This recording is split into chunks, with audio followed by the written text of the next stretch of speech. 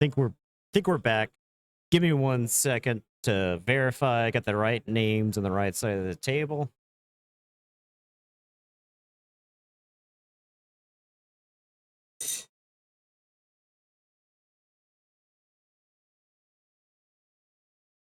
Okay. Yeah, we had to kill OBS there, bring it back up to refresh the camera. Yeah. Now, I don't have lists. We're getting to see Amberling there as a token. So we'll get that up on the screen for everybody. And then that's a cleric. I'll move my camera back up here. I think I'm not obscuring anything over there. And cleric there on the bottom. Peter. The ability to generate a token creature and stop keys is pretty potent, right? It's got to be a powerful effect.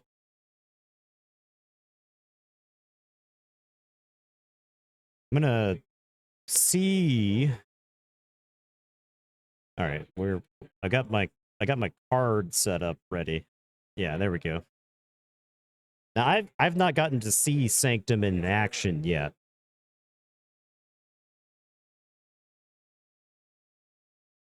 So I'm excited to see some Sanctum play. I didn't play against any of it. And I didn't play against any Star Alliance in my sealed alliance. The I had Uncharted lands in my deck, and so my goal was to just discard if I played against another Star Alliance player because I didn't want them to take advantage of it. I didn't play against any Star Alliance, so yeah, one power. I don't know. It's after cleric enters play, capture one. We'll have to see it in action. Justin is joining me in the booth. We'll make him exist. Justin now exists.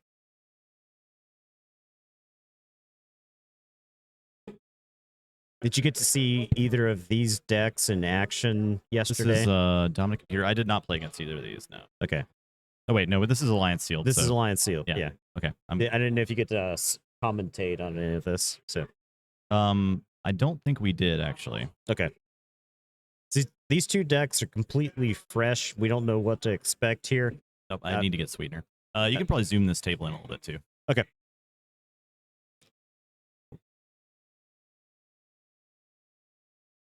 I don't know how to do that.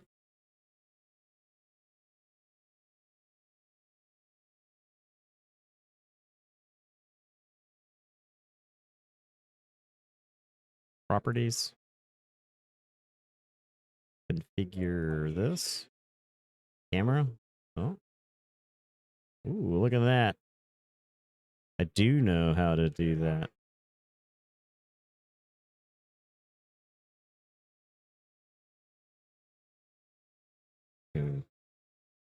All right, sweet. Tuck in, grab a blanket, grab a coffee, start a fire, fire up your second monitor. 1-star peeps has got some standard sealed going on.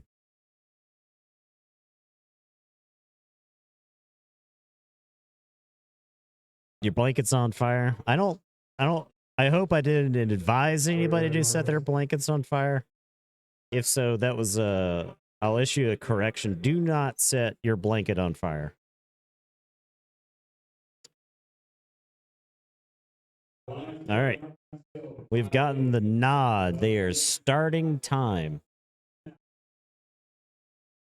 And this is a best of 3 match. So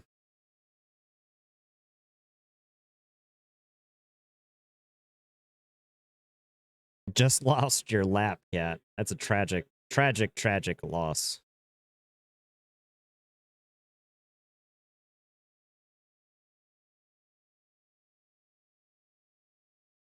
All right. So this is a very interesting change. I love the not blind nature of sealed now. I think this is a very skill testing change. It's been a really well received change, I think. Yeah. I like it a lot too. Yeah.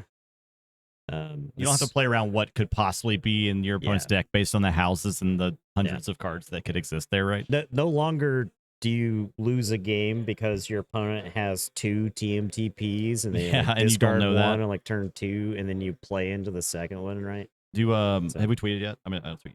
I put something up in the Discord. You did a little tweet. So. Well, that's not. Hey, get a little tweet. We do a little tweet. We do a little tweeting. Do we need to change our I changed the title already. You changed the title? Okay. Top 8 Sorry, actions. I went to get a coffee and I didn't expect it to take so long. They were fixing the machine. Okay. Well, it's all right. We got there. And I had to get my deck checked for Alliance, and I had to re-sleeve the whole deck. So okay. I've been busy, very busy the last 45 minutes. It's okay. I stepped in. Hey, good job. I saw a vacancy in command structure around here. I very ambitiously took control of the stream. Looks like deck list review is complete.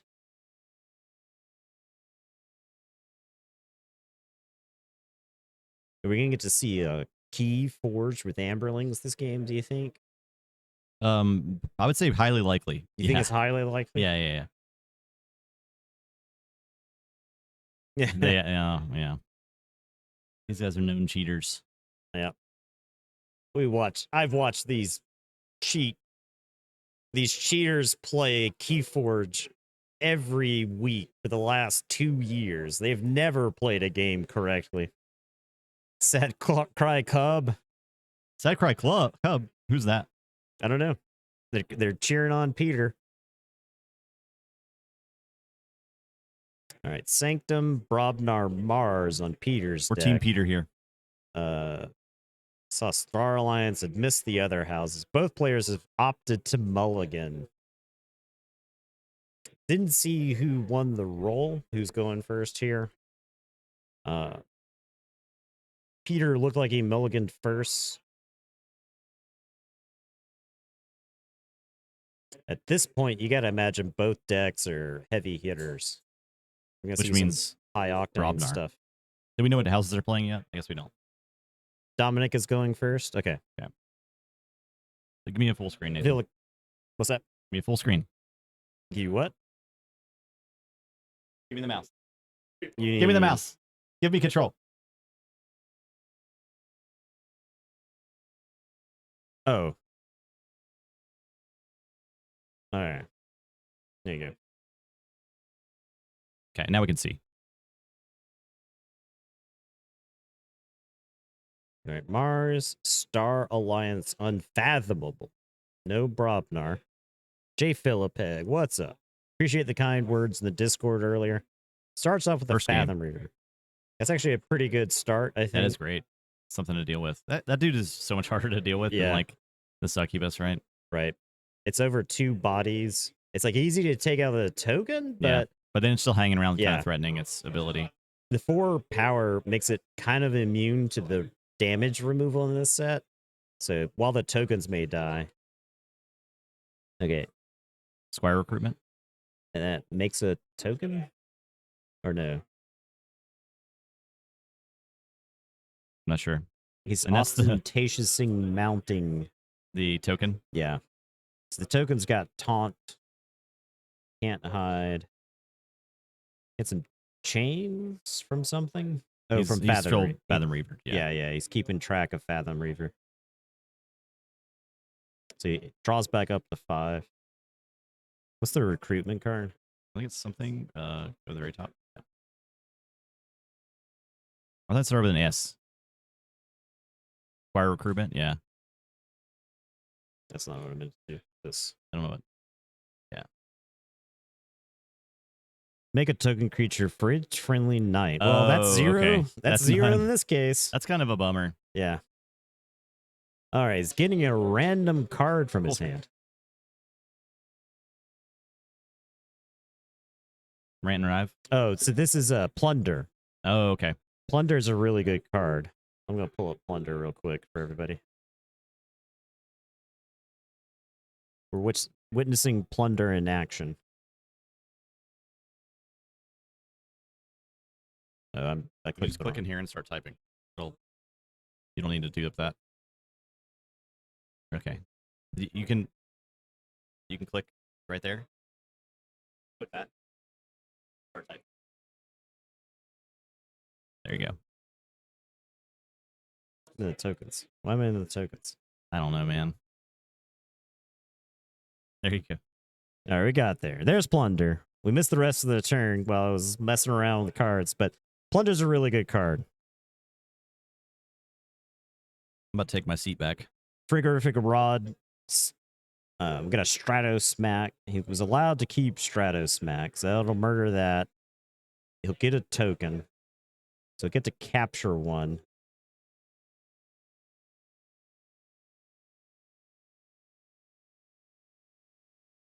Rant and Rive.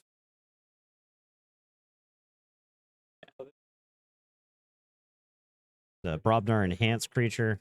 Back up to 6. Blunder's a really just solid card. I don't think I'll be mad at it because it's skill testing on both sides, right? Yeah. Mars Needs Amber was a token creature there. That's seems like a pretty good card in this matchup. Now, interesting, 1 power cleric means it won't have random damage on it. It'll just die. So you won't end up in a situation where the Mars Needs Amber's hitting the tokens. Yeah, getting a pile of tokens and just blowing out the game. So this is the Mars card that makes a token and comes into play ready. That's the card that makes a creature capture from its own side. Does the token come into play ready? It doesn't, right? No. The artifact comes into play ready. Was that token there already? Or just it just ready? Got made by the artifact. So it's supposed to be exhausted? The artifact comes in the token's supposed to be exhausted, but it what didn't get I found used. a lot of people just play cards ready. Yes, they do that. And don't. Which is kind of a pet peeve for me, but yeah. So we can use our bully pulpit to shame people into exhausting their creatures and artifacts. Yeah.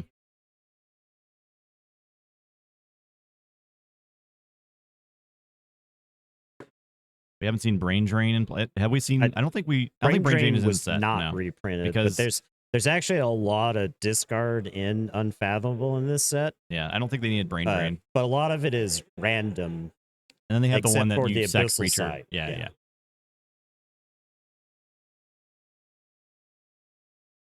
I don't think the Brain Drain in addition to the rest of the disruption. Unfathomable. I actually kind of prefer Unfathomable in this set, the way it plays. So even what it was against it. Yeah, right. It's great. Always call the judge when your opponent plays their auto encoder ready. Yeah, that's a game loss. Mars Needs Amber. For nothing. The Tall Mind. This card's great. Yeah, that's a staple in Mars. That's going to be and a Harvester. Xanthix. A great callback with the Xanthix. And Peter's still chained by that Fathom Reaver that was it's been there since turn 1. I think it's dropped at least 2 cards for him. Yeah, that's what I was talking about with removal. The Strato Smack does 3, not enough to kill the Fathom Reaver. So you can kill a token, but then the Fathom Reaver's still around, right? Yeah, you got the Mars things putting tokens right back into play. So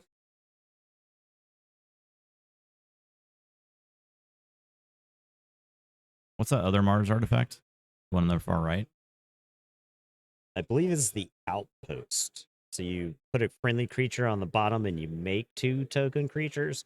I think that Outpost is okay. It's the draw 3 cards one is actually insane, right? Because you can bottom a token if it's a card you need and then draw into it if your deck is small enough. Yeah, and the Star Alliance Outpost archives too. Oh, okay. Which is also insane. And archiving is kind of rare in this set too. Aside from the ones that cards that make tokens in an archive. Right. There's a lot of common archiving, but they just are. And that card right there, the one that reveal recorded history. Recorded history. Let's bring that up. Yeah, this is I think the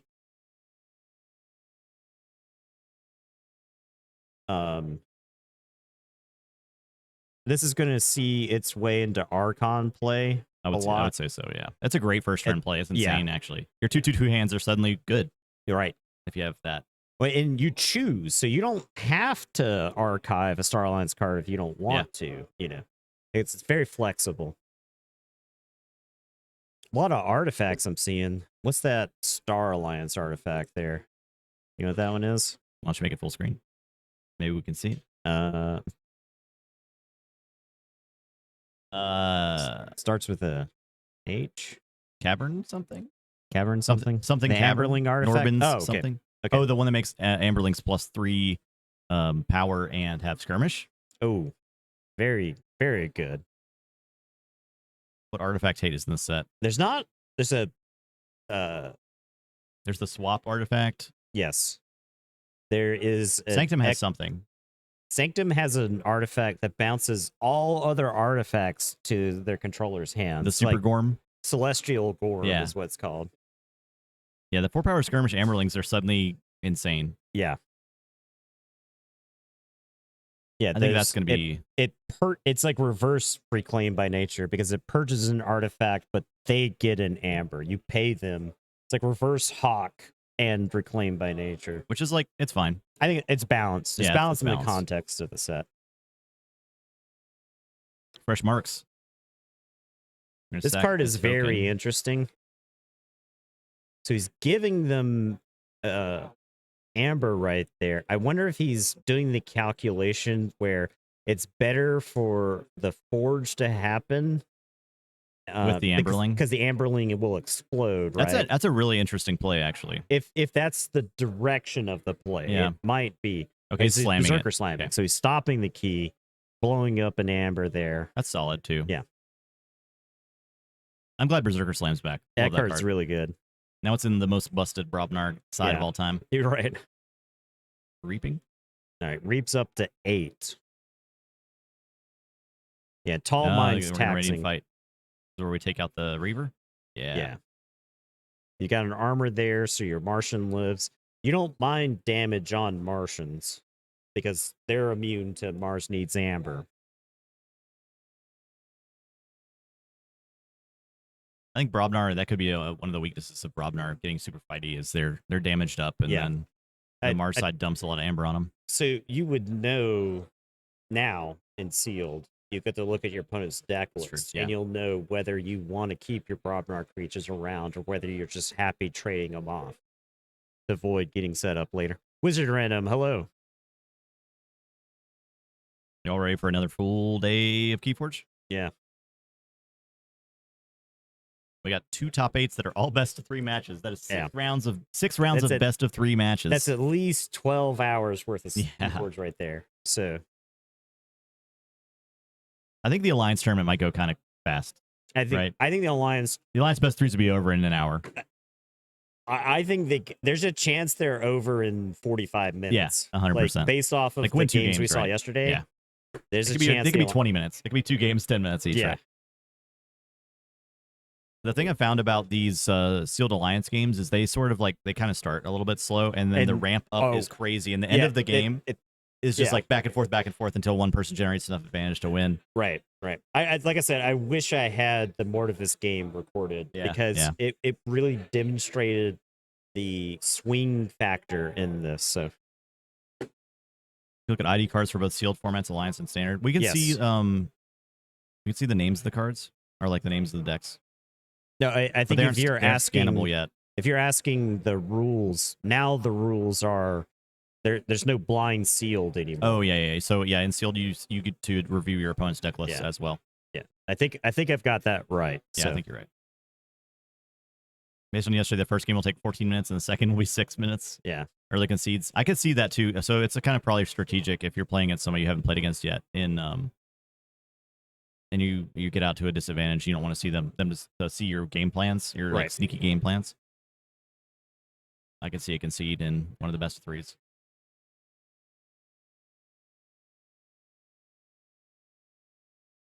New Twitch user, watch all your live content so far this weekend. Great job. Thank you so much. Welcome. Appreciate that. It's great to hear. Welcome to the stream. We're going to be back on our regular schedule on Wednesday. Okay, yeah. So, like yesterday, we I didn't get clarification on this. I probably should. I didn't know if we were allowed to intercede in games when we saw something. I think I have not been. I have not either. That's the stance I've taken. We can, if it's extreme enough, I think we should probably call a judge.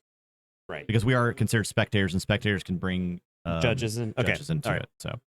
So yesterday there was like a punctuated equilibrium that got played and shuffled into the redraw, and that was one of those. Yeah. Like, that's like not good. That's an edge case right there, where it's like that's not may not be intentional, but you don't like. It's very powerful. So it might be worth asking the judge, and I think there'll probably be judges on standby for most of these games. Okay.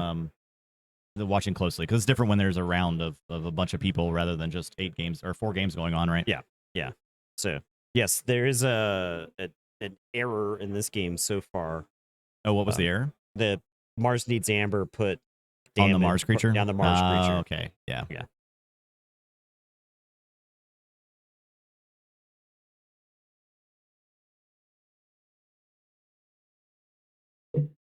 All right, we got 1 key to 0. Peter jumped ahead there. 8 amber with the amberlings is enough.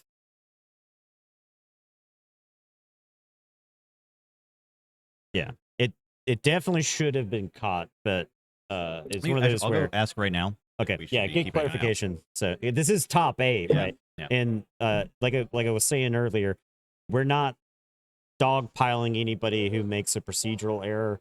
We're not gonna tolerate any kind of like harassment. This is live KeyForge. Mistakes happen all the time. So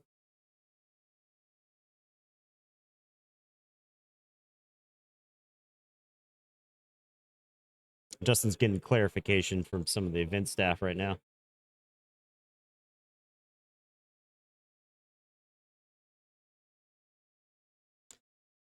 They may be able to correct the Mars Needs Amber right here. I think the judge is going to walk up and ask. Yeah, it is a very easy error to fix right now.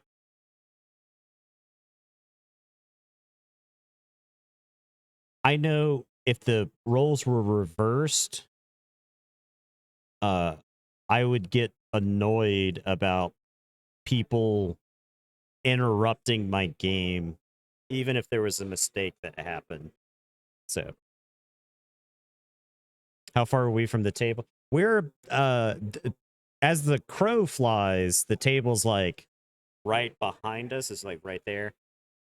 It's the door that you see right behind Justin. It's just right around the other side. So, in meters, okay. For 4.3 meters. It's 5 freedom units. Yeah. I walk a couple of yards to the table. Yeah, we're in a. It's actually really well positioned because we're facing the opposite direction of where the table is, and we're through a wall, so they can't really hear us. I can like yesterday there was a Dysania, the backbreaking Dysania in the Alliance game that we saw. I was like, oh my god! So I didn't feel like I was gonna like yell and interrupt their game. So. We can turn table talk on if you want to. We're enjoying that. So I went without it yesterday. You went without it? Yeah, because there was like today is it's way pretty clear less in there, busy. so we could have it if we want. We can try it. We'll try it. Turn it on, see how chat likes it. There's a button for it. All right. See if that. We can hear them pretty clearly. I would have liked to see Red Alert go in that pile. Really would have liked to see Red Alert go in that pile. Which is why I said I feel like this play is just like playing straight into you. Okay. Yeah, we can hear Sad Crybear's beautiful voice now. Yeah. Yep. I'm going to go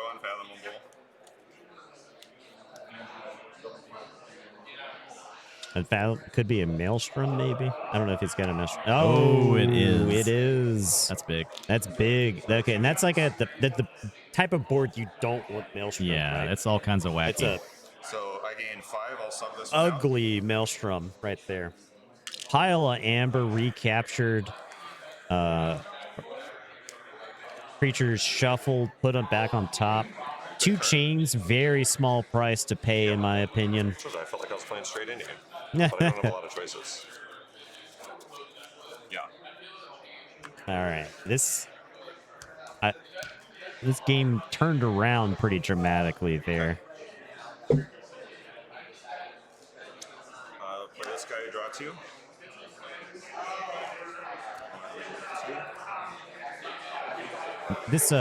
This unfathomable creature here with double draw. Why can't they use both use the same amber tokens? Everyone kind of uses their own tokens. Yeah, and they swap back and forth. It's kind of up to the players. I will often, when I've played in tournaments, I've often said, do you want to use the same amber pool to make it easy? It's just clarified before the game starts. So he's got 2 of those. And then I will draw none and lose a chain. Is that a destroyed make a token creature? Yes. And one of those was enhanced with 2 draw icons. What's our thoughts on that Star Alliance token with the Amberling? So right now the Amberlings are big. S tier. Destroyed make 2 tokens. That's crazy. Yeah, destroyed make 2 tokens. And right now also that Star Alliance token is +3 power in skirmish because of the artifact he has in play. So it's incredibly good. Yeah. They can't reap, but if they themselves are amber, then you kind of like don't care. All right, so Dominic is up 2 keys. Well, yeah, I got a pile of creatures on my deck too, so. Yeah, Peter, tough. we got to commiserate with Peter there. Definitely a grip full of creatures. I mean, it's a game-winning. Yes, they. So there's a series of tokens, creatures that override the cards, override the token for the deck. This is a cycle of rares. There's a rare in every house. The Cavern there is the one for Star Alliance. There's a Cultist for Unfathomable. Blorb Hive is the Mars one, and so on. So.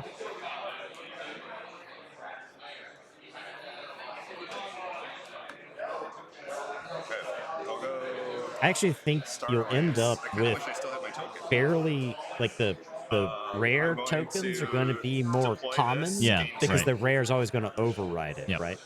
And otherwise, you random the house of the token weighted towards the house that makes the most tokens, and then you random the token in the house.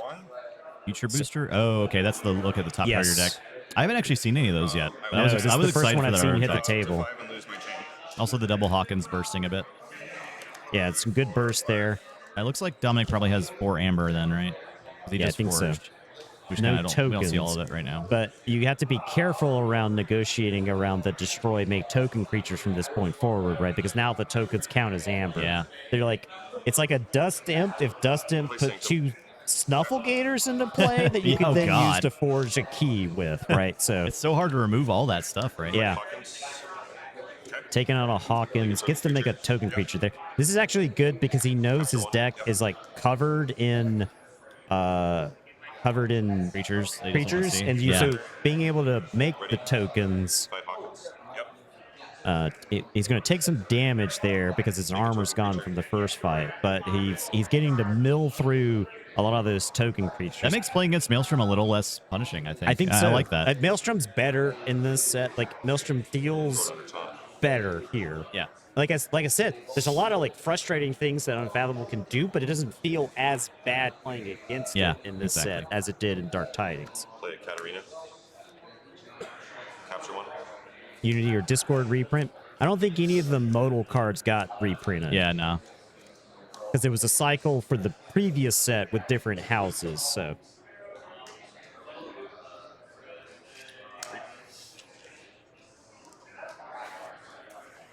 All right, this is a good catch-up turn, I think. Play after Reap, capture 1 on that Sanctum creature there.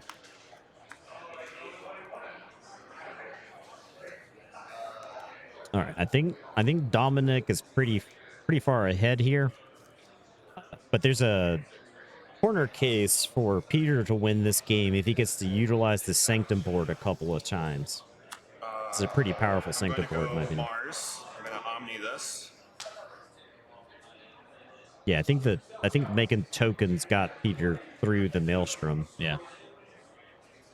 The Grey Rider is like a pretty good hit there because it lets you make 2 tokens off the one creature.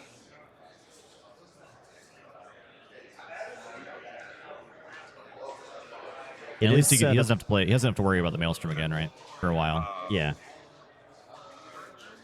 Careful sequencing. All right. We're gonna go. We're gonna see the sequencing in action here. Harvester comes in here. Gain 1. Okay. Oh wow. The triple... one damage, 1 draw. Yeah. It's a lot of enhancements. Cleric is a token. I think Cleric is a fine token. It's got good utility. It's better than Cadet. Cadet's probably the worst token. I think Cadet's the worst token by a wide margin. Yeah, I wonder if it's too late for them to change Cadet to be I think so. Because it's just not good. It just does not work. It really isn't good. It doesn't do what you expect it to do. Yeah. And that's the problem. Best Harvester in the world, very possibly. At least currently, right? Best Harvester this weekend. A Harvester gets better with these token things, right? Look at that. He's getting to put that on the bottom with the thing there, man. Make some more tokens. That's awesome. So good. Like, the enhancements are even better in this set because of the bouncing, the recurring. Yeah, but competitively, this set just seems like it's not quite there, Nathan. You know what I'm saying? Nah. JK. We've heard some people there's like, how many Windex decks have been opened? Less than 500? Yeah. So it's kind of like Dark Tidings. It's like, yeah, sure, Dark Tidings is less competitive because there's 10 like times fewer decks Dark Tidings decks compared to Coda.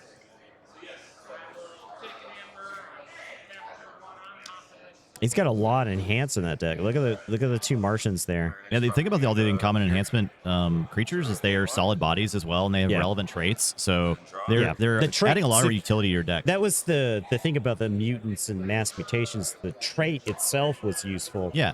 And here, the 4 power 1 armor, it looks a lot better than Infomorph, right? Is it Ironics as well? It is not. It's not an Ironics. artisan. Okay. It's like, yeah, so it's like the other artisans are in, I think, Saurian. I think the Saurian artisans. So who knows if that keyword will come into play in a future set. So the Brobnar side that we saw in action on Friday, the Bracken side. Oh, yeah. You would be hard-pressed to tell me that Bracken side isn't competitive worthy in some way. Yeah. 100%. It was like a Gengarnot side.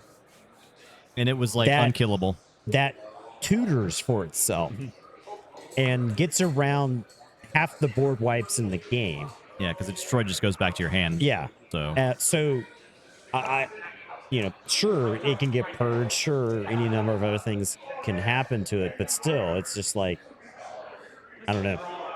Seemed really competitive to me, and especially if Alliance takes off and you get to construct a deck around it. So Peter's going to answer with some Mars here. Try to deal with these Amberlings as threatened.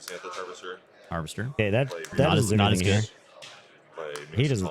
That's the Tall hooligan. Mind stops the key. Okay. +3 cost. I think he's looking for an out here, right? If you go look at your Archon card, play 3 creatures, ship it back to your opponent. What are you digging for? You're looking for an out. That's what you're doing. When was the last time Peter got to take a when was the last time Peter got to take a Brobnar turn? It's been a long time. Long time. He's been forced like right before for a while. He got his deck right before the right? Maelstrom, yeah.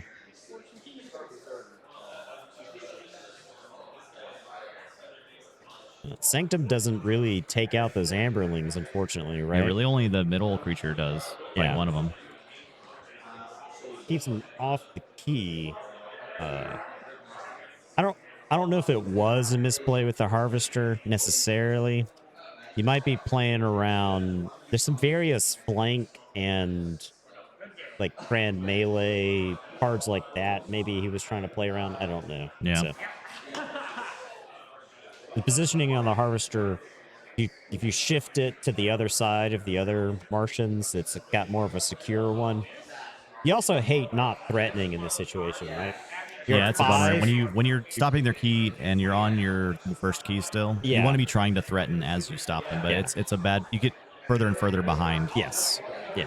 this is one of the worst feelings in KeyForge, in my opinion, where it's like I'm having to play to not lose, but I'm not getting any further ahead. Looks like Dominic has another triple enhanced card in there. You see that? He hit the harvester.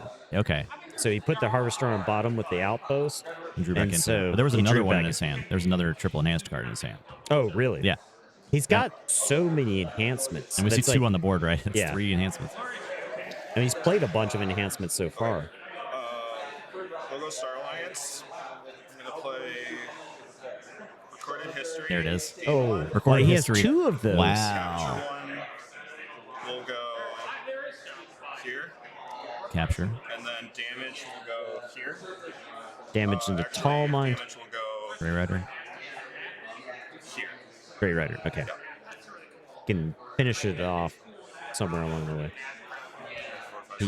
Archive stuff. He opted not to archive there. Maybe the enhancements were like.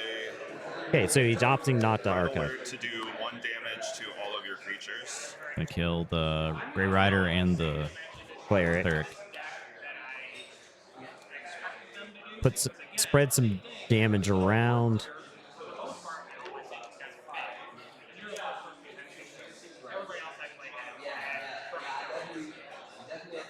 Then this one will skirmish fight here. Good game. Okay. All right. Knows is out. All Peter right. extends the hand. Knows he's drawing dead. Knows that he hasn't had anything for the turn. So. What a deck. The Amberlings, man, those are easily the best token, right? I mean, they're something else. I'm pretty sure I immediately get punished for it. Yeah. Peter talking about there. I think he had the one play, right? He's got to get ahead on board and stay ahead and pray there's not like a board wipe. That's one of those where maybe playing the 3rd house is possibly a mistake. I'm not sure. So when I scoop, you get 3 keys. Oh, they have to record key amounts and amber amounts for their pool for the possible tiebreakers for time for 3rd game. Yeah, if it happens. So. I had 3 plus 6, so I think it was 3 extra. Sure. Okay. No change. No chains. He got through his chains there on the maelstrom. The keeping track of the chains is very interesting. Yeah. I like that. The clutch red alert. Yeah. I mean, I could have fought it down anyways, but being able to distribute it. Yeah, I agree there. The red alert helped, but I don't think it was like a... No, flip the other way. Turn it upside down. Is that upside down? Do you want it the other way? Yeah. Okay. It is upside down, though. It's upside down. I don't know if they can hear us right now. We can't read that. What does it say? Yeah. It's Is that sad cry cub? Yeah. It's written in Martian. Just woke up. How's the last day? We just started. That was the first game of the first game. Best So of playing 3. best of 3. Dominic is up a game. I'm actually going to put the score good idea. in the title there is to keep people up to date. You can make a new text source if you want. Oh, okay, that works too.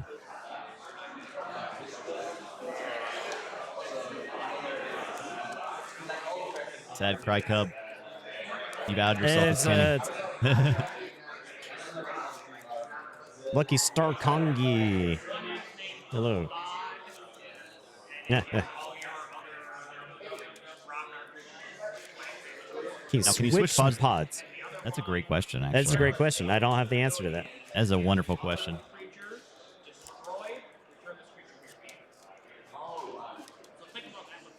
Hello. Romano Magacho. It took me a second to process that name. You can ask one of the judges if we wanted. It might be in the tournament rules, actually. Yeah. Looks like we're doing good on time. They got an hour and 25 minutes left. That game was about 35. Yeah, I don't really expect pace. to go to full time. Adjust that, so I'm going to think about this for a minute. Okay. I think he's thinking about. Oh, he is thinking about it. That's some next level play right there. Actually, that makes best of 3 matches really interesting for Alliance, right? Very flexible. Yeah. I guess you can't do that in Archon Alliance, though, no, right? because you're walked into your pod. Yeah.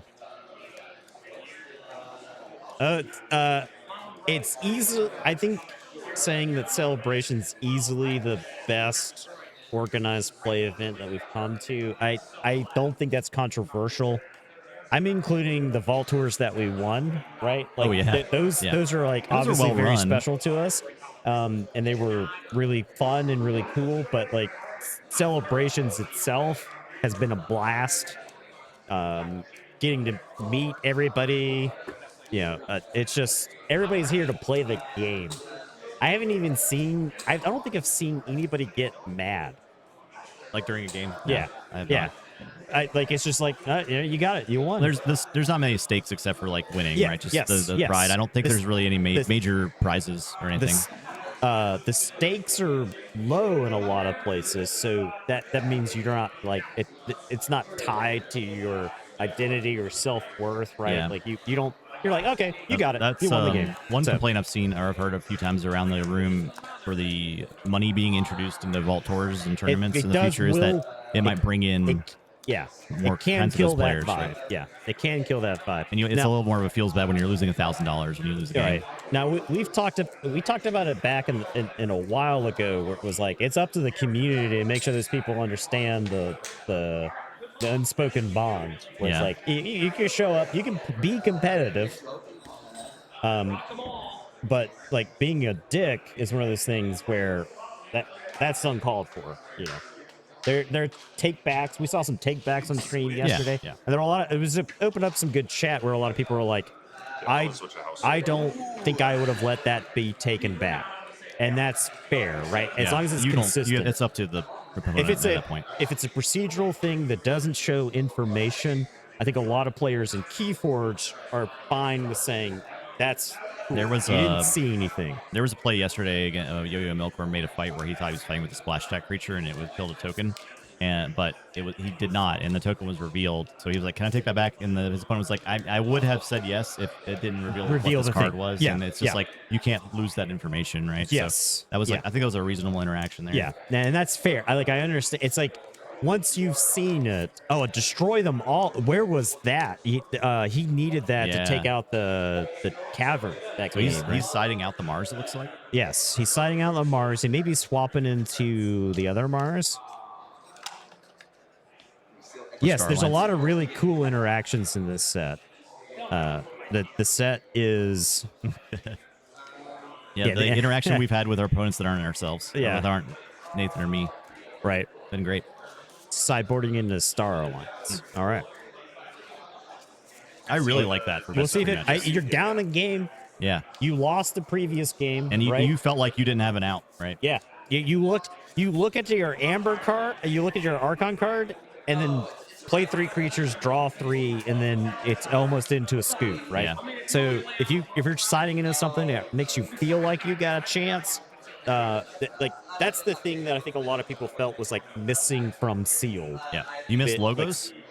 So I don't think so. No. Absolutely not. There's a lot of there's a lot of efficiency mixed around in pretty much all the houses, right? Everything has a way to archive, make a token kind of thing. I'm a number one logos hater, right? Because I've been pretty vocal about wishing that the efficiency was spread around the houses, so that way you don't feel like you have to play logos to justify the efficiency. So in Alliance, all of the decks had some sort of degenerate draw of combo efficiency, right?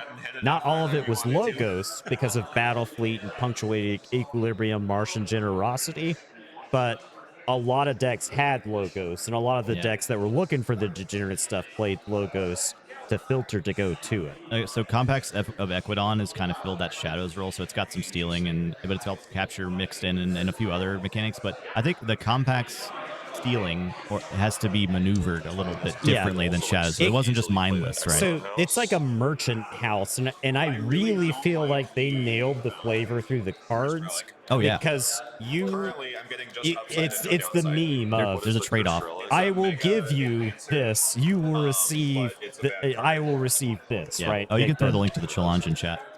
Yes, let's get that going for everybody. Here is the Alliance challenge for people who take a peek. You wouldn't be getting the benefits of all the enhancements. So that when Warden Rage tokens came out, everyone's like, no more tokens, no more tokens. So it's just not the same kind of tokens, right? These are card backs. So. Yeah, and I think the token mechanic was integrated into the set very well. There's a cycle of cards at uncommon that let you take a creature and put it back in your deck for some sort of effect. There's a number of bouncing. There's a number of destroying your own cards. So I think it ended up being pretty well. So thank you so much, Romano. Yeah, it's good to hear that. But yeah, I think these three. Hope everyone's having a good time watching from home if you couldn't make the celebration. Yeah. So now this isn't confirmed, so don't take this as the gospel truth, but I would pencil into your calendar this time next year for Worlds. Yeah, I think for Worlds. this is the logical end point. This is when like, they used to or Fantasy Flight used to have Worlds here, all their games here, right here. At about it was November pretty much every year. Yes, prior to 2019. So I think they're in the championship model that they've reviewed for the championship series that they had for the organized play and that they announced has world championships on it, and they said that it was going to be in this building. So I think it's reasonable to assume that this time next year is going to be the world championship. So I would make your plans. Keep this in the back of your mind. They did say there was going to be 6 international vault tours, right? They didn't announce specifics, but they announced the plans. Okay, if that makes sense. And they gave a rough time schedule. So the only 4 of the 10 total vault tours are going to be in the US. So there's going to be 6 scattered around. That was announced. And store championships are going to be early next year, February, March. Regionals are going to be right after that. The vault tours are going to be happening at the same time.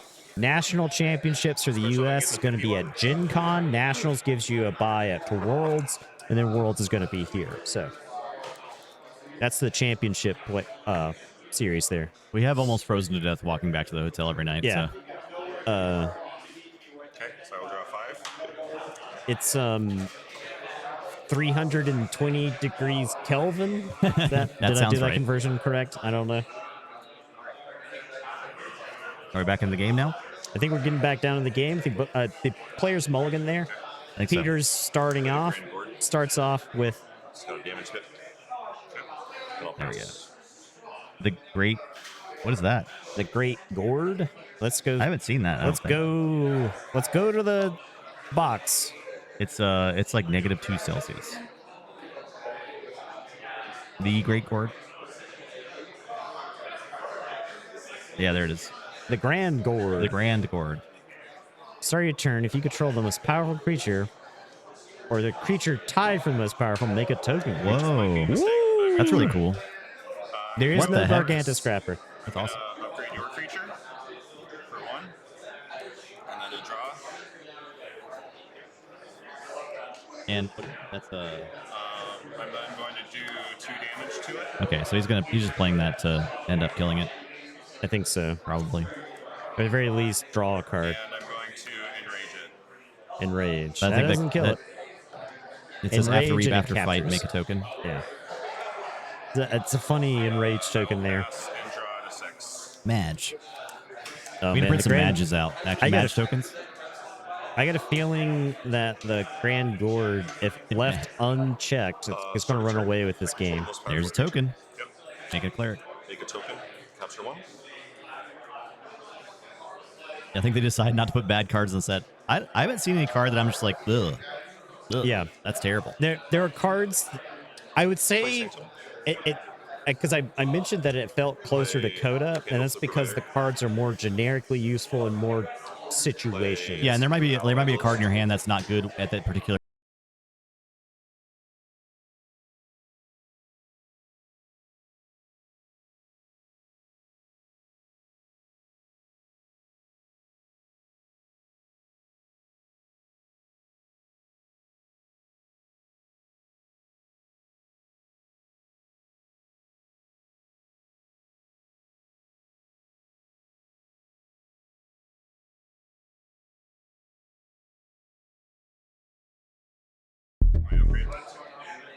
All right. Sorry about that, everybody. I was hoping you'd play like one more creature. I really hope you don't ever roll. I'm hoping we're back. Yeah, Correct. Wizard M saying we're back and saved. Yeah. Yeah. Then we're gonna recorded history, kill that. OBS crash or something. Red alert there.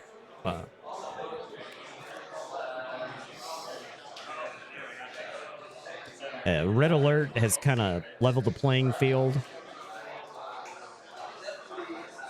Oh, sorry. With this, finishing resolving it. Okay, he's actually resolving He's it. gonna do it this time. I was so excited by the pips. Yeah, that's easy. You look at a card like that, you see those pips, and you're like, oh man. Oh. Ooh. Okay, big. I don't know what that Star Alliance card was. What was that? Good. I didn't see it. Really, really good.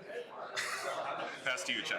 So it's like the game just started, but you have 6 amber and 3 cards in your creature. All right, 1 creature. Rogue Operation. That's the one. Rogue Operation says you discard the top 2 cards of your deck, and you steal an amber for each different house represented amongst those 2 cards. Very good. All right, I'll play Star Alliance. I'll play Rogue Operation. Yep. Okay, there it is. All right. I'll discard. Thanks for explaining it. Nope. 2. Discard. 2. Steal 2. Okay, gets 2. Lose 2. Steal 2. That's a good hit there, I think. Stops the key. Very important. That way you don't lose momentum. You know, I'll discard Red Alert. Hey, did Sad Crybear forge a key? He did. Okay. I think we missed that. Did he actually? Or is that not flipped from last game? I don't know if he generated an I don't amber. think he did. Yeah, good check. So many options. Have you forged a key this game? Or was that the last game? Okay. Okay. Yeah. No, I've done nothing this game. I'm just getting stoked over here. All right, game state corrected there. Yeah, Merchani knows. Yeah. Longtime TTR fans will quake at Murtani's prowess of correcting game states. Merchani, you should come judge some tournaments. Yeah.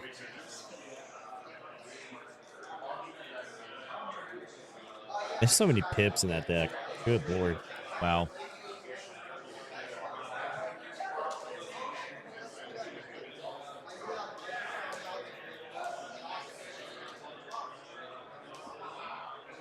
Future booster. Don't know if that's worth it.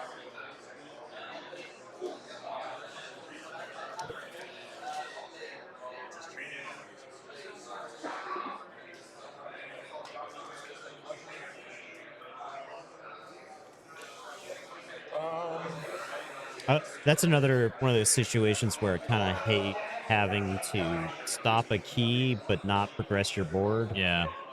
Right.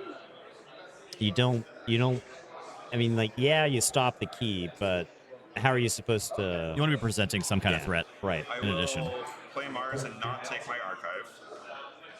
I'm Between games, Dominic was showing the cards he used Oh, in yeah. game swimming pips. Going to make a token creature. I think there's a case for Amberlings in Alliance 100%.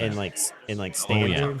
I think they would definitely be a case for that. Decks don't know how to deal with them. They can't steal them, right? 4 power skirmish Yeah. creatures. Like nobody's playing board wipes. We didn't really.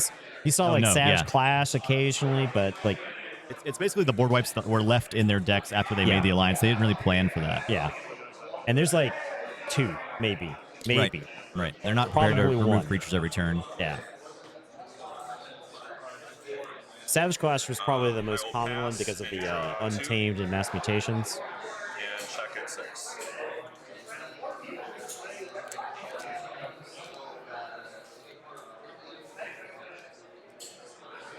Tempted to go into Dealing with Lord Invitus. I haven't seen Lord Invitus in Alliance, I'll tell you that. No, so if you steal a token creature, it remains the same creature it was. That's cool. That's kind of why it's on the back of the card, right? Like in theory, the sleeve's not there, and it represents the token that it is. Makes the Eclodon swapping interesting too. It does, yeah. I think you got to keep the Amberling population down. Sigil of Brotherhood. I didn't know that was there either. Yeah, it's a good reprint. Yeah, it's really especially good. with tokens. Especially with tokens, right? I'm going to. You make that's the signal fire is in this set. Oh, I didn't know that. Yeah, so you can like make a bunch of Brobnar tokens during some other turn and signal fire.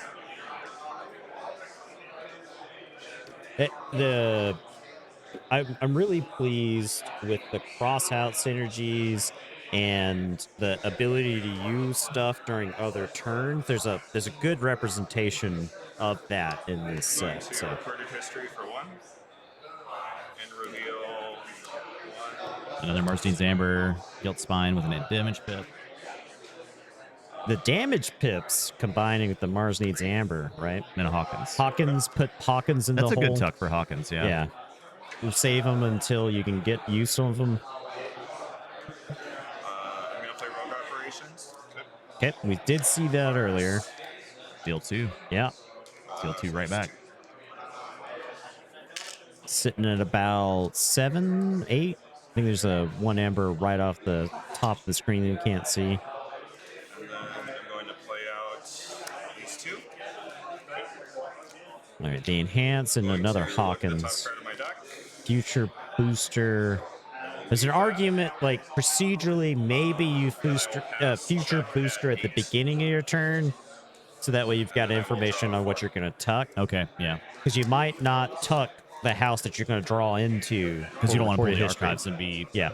I think all 3 of the cards that he put over there were cards that you want later in the game. So, you know. I think the most common number for recorded history is probably going to be 2. Instead of all 3. I think a lot of people see the 3. Because you would have to archive one of the active house, right?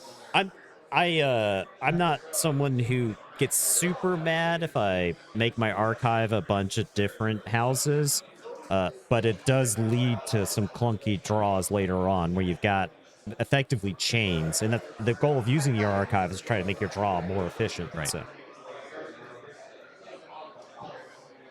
Kind of appreciate the oversight for the little things. Yeah, it is helpful. There's like so much. I had like one game yesterday where we were both super tired. And we both had a lot of triggers in play. Yeah, and we were missing like Novu Dynamo triggers. Yeah, and it was like, and you want everything to resolve as it should. We wanted to resolve as it should, and we're both. It was like really clear that we were really exhausted. Yeah, it was just like it was one of the sloppiest games I played. I felt so bad. Yeah, I don't think anybody's gotten through this weekend with like a full night's sleep yet. So it wasn't clean. I felt really bad because my opponent's super nice, and I was like, I'm so sorry, I forgot to do this thing. It's looking like a Brobnar turn to me. It does look like that. It's super important. So, okay, I am going to play Brobnar.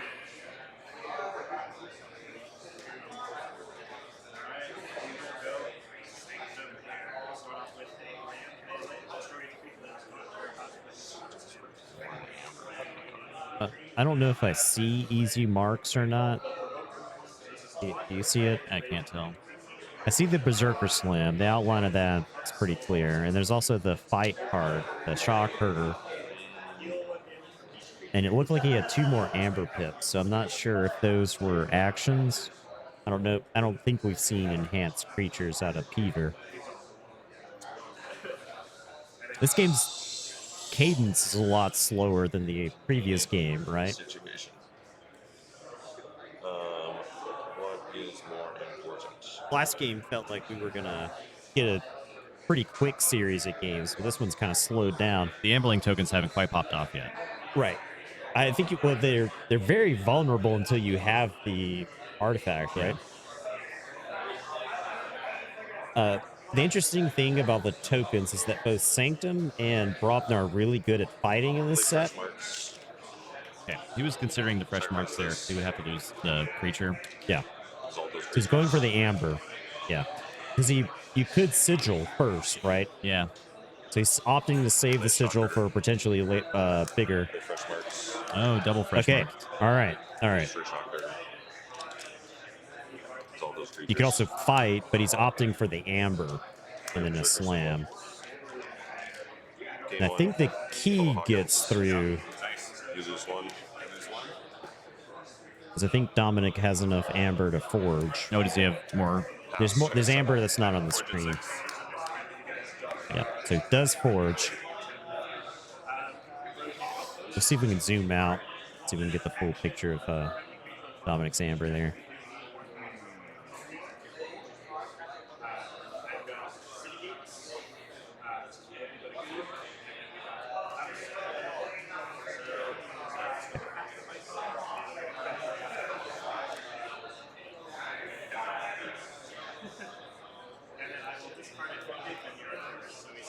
I'm gonna go unfathomable.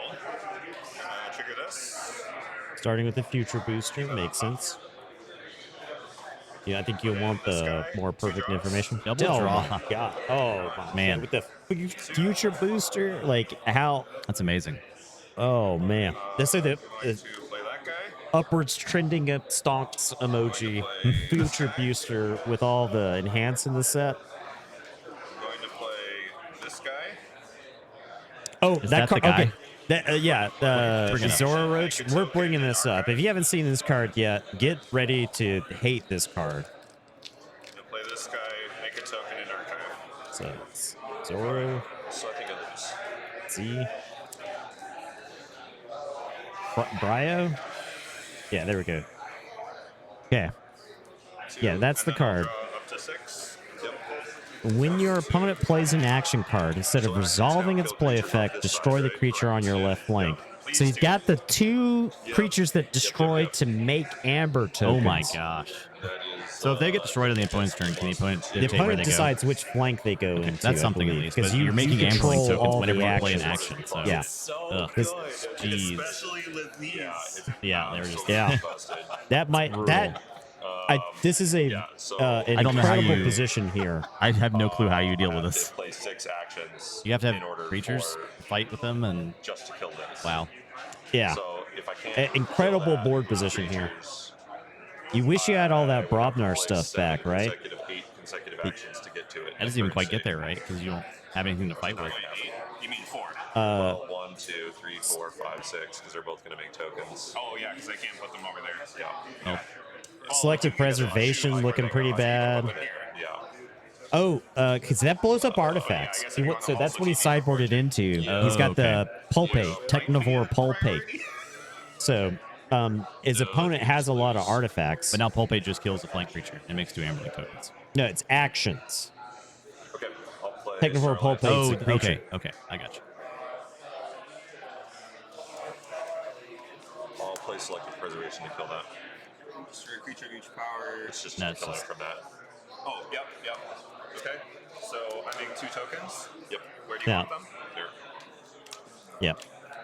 They're Now exhausted. they are exhausted. These tokens I'll play cannot be Technivore used. Pulpate. I'll play a Calm Officer Hawkins. Okay. Technivore Pulpate. Oh, that's gross.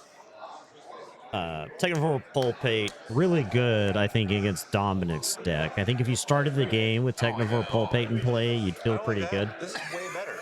I'll tell you what, I'll trade you.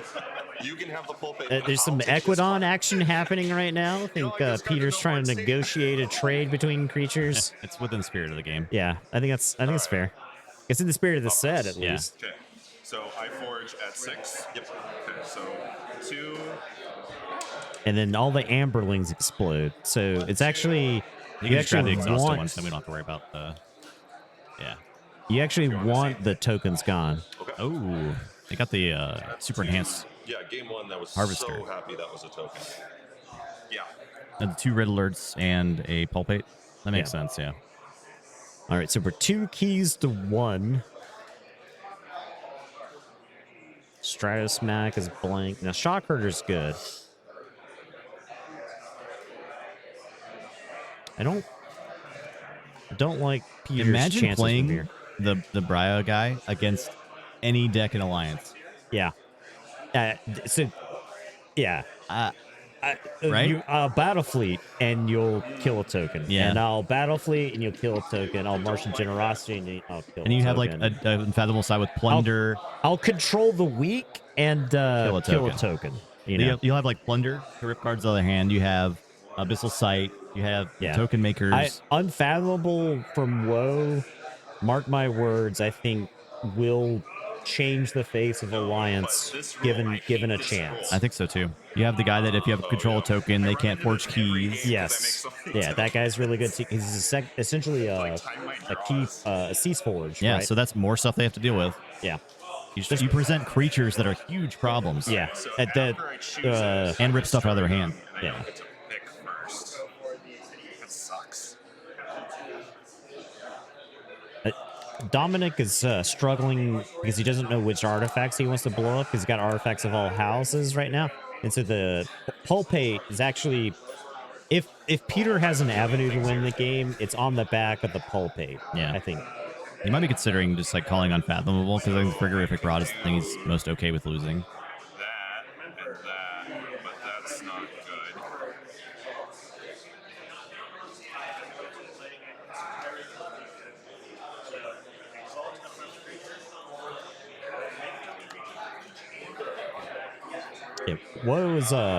It's a very interesting set. I honestly can't wait to crack into it. I think it's going to be the most exciting set for the first round of like our tournament of champions. It seems that way, yeah. Because all the games since even Coda, right? Yeah, 100%.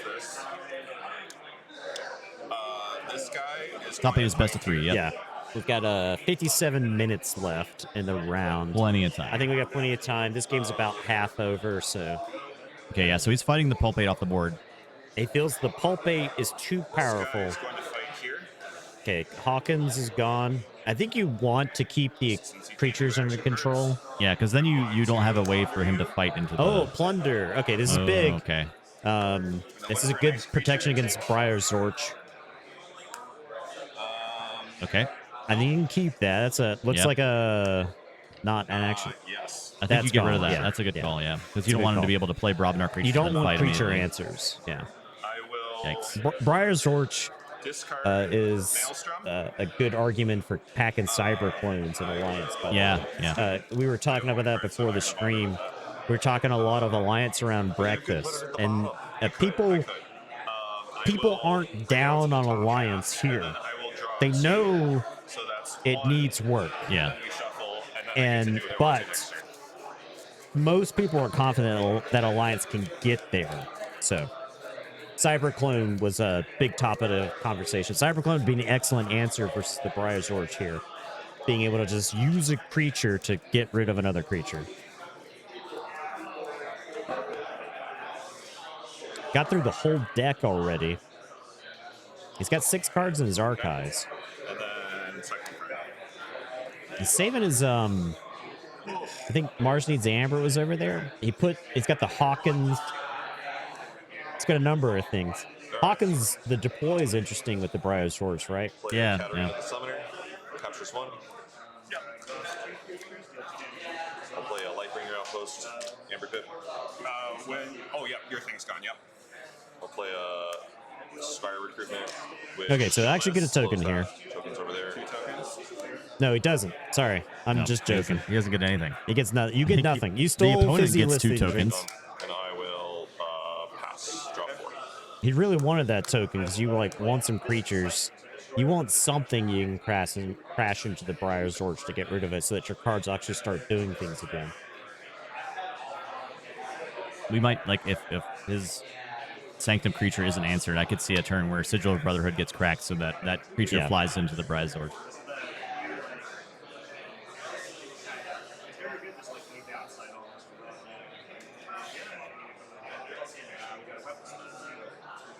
Let's see if we can find that Sanctum creature real quick. It's got destroyed text. I don't know what it does. I think the destroy is you make a token creature for each amber that it has on it. Oh. Yeah. What's the name of it? It's Katarina. Katarina. The summoner. Make a token creature for each amber on Katarina. It's really cool. It's really cool with the outpost. You can outpost, dump a bunch of amber onto it. Yeah. There's a lot of cool plays you can make with it. This set's got some good interactions. Yeah. Capture 1.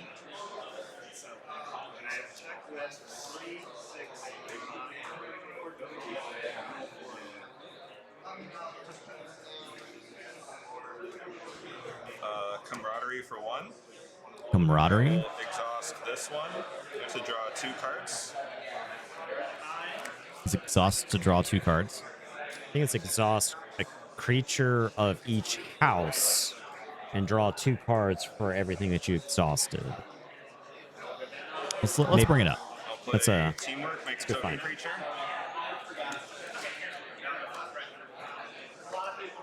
Camaraderie. I'll deploy in Commanding Officer Hawkins for 1. Oh, there it is. Where? Scroll down 1.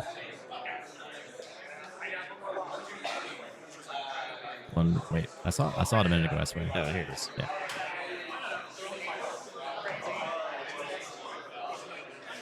Exhaust friendly Starlands creature if you do draw 2 cards for each of its non-Starlands neighbors. So it could draw up to 4. Yeah, that's a 4's a lot. Are all of them? Yeah, because they came into play on my turn. Oh, so they came in exhausted. You're right. They're not ready. Yep, good call. Yeah. A little bit of correction there. The creatures were exhausted when they came into play. He played camaraderie and then teamwork. Yeah.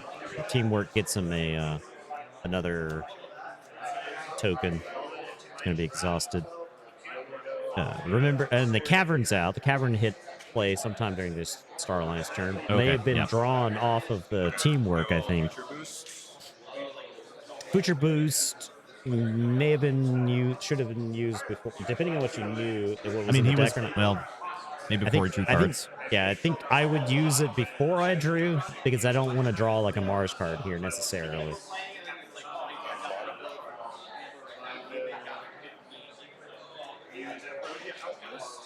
Okay, that's my turn. I'm at 5. So 2 amber plus 3/3. I bet you could have put together a Briazorch deck and actually done really well at the Sealed Alliance this weekend. I think so. I'll play Starlights. The card you're trying to dodge is Cyberclone. I don't think the rest of your deck even has to be that silly for this to overperform. All right, there we go. All right, so Briazorch is off the table. Finally, it's gone. We get a cleric.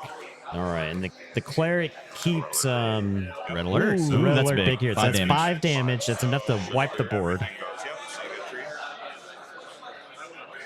Excellent crackback. The red alert being in Maelstrom goes to the bin. With Peter really doesn't want to see the Maelstrom again, right? Yeah, that's huge. The only other scaling Ember control we've seen is there's a creature with a destroyed effect that has a gateway effect on it. So it's if the opponent or it's destroy all but 5 of the opponent's Amber, right? There's a Sanctum creature, that does that. It's like like a gatekeeper sounding. Yeah, name. it's gatekeeper on destroyed. Yeah, it's basically a gatekeeper, except it has to die. And then there's the Equidion bait and switch. Yes, the sort of Equidon. Bait and switch from Equidon, but importantly, it makes the opponent draw a card every time you steal from them. So it feels balanced. Netcaster kills cleric. Make a token and discard. Make a token and discard. You have to have a number of cards in hand. It's like less than 4. Yeah, and I think he picked up his archives. Oh, okay. So his hand and he drew cards during that previous turn. So I think he's got like a grip full of stuff. So he couldn't get down to the 4 to archive. This might be a chance for Peter to get back into it a little bit. If he can drop a good board here.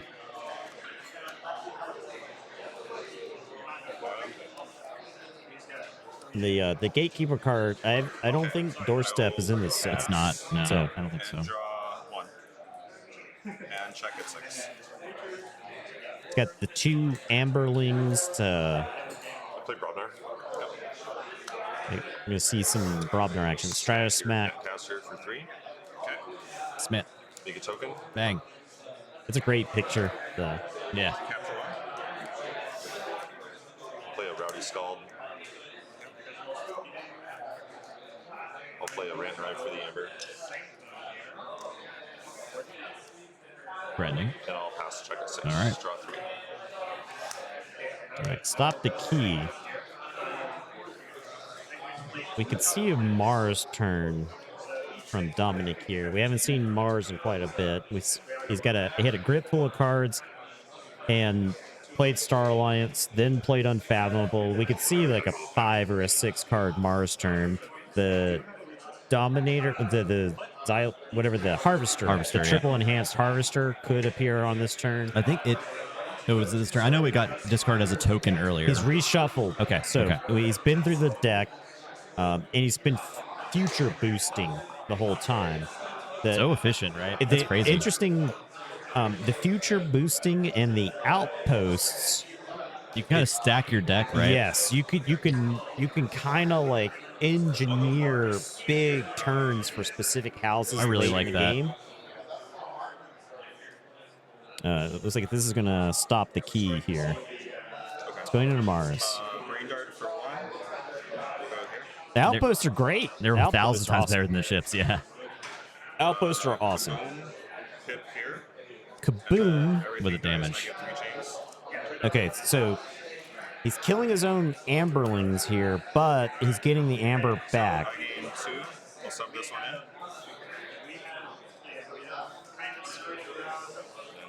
Dominic gets 3 change. Plunder goes to the yard.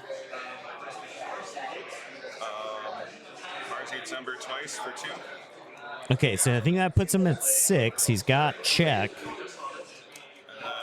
Make a token creature. All right, token gives him some amber boost. The creature down, make 2 creatures. All right, so that's going under, making 2 more tokens. So wild. So those 2 artifacts work insanely well together, right?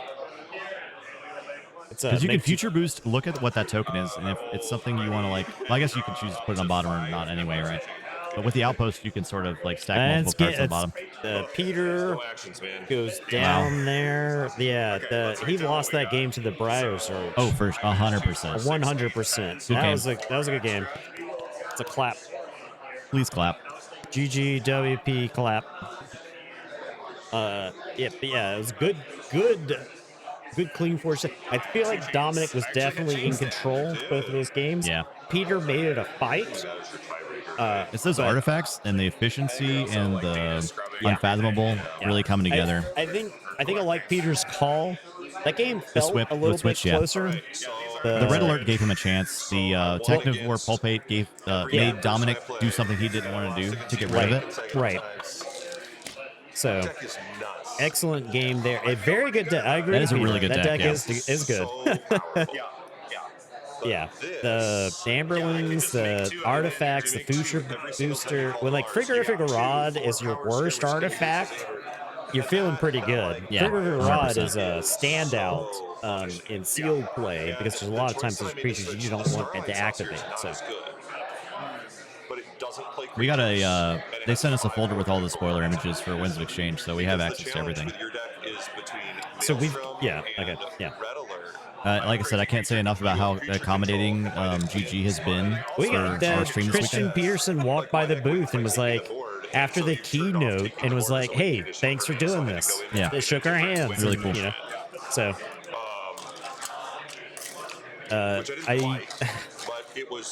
it feels weird not to be in an antagonistic relationship with the company controlling KeyForge. Yeah. I want to be mad. Yeah. Hi, good night and greetings from Indonesia. Hey. Welcome to the stream, man. Hope you have a good night. I think you're the first person from Indonesia that said hello to us in chat. So, Tabletop Royale, worldwide influence. Heck yeah. Hey, while we're here, by the way, we'll be back on Wednesday night with we're going to place our Winds of Exchange decks that we got for the tournament. We've got 6 sealed Winds of Exchange decks to open and play. And we'll be talking about the event a bit and stuff. Yeah, we'll definitely do a recap. From what we heard, plenty of people have watched all of everything we've done so far. And it's all going to be on YouTube too. So yeah, so it's going to exist. It's on the VOD exists. It's on YouTube. You know, but we'll do a recap. There's lots of anecdotes and stuff that haven't made it onto stream. So artifacts are definitely very strong in this set. Yeah, I like the so there's a Dave. Did you know about this guy? There's an Equidon guy, a rare. He's going to be like the most chased card in all of KeyForge. Why don't you bring it up? So you don't see the card itself doesn't tell you what it does. Okay. Let's see if we can find him. This guy. Okay. Antiquities dealer here. Okay. Gain 2 if you control at least one artifact. I have seen that guy. That's so much amber, right? Do you know what this guy does? So if you don't have Maelstrom there, do you know what the deck building restriction that he? Oh no, I don't. You don't know? No, I don't. Okay, so from what I've heard, I'm going to swap over to the desk view real quick. Okay, yeah, let's go. And we'll go back, bring up the antiquities dealer. All right. Put them right here. Okay, so if you haven't seen this card yet, is that special rarity? I believe it's rare. Okay. It comes paired, and I say paired, it comes with 3. Okay. 1, 2, 3 artifacts from other houses and other sets potentially. What? So you can get autoencoder, you can get like Library of the Danged, you can get Lash of Broken Dreams, you can get all kind, and he comes with some number of artifacts that from through KeyForge, right? That's the antiquities part. Is he's bringing artifacts with him? Is it? Are they marked as like anomalies or what? How's it work? I don't know. I think they may they're going to be Mavericks. I think they're Mavericks. They could be like, I think it's all of the pool of artifacts. So he can give you like Hallowed Blaster, which would be funny. So a super exchange officer. Yeah. What a cool card. So my Legacy Mavericks. Yeah. My opponent that I played my one Unchained match had that card, and I didn't realize that's how it worked. But in Unchained, you wouldn't notice anyway. Yes. So. Yes. Yeah. So yeah, that card's really cool. Like I said, potentially the biggest chase card that's ever existed. That's awesome. So, yeah. Man, I love this set so much. It's incredible. So we'll go back through chat just a little bit. Matza says, to be honest, if they don't support people like you to promote the game, they would miss out on a lot of interactions and promotion for the game. Well, we heard from at least one person here that they wouldn't play KeyForge if we weren't making content. Yeah. Or that our content kept them interested in KeyForge throughout the pandemic. Yeah. And that's kind of like a humbling thing to hear from someone, where it's just me and Justin hanging out playing KeyForge. Yeah. Every time I get salty, I feel bad because I'm like, people are watching me lose the game and get mad at it, but somehow they're enjoying it. So we found you through after Game Found. Oh, nice. And so if you heard about us because they promoted content creators, that's awesome. Yeah. That's something that something FFG barely did. Yeah, like to the bare minimum, which was like give us one spoiler in an email. Spoilers, and they wouldn't even verify that we had like an exclusive spoiler. Yeah, but what GG did is they gave all these content creators spoilers, and they said you can release it on this date so you don't overlap with this other content creator. So creating a schedule, and then they spotlighted everyone's spoilers on their articles. Spoiler was put into some official during the Game Found. So it's like during the most hype that exists for the game, that could possibly exist for the game. You're getting promoted during that. So that's really cool. So, all right. So, also going back a little bit, Haruku Jaku says, what are your impressions about WoW set so far compared to another set? So I compare WoW favorably to Call of the Archons in that the cards are more useful in more situations than, say, Dark Tidings. It seems like the fun level of WoW v WoW is like maximum. Yeah. Top fun level. There's a lot of swings. Seismo Entangler and Drone Hack as artifacts. So. Yeah, I mean, you could get some stinker artifacts, but it could also be incredible. Yeah. Yeah. So I would never make a claim that like about like our status in the community. Like I would never try to like leverage that for clout or anything like that. Yeah. Most of the time, the way we run the stream has been like, this is what we're going to do. This is what we're going to play. We appreciate feedback, but this is the type of content that I would want to watch if I were on the other side. Yeah, exactly. And we try to, I think it could be like really easy for us to cash in on like the clickbait style. Yeah, we're too lazy to do that also. Yeah, that's true. Like YouTube style. It's also YouTube rewards you for, I would say, reactionary content. Right. Part of like the negative feedback. Like if we posted a video after this event, it said, "What was the worst set to KeyForge? KeyForge is ruined." I bet that video would get 1,000 views in like the first hour. Winds of Exchange unplayable in Alliance? Exactly. Is Alliance killing the game? And then the video is just us saying, "No, it's not." Yeah, right.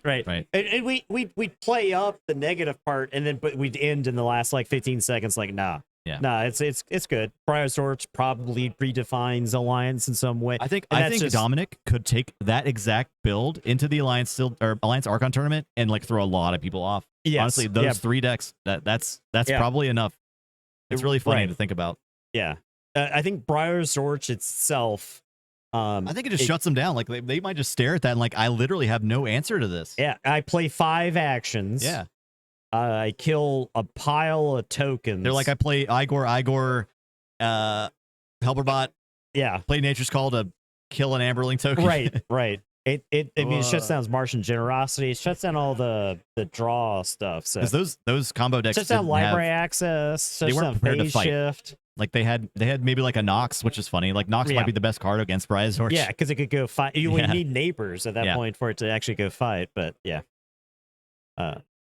But so it's good. We need to get more parts. Yeah, we do. So it's good that they were willing to work with us, and they work with like everybody here, right? Yeah. There was enough content to go around. 1-star Peeps sitting right beside us. He's literally, I could like put up my arm and touch him. Slap just him. about. Yeah, because we get in a fight, get some TUS content, but. And by the way, 1-star Peeps has been streaming all of the Archon tournaments. So the non-Alliance tournaments are over on his stream. So check all that stuff and check out his VODs. I've heard there's some really good games over on his channel. Yeah, I could bet. Yeah.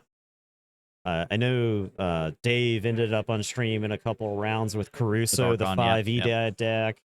So yeah, I'm gonna go to the bathroom real quick. Okay. I'll hold down let's kick it over to intermission for a bit since we've got 36 minutes remaining in the round. I might grab something to eat. It looks like the games are wrapping up over there, so it might not be 36 minutes till the next round. It may not be 36 minutes, but we'll burger. I'm gonna try to get something. I got a brat yesterday. The brat's pretty good. The brat did look good. What is the sense of the new termination? What's termination? The new termination. And I'm not sure what that is. The golden age of FFG was under Christian. I feel like KeyForge will be traded well. I agree. I mean, everything Christian said. Going to time. Time rules. Okay. Time rules are great. I haven't heard any negatives about honestly, time rules. Pushing the rounds 10 minutes, I don't think a lot of games are going to time. Oh, at 45 minutes? Yeah. No. Pushing it back from 35 to 45, games are ending. Yeah. And Alliance yesterday, the longest game that was played isn't even close. Was 27 minutes. There were 18 minutes left in the round of the longest game in Alliance. They allotted 2 hours per round for this best of threes, right? And I don't think we're going to need 2 hours for many of these. No. Yeah, 45, great change. You get some breather. Now, I'll say the double elimination leaves a little bit to be desired. It's different. Yeah, that can be improved upon, I think. It's different. I don't know if I prefer it. When you lose, like if you win a bunch of row and then lose, you get to spend the next like 2 or 3 hours thinking about your loss before you play again. My biggest problem with it is if you lose in the first or second round, you have to play every single round remaining in the lower bracket. For your life. Forever. So you end up, if you lose first round, you end up playing like 4 more games than someone who lost in the third round. It makes for great stories because if you're the person who lost round 1 and then wins all the way to get the top 8 and then like eventually wins the top 8, you're like, okay, I earned it at this point. I had to play so many more games than everybody else. So I think they are writing their own tournament software, so they are going to have a lot more control as to how the tournaments are going to handle. They ran this tournament through Challenge, which Challenge doesn't really have that many options as far as it runs. It's set up for fighting game tournaments. So yeah, so it's I don't think there's like there is an overlap. It's not a huge overlap between like the fighting game community and card game players, but It works a lot like those. So I wouldn't expect future tournaments to run quite like this one. No, they're doing double elimination to top 8 now, Lord 4 quad. Yeah. So it's totally different than what it was. It's not Swiss rounds. No Swiss rounds at all. You end up with a lot of buys. So if you lose the first one on purpose to stay in loser bracket, you literally have to win 3 more games to top 8. So it is not, that is not actually a good strategy. I don't like that strategy. Yeah, it's not a good strategy. I'm not. It could be a strategy, but I don't think I'd want to take my chances. You set yourself up for a failure. Like a bad draw during one of those games, and then you're out just like that. So I don't think that's not a concern. The way double elimination works does make sense, but it's just kind of too long. I like the experimentation here because the way the tournament worked before was serviceable, but everybody hated the time rules. Yeah. Okay. Double elimination is a side grade. It's not a strict improvement. It's not a strict downgrade. It's just different. So, but yeah, I played in the Alliance, the Sealed Alliance, and I got eliminated. I went 2-2 and got eliminated. I think they're going to start pretty soon. He's pairing now, so he's going to check. He's going to make sure Dominic's not on our table so we can see 2 more decks. Okay, awesome. Well, let's intermission real quick. All right, and then we'll be back soon. All right, very soon. Be right back. Don't go anywhere.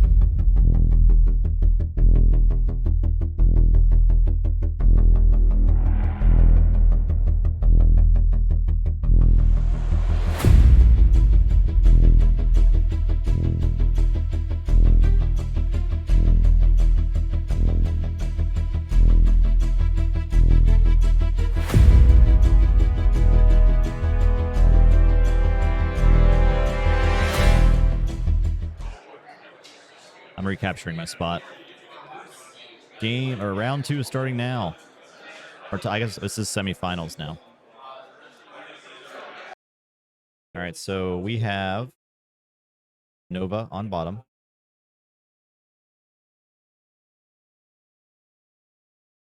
And Login on top.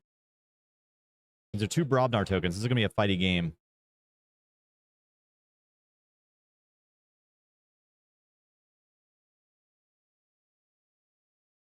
Yes, this is KeyForge Celebration.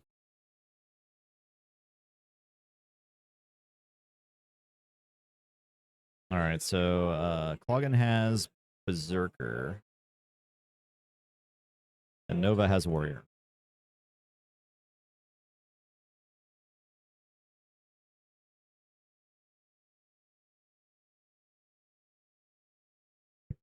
All right, so this is gonna be best of 3. This is the semifinals. This is for winning into the finals game.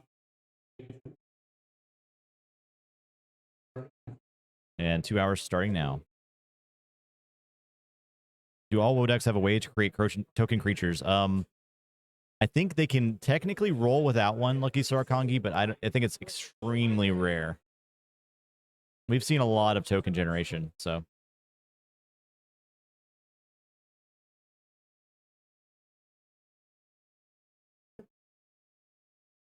I have not seen one that hasn't had a token associated with it.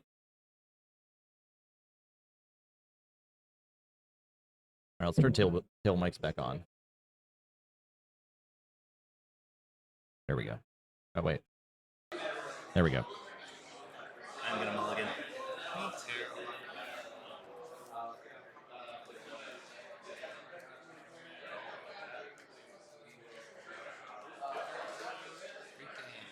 So the algorithm, I think, it might prevent that with this set. Berserker versus Warrior to know which token is better. Well, Berserker has 1 more power, so it fights Warriors all day, right? But it does die after it fights them.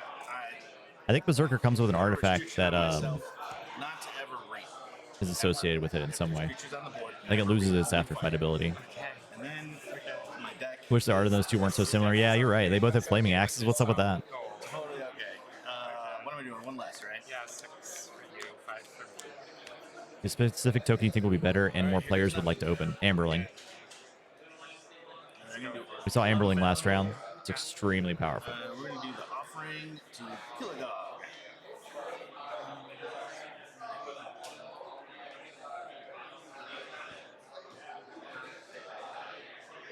Brobnar is looking very good in the set. I would be surprised if the top 2 decks don't also have Brobnar in them.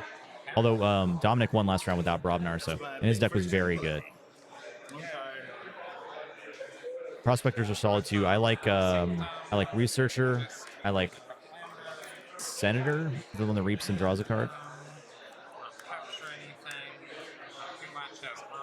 What is that artifact?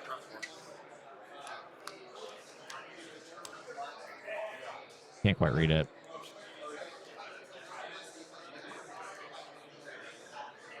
Offering to kill God? Oh, you're right, you're right. Omni destroy friendly creature. If you do choose a creature in your discard pile, place it face down under offering to kill Gog. Omni put each card under offering to kill Gog into play face down as a token creature. That's really cool. That's another like way to generate efficiency that's not drawing. All right, Nova and Cloggin. All right, starting off. And it's Omni. Yeah, so you can use it all the time. It's really interesting. Brobnar tokens, definitely something we expected to see. They're fighting. And it's armor or power? Armor. 2 armor. Has official release been announced? We haven't seen the official release date yet. That was not announced during the keynote. I think so. I mean, let's roll. If it sucks, then we'll do it a different way later. Let me do the Bumpsy. Bumpsy with a draw? Oh, we'll have Shocker. I didn't know Bumpsy was in the set either. That's new to me. That's awesome. And I'm going to draw. Bumpsy's a good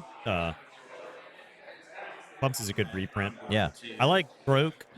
Broke and Bumpsy serve the same kind of purpose. I don't think you want So he's both making in an the same offering. Interesting. to heal, maybe. Maybe he wants the tokens at some point. Yeah. Sure if that's how it works, but the judge ruling for our last one said He's asking if he can destroy if he can destroy the creature and then put the creature underneath it. I believe that does work because there's a period in between those two things. So destroy a friendly creature. If you do, choose a creature in your discard pile, place it face down under. So I think you can tuck the creature you destroyed. But you don't key everywhere. Yeah. Have you decided on personal deck names yet? I don't know yet. Probably myself. Yeah. Probably Tabletop Royale. Maybe Eddie. You get 3. Is that correct? 3 what?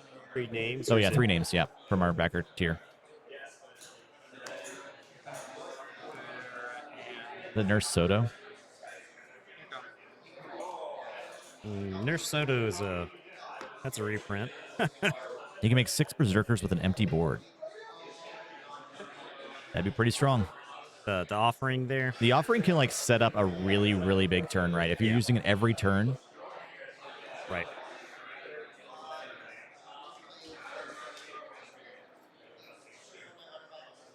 What? Oh, you need that? Yeah. You need my napkin? No. No. My used napkin? I would not like that. Under pressure. We're gonna Dragnet, Bumpsy. Dragnet. Yep, that card's very good. Rule 6 apply to tokens. Yes, they are cards with a name. So yes. And we'll stop there. So if you make 6 Berserkers, I don't think they don't count. Those are kind of plays, right? When you make a token, it's not playing a creature. Yes, correct. Because it gets around Kixelstone. You could make 6 Berserkers and then use all 6 Berserkers. Yeah, you could make more. Right? You just can't. Yeah. You just can't actually. Oh yeah, my bad. There's Dragnet for you. It's really solid. This card's very good in Seal. Provides interesting tension with Grand Melee and some of the Star Alliance stuff as well. Might Club with the draw. Might Club is doing an impersonation of Gauntlet of Command. I think Might Club's actually balanced in this set. I think Gauntlet of Command would be too powerful. And then you lose 2.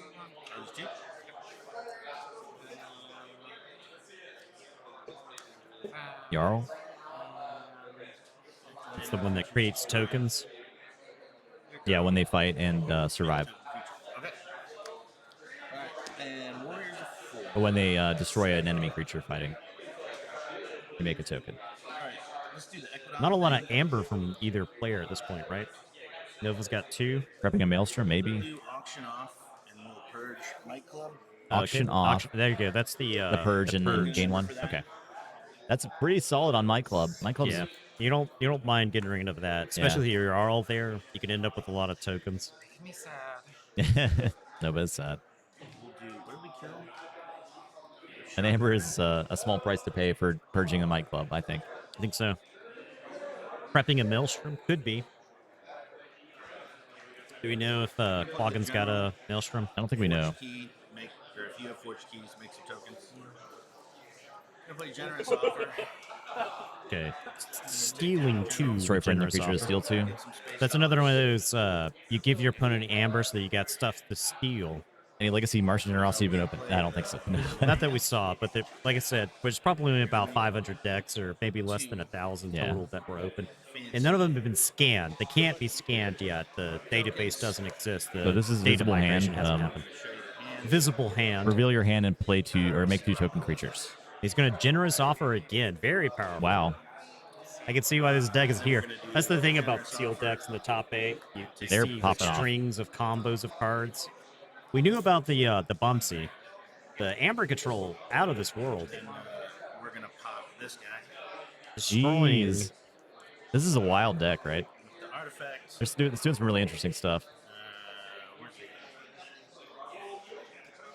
Then stash. This tournament had 100 and how many players? I think it says It's like when it launched. 118. It was quite a bit. 118 players, yep. That's all I got, boss.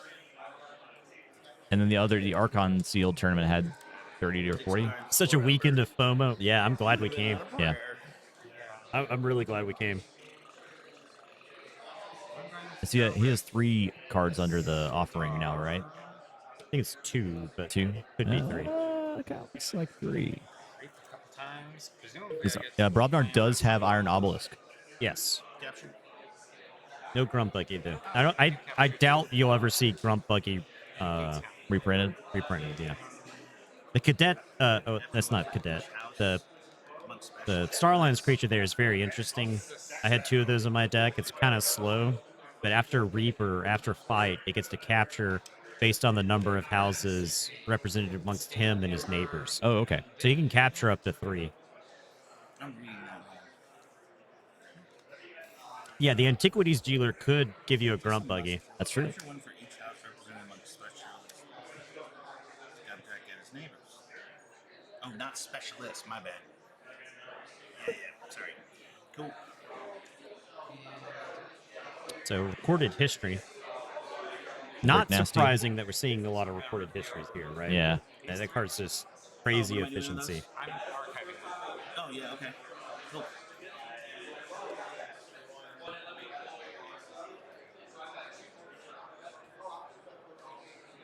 There's a common Ecodon creature that's 6 power. The Gemcoat Vendor. Yeah. It's also very powerful. Yeah, and action steal 1 and do a damage to it. Yeah, like who cares? That's a damage. I mean, 6 power is still pretty And there's good. the 8 power one that comes into play ready. So Ecodon doesn't actually have a lot of creatures, so that most of their houses are going to be mostly actions and artifacts. But the creatures they do have are really specialized. I don't know that there are any mutants in the set. If you're just tuning in, this is a top 4 match, I believe, between Cloggin and Nova. Nova, of course, being the creator of decks of KeyForge. So 2-time Vault Tour winner, I believe. Yeah. We'll do Ravenna Starstrong. Cloggin's also a name I recognize, but I don't so familiar. So if anybody in chat We'll do Bumpsy. knows Bumpsy with a Cloggin's draw. local play base, let me know. That Bumpsy has draw and capture. Oh, wow. That's awesome. Capture, draw, enhance, and lose 1, right? Like that's a swingy card. Yeah, it is. Bring in Putting some Oh, is it all We're of cracking the offering. each? Oh, that's mean. So offering doesn't sacrifice when it does that. I didn't realize that. That's even more interesting. Oh, You make tokens when I die. very powerful effect. Not just If you a attack it. creature fights into this and it dies, I make a token. Correct. Yeah. It dies. No, Oh, if it, my bad. So my if it guy. survives. Alright, I got So you. if you fight this into there, I make a token because he died and this survived. Okay. Australian KeyForge So let's lead do- sleeves. and you're Is Cloggin from Australia? Or Let's did you fight just get the sleeve? specialists. The Cloggin's from the community. He's pretty active in the Discord. Cloggin hosts the league. Oh, okay. Okay. Is Cloggin's from actual Australia? Knight. Sanctivators. Let's fight the monk. Yeah. Very active and very generous. Okay, cool. Awesome. 4 hit. Cloggin's from Chicago. And that's as far as we're gonna go. All right, so you're part of the Archon's Corner community. Yeah. 3 cards. 5 member. It's from the U.S. Oh, he made the logo. Okay. Is he graphic designer by trade, or is he just good at graphic design?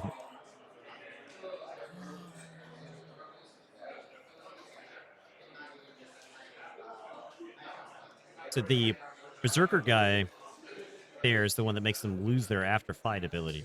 So I think he was waiting until he had that in play before he Okay. put the Berserkers into play. Yeah, That's a really good combo, right? it is. You kind of save them up.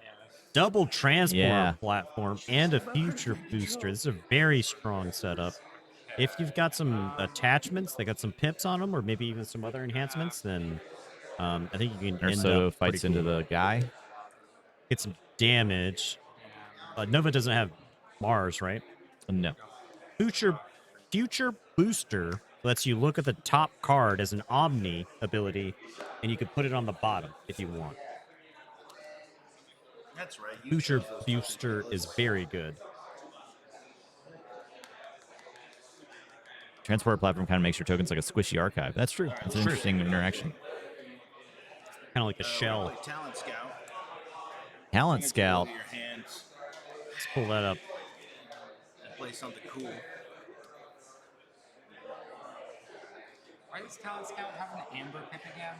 It's really Maybe use this if it belongs to the active house. Look at your opponent's hand and play a creature from it as if it were yours. Your opponent takes control of Ambers. So Right, it so you comes into play Play under your Talent control, and then you Scout, give it to get them. the amber, give it to your opponent, play a card. Whoa, Right. Play a creature. Go with, that's wild. The opulent. Wow. Make 2 token creatures. That Wow. Sanctum creature is very good. Yeah, it's a lot of. This is a lot of berserkers. Jeez. Good lord. Super angry.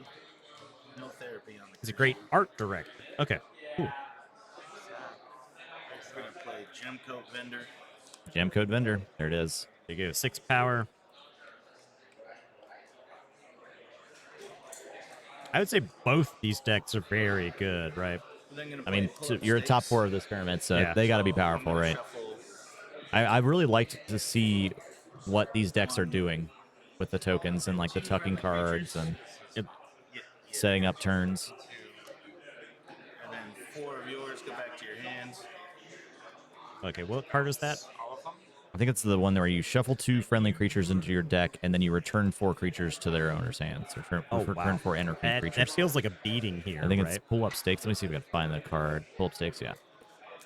I'll pull it up on stream. It's the talent scalp, like wipes the board for the berserkers, right? It's like yeah, and then they can do whatever. it's the talent scout back. Yeah. Cloggin took Nova's card that put 2 tokens into play. Yeah. The Sanctum creature. Yeah, well, I'm super predictable. I'm gonna play Talent Scout again. Another talent. Oh, he returned it. Yeah. Wow, that card is so good. Lord. Look at all those good Brobnar creatures. Talent scout plus that card is just an insane combo, right? Yeah. I think you can take the Brobnar guy that makes oh no, the Brocken. So the you Brocken returned members. the talent scout that you gave them to your hand. That's actually crazy. Yeah, I will pass on the talent scout next time. I think Nova's tired of seeing talent scout. I would be too. I'm then gonna do. There's one of the Brocken members there, right? Ged. I'll gain an ember. That's the destroyed one that I'm gonna have get capture. readies one. all your guys. You're gonna capture 3 for me.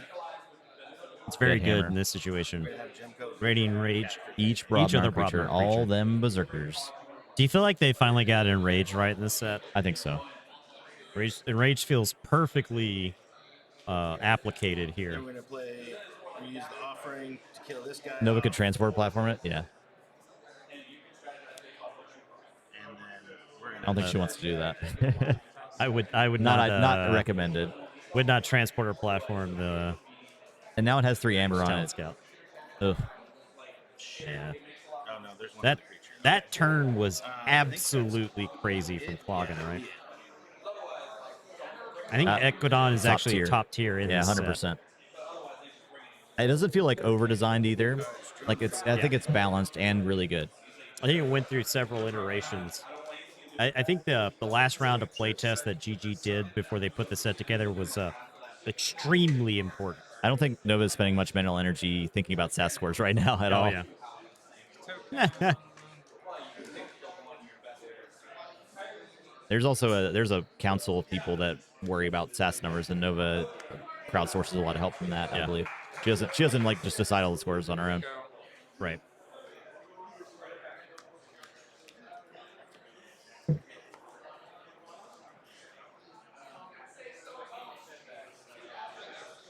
Yeah, That's right, Wizard. There feels like way less dead weight in the set. No one has a key yet. Chicken out and rush. I think that's going to change in short order. Reap with 2. Yeah. Nova basically has to take a turn to get back to the board state she was at, which is always an awful feeling in KeyForge. And now Clog is taking a Brobnar turn and generating a bunch of amber. Yeah. These berserkers can fight. There's not really anything that punishes this much amber in the set, so it's a 100+ SAS deck because of the transporter platform.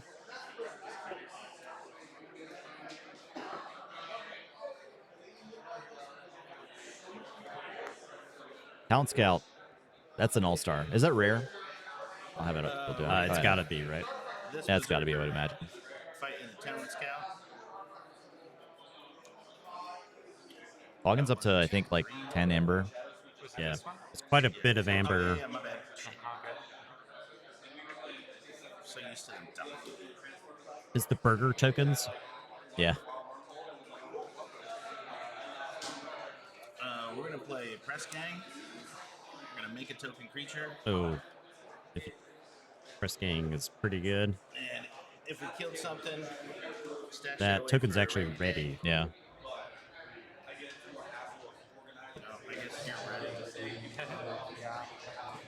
Is there much mass amber control cards to look out for? There's a Robnar card, Rant and Rive, that will make their opponent lose half their amber rounded up if they have 8 or more amber. And then there's the gem. There's the Equidon card that is like bait and switch where the opponent draws cards. Yeah. Every time you steal an amber, the opponent draws a card. Closed door negotiations. Those are the big ones. There's a lot of taxing in this set. Like Physic Resonator from Mars. Okay. So we're gonna be this. When we make tokens, does that count as us playing it? It's like put in the play, right? It's not. It enters play. It does not get played. There's a doorstep effect. There's like a gatekeeper effect on a destroyed effect in a sanctum creature. Yeah.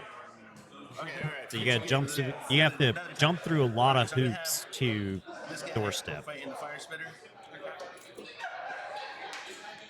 That was a very The berserkers are killing themselves. Fighting and running into fire spitter. We're gonna do Berserker Slam. Berserker Slam. Glutton for punishment. We'll put it in the Jarl. On the Jarl. Okay, to prevent the tokens from being made. Yeah, I think doesn't lose amber. I think Nova Cloggin has doesn't been even. wanted. I don't think Nova has amber to lose at this point. Not right now. The amber control in Cloggin's deck's insane. We're gonna reap with Ravna. He stole 4 earlier. Yeah. So. Up to a million amber. We're gonna get some might clubs firing off here soon. We're gonna ready. I think you can might club. Jed. Yeah. And Take Jed's out either the super fire angry. spitter or the 7-power He's creature. gonna go after the Jarl. Yep. Crash into Jarl. Whatever this card is, I don't remember what it's called. Jarl's been All right, so Gonna eat it. Cloggin politely hands Nova back her How many card. berserker uses has Cloggin made this turn? It's been close to 6, right? You're right. My bad. Yes, we should probably should have been keeping track of rule of 6 here. I think it's been 4, yeah. They're all enraged. Well, not anymore. Well, they're all enraged from the Robnar guy that died. Oh, he enrages raise. Okay, yeah. Good point. All right, Fire Spitter's out. And then we are going to fight Warrior. Okay, so I think That's- that's I rule think of that's 6 right 6. there. We're gonna reap. That creature shouldn't be able to activate. Whatever. We're gonna reap with her. It's hard to say for sure. Yeah, you're right. We weren't keeping track, and it Yeah. doesn't look like either player was keeping track. Ready and enraged. My dear friend here. And the mic club on that. Again. The other berserker would be enraged as well, right? It's blowing up. Stash more. That is cool. Garbage. That is very cool. What a turn. What a bonkers turn.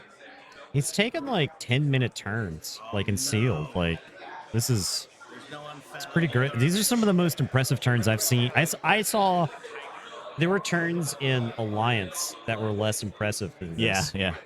Like, I regularly saw turns in Alliance that were less impressive than this. fucking horsing around over here. All right, that's all I got. Press gangs. He hasn't taken an unfathomable turn in quite a while. I mean, it's I because did not mean that as it was like 3 turns ago was probably when he took his last unfathomable turn, but that was like 20 minutes ago, real lifetime. Yeah. Yes, sir. Ma'am, sorry. Thank you. I don't like Nova's chance. Now, Hadros Wall, that's a card. It's good. That's a card right there. capture one. Each knight captures 1. It's like General Mariana or something. Making 2 Colonel tokens. Mariana. Yeah, that card's very good. Yeah, you want to do it a different way? That's totally cool. I was just gonna future booster. Oh, yeah. Yeah, okay. Hasn't looked at anything yet. Deciding to future boost. Tokens. So, Makes 2 tokens. That Sanctum guy is crazy. Reaps for 2. Reap gain 2. So it actually reaps for 3, but you have to have enough creatures in play for it to count. Oh, okay. So Nova's placed it on the flank there so that Hadros Wall will keep Beefs it up a little keep bit. it big. So that's the gatekeeper card on the far right there. Yes. Order of the Vault. Martyr of the Vault. Yeah, 4/1 destroyed if your opponent has 7 or more. Nova wishes that they could have killed that card this turn, probably. Yeah, Right? you want like a Grey Rider or something Yeah, to it's crash tough. that into somebody. I got rods and clubs over here. So first key is forged. We're at 24 minutes into the round, and the first key is forged in this game. Kelp Minder uses the trench. Dunk the Kelp Minder. I wouldn't be surprised if he puts that under. Yeah. Yeah, it's not a particularly strong card. Doesn't have any enhancements on it. That's a good card to just be a berserker. Yeah. Yeah, they going to time rules are updated, and in the tournament regulations they released on the first.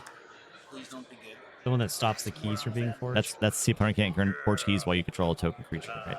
Yeah. Tamoti. Use initiation to make a token creature. Making another berserker. That gets archived. Ready and Rage. Are berserkers S tier tokens? So the 5 power. That's crazy. Makes them really hard to answer. They don't die to the splash removal in this set, right? Like you're in good shape versus like Red Alert on a board like this. Your opponent's got 5 creatures. You just put a bunch of 5 power stuff into play. So they just don't die, right? Their rules say they're supposed to die, but now you've got the rare creature in play to stop that from happening. So they're linked, yeah. All the linked rarity ones seem pretty solid. I'm not super in love with Strange Shell because of the action on it, or because it's action archives it. The action returns it to hand. Okay. So really, it's only useful if you have Equidon cards underneath it. Yeah. Or you have a way to use it during. Orbs look like jank. You take that back right now. We opened a board deck. What's the rare card? It's the Brobnar creature on Cloggen's left flank. It's the right of the board right now, but right. Revna. I can bring it up. It just makes it so they lose their after fight ability. Right? Yeah. Maybe I'll forge a key. Come on. So the berserkers don't have to die after they fight. So the only key cheat I've seen is the one for token creatures, right? You forge a key. It like makes a token creature in the. Well, I don't even think it makes a token creature. I can't remember, but and then it forges a key at +7 minus the amount of token creatures you control. So you go down. Board Hive is another key cheat. Amber? Yeah. There's the anomaly. I'm not super counting the anomaly though. I'm not trying to micromanage, but before you play the monk, does the monk give him power? Monk gives. It won't make this guy eat it. That's what I'm saying. I know. I just want this dead. Yeah, no, okay. So you want all but 5 of my stuffs? No, nice. Nova manages to blow up a bunch of amber there. Fuck that card. I work hard for this shit. Oh, that hurts. We've not seen all the anomalies, but I've heard some crazy ones. There's apparently one that lets you play with the top card of your deck. It's basically future sight for Magic. One that flips the top card of your deck, and like as an omni action, you can play the top card of your deck as that's if insane. It were the current house. Yeah, that's so good. Which is like, it seems really good.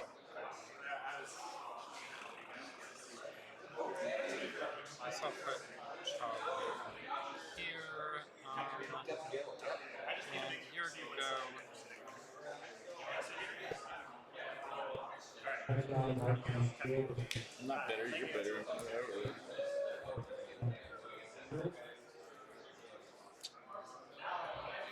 Don't like it. Alright,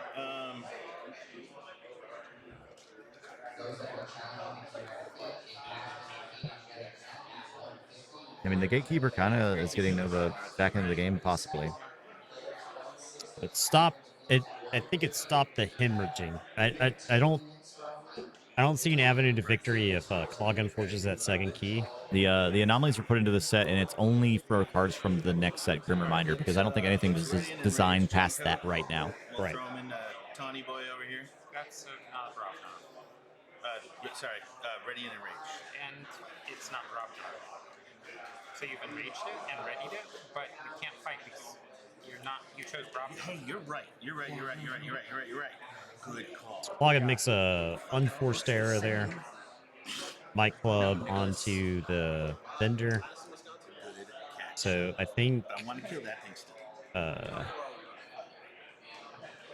not sure if a take back is being allowed here or not, but It looked like it because he readied the nightclub. He's playing Brick Nasty. Brick Nasty. Brick Nasty's pretty good. Play feats of strength. It's a feats of strength. I don't know what that is. We're gonna bring out some. We're gonna bring out some more tokens. I'm gonna concede. Each enemy creature is destroyed in a fight. Make a token. Excuse me? No. Pardon me? You've seen my 2 tricks. That's very insane. Yeah, with... no, I know what's like. This is gonna happen. I might get a better start in the second game. Okay, let's do that. Oh my! Okay, Nova's packing it up. Yeah, Nova's packing it up. I think that's fair. Nova wants to conserve time. Whoa. That I think that's I don't. Yeah. Yeah, that turn right there. I don't know you're coming back from it. That's rough. Wow.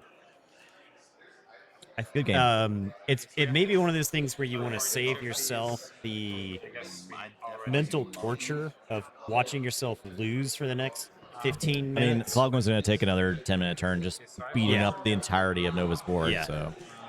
So yeah. Yeah. Good call. Send it over to the next game. Cloggan has some nutso turns. Cloggan's deck is potential crazy. in that deck. Wow. That brought so. We've really, and that's a different Brobnar than the broken Brobnar we saw somebody else would play. So there are a lot of potential for insane Brobnar decks in WoW. And I have not seen anything to that level in the other houses. Have you? Like that level of comboing? Yeah. No. Brobnar has all these like ready and enrage and I want this back. the Unfathomable Artifact turn one was big, yeah. That it generated a lot of extra value throughout that game. All right, well they're shuffling up. I'll excuse myself. Okay. I'll be right back. Lane's looking like a genius for getting the Brobnar chair. Absolutely. Buy low, sell high. Our chairs are too disgusting from us sitting in them with our and like being in a house full of dogs for us to resell right now. Like I like the Warriors a lot. They've done me good. Have we seen any Brobnar decks with a 2-power Brobnar token? We have not on stream. It's too much, you know. I think it's safe to say that Berserker and Warrior are probably ultimately better than that one, but it's okay. It's got skirmish, right? That's what I was mulliganing for. But so something. The game took a while. Didn't go to time, but something I learned in doing that gimmick. Not a fan of the Unfathomable House, but once they're all gone, like to do any of the Equidom things that like create tokens, I now have to like risk the cards that, well, I mean, you saw it, like the cards that like do all this stuff together. Yeah. I'm not good at evaluating that risk. Equidon is destroying your own fun. And then the rule of 6, that was the other like hang up that I didn't even think about. Yeah, that's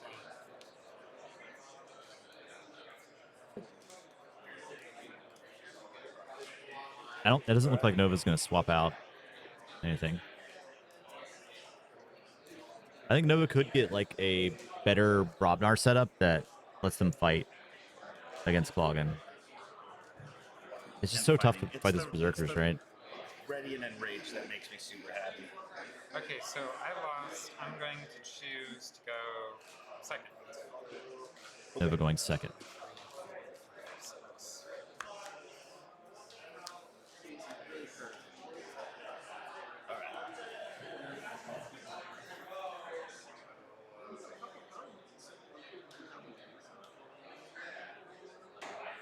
Yeah, you're right, Fudge. Like, might not necessarily have other playable houses.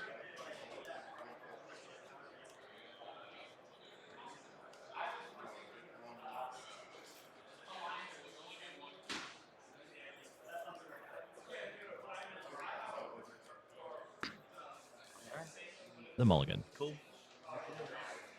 This looks a little better. Why Yeah. you gotta do this to me? It's not I think fair. the most brutal part of the last match was the This is the compact card that played Nova's cards from hand. Now we got the offering again. That's pretty solid. Brobnar creatures are so much worse. The opponent's creatures are bigger. It looks like Sanctum's creatures. The set might be too small to contest with Brobnar. I think that's accurate, yeah. Talent Scout, yeah. Oh, where's my talent scout? The double brick nasties. I am legit jealous.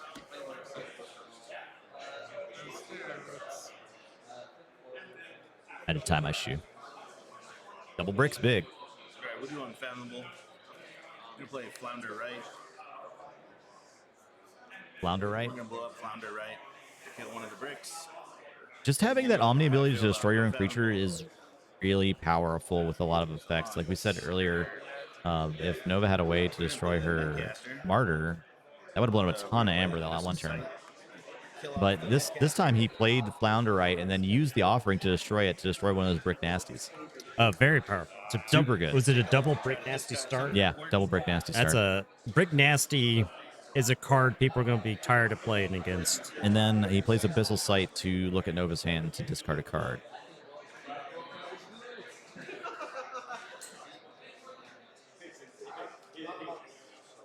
I think the Sanctum stuff is safe here. Oh, No, yeah, to get rid of the monk. Why get rid of the monk? What's the monk do? The revered monk. That's all I got. I think it just buffs your other monks, right? Am I wrong? Does it buff your... Gets +2 armor for each of its Sanctum neighbors. It's worried about something that's unkillable, maybe? I mean, I guess the revered monk... That doesn't combo with Brick Nasty, because Brick Nasty is only your Brobnar creatures fighting, right? Yeah. So...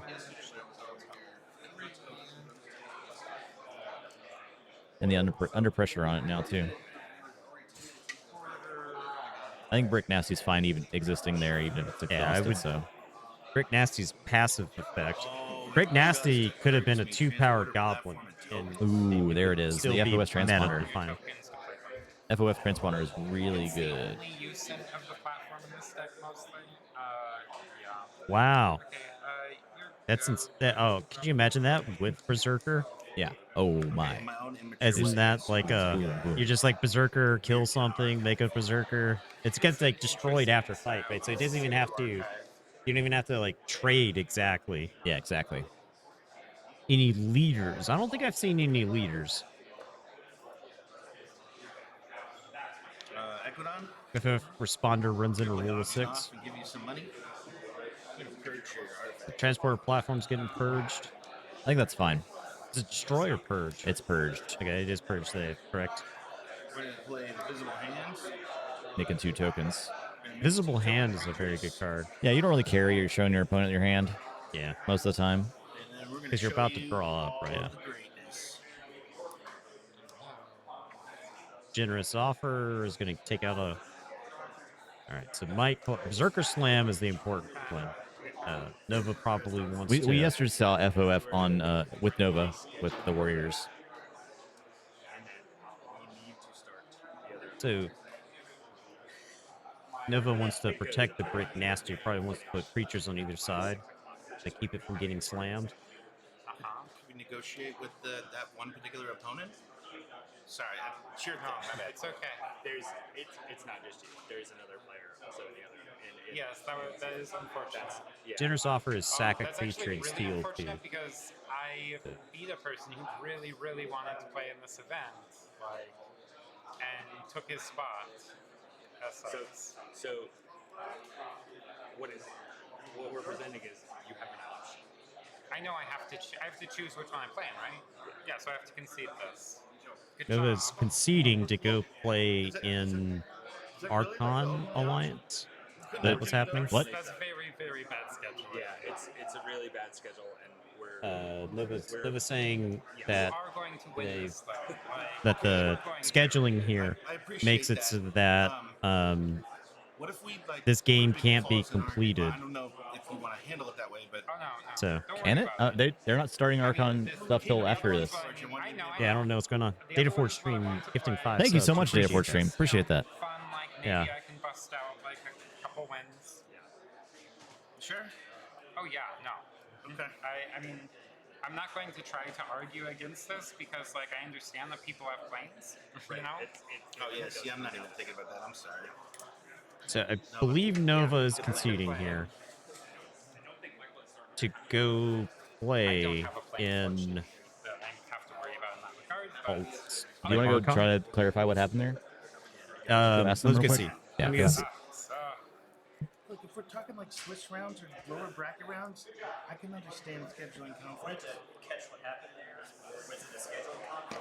So I have to start Archon, so I had to concede the second game. Gotcha. Yeah, that's right. That's what it sounded like happened. I was just double checking. So yeah. So it has to start Archon. Oh, I didn't take any of your cards, right? That's what happened. The Archon tournament is starting. Nova qualified for both, which is a hell of a performance. The top 8, 2 of the tournaments this Oh, weekend. they're starting the top 8 now. They're starting the top 8 for the Archon. I get if Nova has a chance to win this match, I think you take it. Yeah. But because they're starting the Archon, Nova's going to end up playing in the Archon. I feel So like they Nova's would wait. conceded. So, yeah. Sideline reporter Nathan. I thought we weren't Down on actually the scene. starting top 8 until after it was done. That means I might have to go play soon. Okay. Let me check the bracket for that.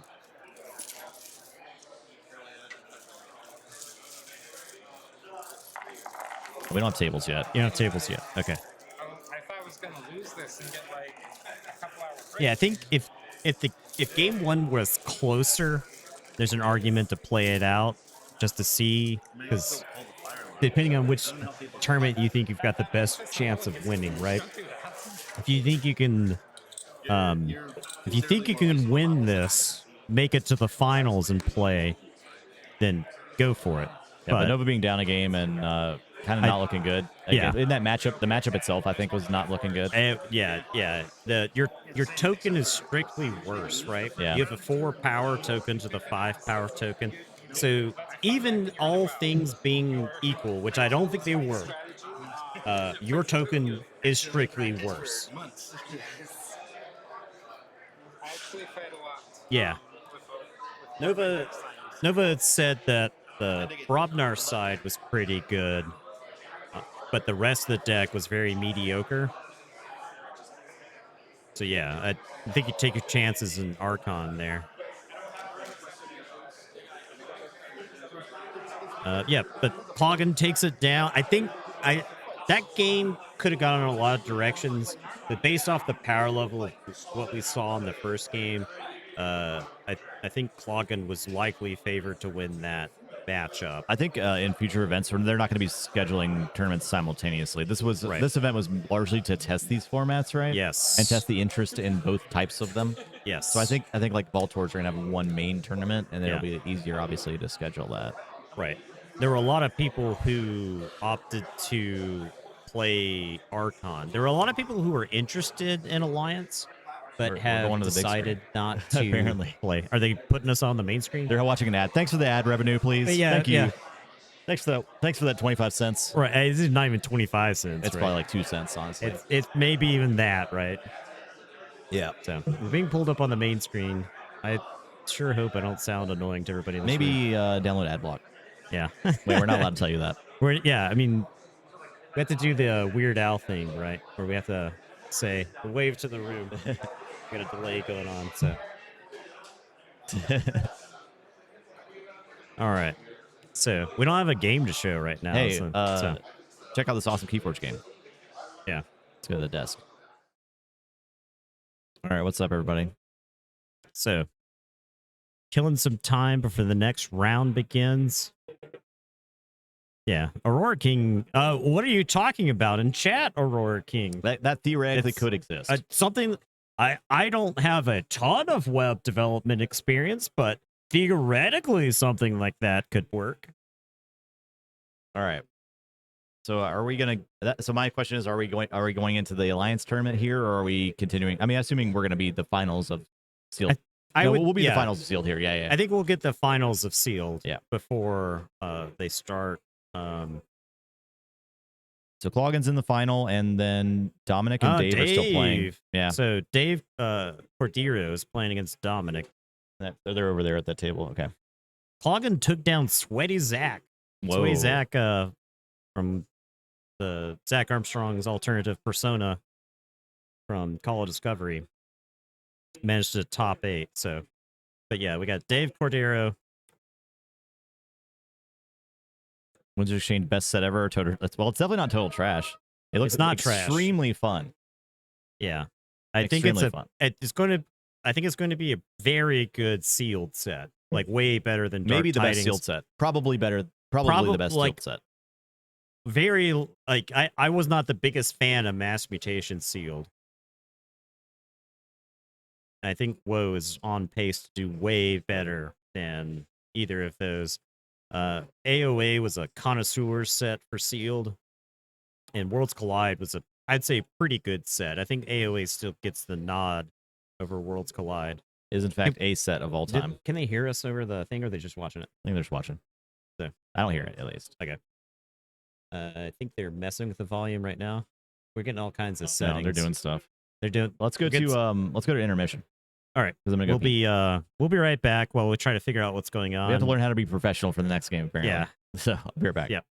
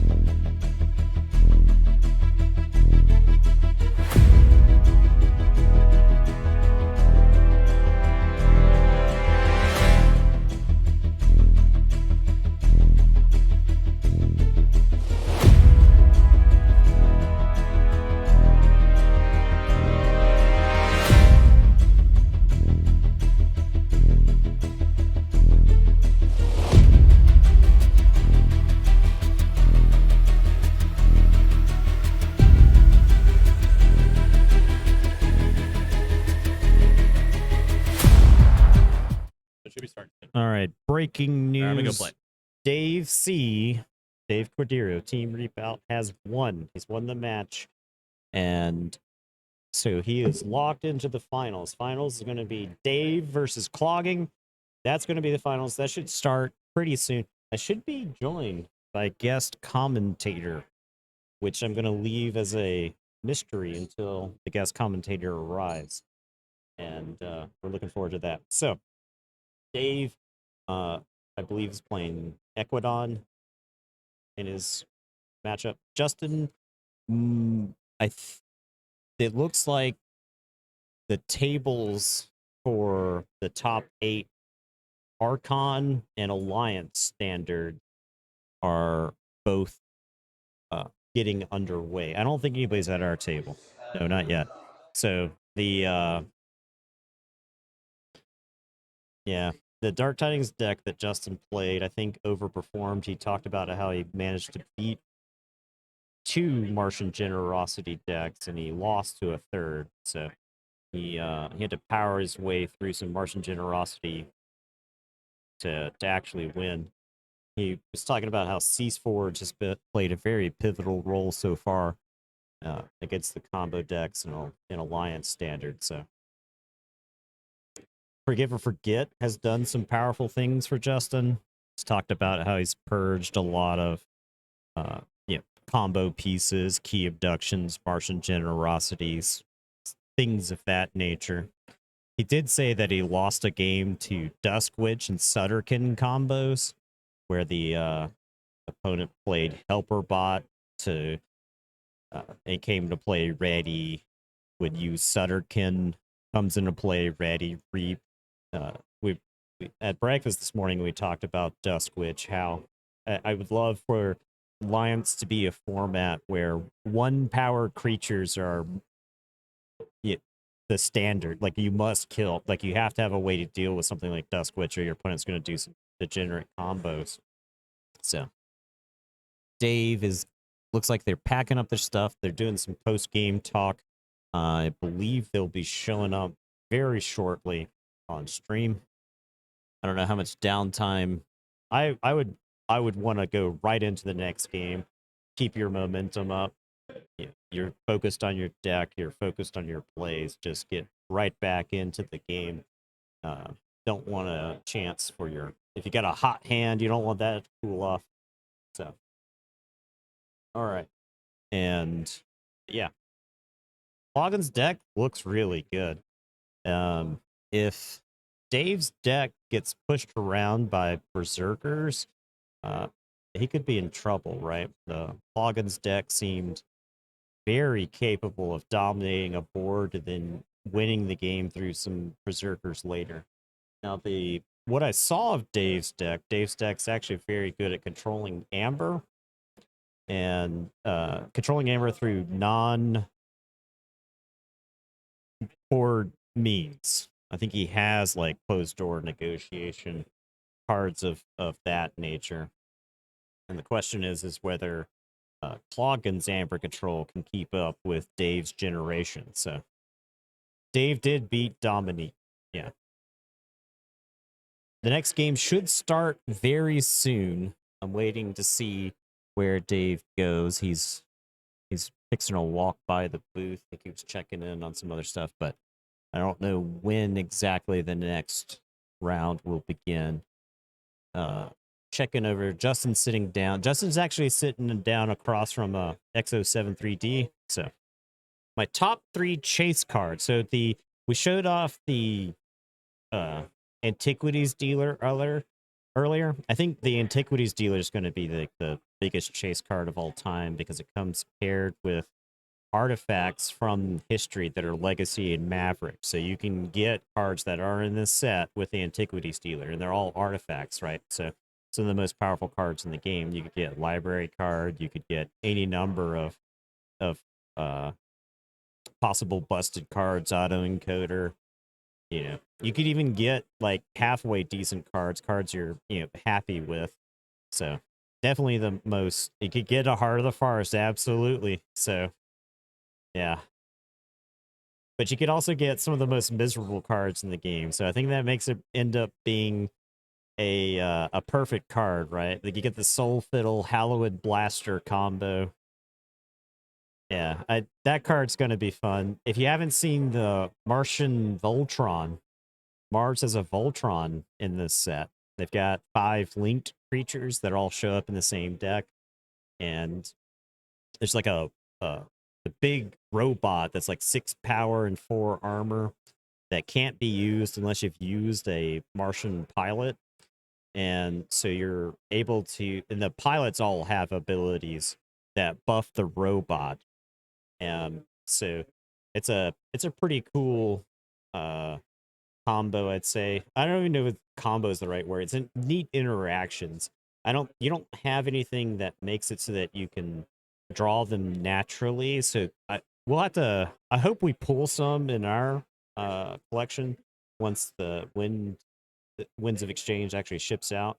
Because I'd love to see how that plays. Because I could see games where they kind of come, the pilots come out staggered, and nothing really quite feels like it works correctly. But it's at least really neat. So one of the pilots does go get the robot, so that at least happens.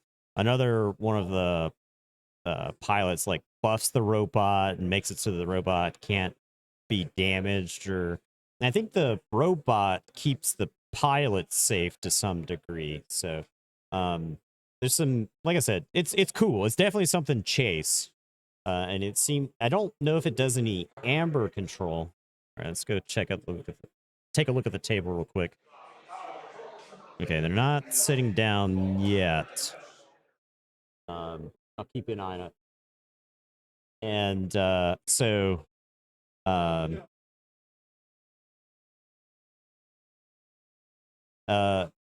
and then my third probably chase card is going to be Halifest, which is the Bracken tutor. And the thing about Halifest is it comes with all of the members of Bracken. If all Bracken is on the table, it's very powerful. So the Bracken band is a lot of really good effects. Brick Nasty is probably the premier one. After a Brobnar creature fights, gains one. One of the members of the band says when it destroyed, Radiant Rage all of your Brobnar creatures. And another one of the band members say Brobnar cards gain destroyed, put this card back in your hand. And Halifest, the action, you get to search through your deck for up to 4 copies of Bracken members, put them into your hand, and you gain chains based on the number of cards that you added. So it's a 1 card that draws 4 and puts 4 very powerful abilities all on the table at the same time. The final member of Bracken gives all of the other members of Bracken splash attack 1. And importantly, splash attack counts as destroying creatures in fighting now. So unlike, say, assault, splash attack actually happens during the damage step. So there's some interactions with that in the set. Yeah, so Bracken has a tendency to show up if you play Halifest.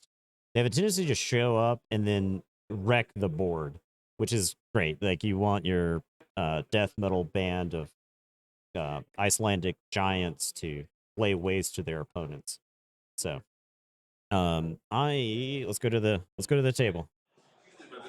They're sitting down. All right, so I'm gonna verify who, and then I'll be right back. So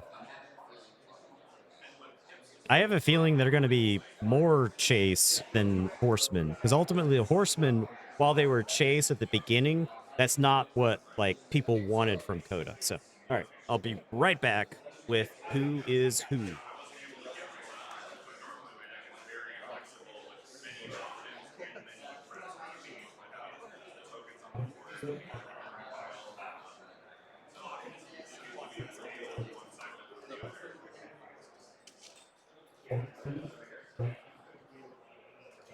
Okay.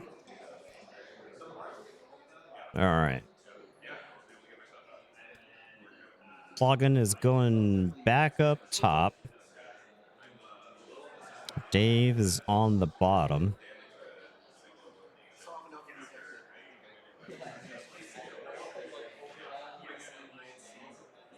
All right, and so Pluggin's tokens already in place. The Berserkers there. They're both not at the table. I'm not sure when they're gonna start the match, but the judge has placed their decks on the table. So I believe a judge should be standing by for this game. I hope. To make sure there's nothing that's missed. Dave's token, I think, is one of the Equidon tokens, so we'll be ready to adjust that whenever it appears. So Blorb, so I think all of the rare tokens are going to be kind of like most KeyForge players are going to have a rare token that's going to be their favorite, right? You're going to have players who are like, I love Amberling. You're going to have a pretty large section of players that love Blorb. You're going to have players that love, you know, the Berserkers. And so I think that's the thing. I think the rare tokens are a win because of that. Yeah, you're going to have cultists. People are going to want to summon 10 Gaika. Yeah, so I think that was a flavor win. Warrior's not the rare one, right? I think Warrior is if you don't have Berserker, Warrior's pretty good. There's a 2-power skirmish goblin in Brobnar, and then there's like a splash attack beast. That's the other token that they have. Yeah, I'm hoping. So I think the rare tokens are actually be fairly common because you've got a chance to hit one of the rares in all 3 of your houses. So I don't think the rare tokens are going to end up being as rare as they may initially appear. I've seen a lot of the rare tokens out on the table this weekend. So the while we're killing some time, some of the rare tokens made their way into the Unchained decks, and Unchained was my highlight of the weekend as far as just playing games go. Unchained ended up being a ton of fun. A lot of Mavericks, a lot of impossible combinations so far. Should be about as rare as getting a leader. Yeah, around about that. Yeah. So, hey, what token is your favorite so far? So I think. Hey, Rad Wizard, what's up? I will say that I think as far. Breaking news! Breaking news! I'm being joined. Wait. Okay, I'm not quite being. He's. I've got a. Debated. I debated everybody. What the guest commentator hasn't quite joined, so can you see a token you haven't seen? So I've got the card image tokens up there in the corner. So Berserker is in the top left there, and then Warrior is in the bottom left of the screen right there. I do have the other tokens. The token itself, if you wanted to see what the token looks like, the token is a lot like the Tide card. So the Tide card had the Tide on one side, and on the other side it had the rules. Let me go see if I can track down one of my tokens if you just want to physically see a token real quick. He handed me the my bag.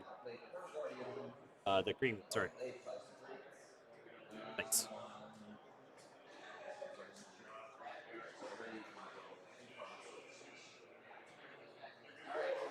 Okay. And let's go. We're going to see the actual token. I got to find one of our open decks. All right, here we go. So now this is the Blorb token. So that's the token side right there. And on the back, it's got the rules for the set. So, and the back of the Windex card tells you what the token is. It shows you a picture. So yeah, you can just leave the token off to this. All right, special commentators arrive. Special commentators arrive. Mortivis, everybody. That's right. Mortivis is joining us to Crab commentate on people. the finals. Oh yeah, true. So welcome to Mortivis. It looks like the game is about to start, so you picked the right time to show up there, Mortivis. This is actually how I've been pretty much showing up to my games too. I don't even know they're happening. Right, you're showing up at the very last second. So I'm not gonna lie, I'm still not sure. I think I only had one person who is sort of upset with me. That's kind of how I felt day one. all right, so Another one I showed up with like some poutine and a burger. I'm just like, I'm sorry.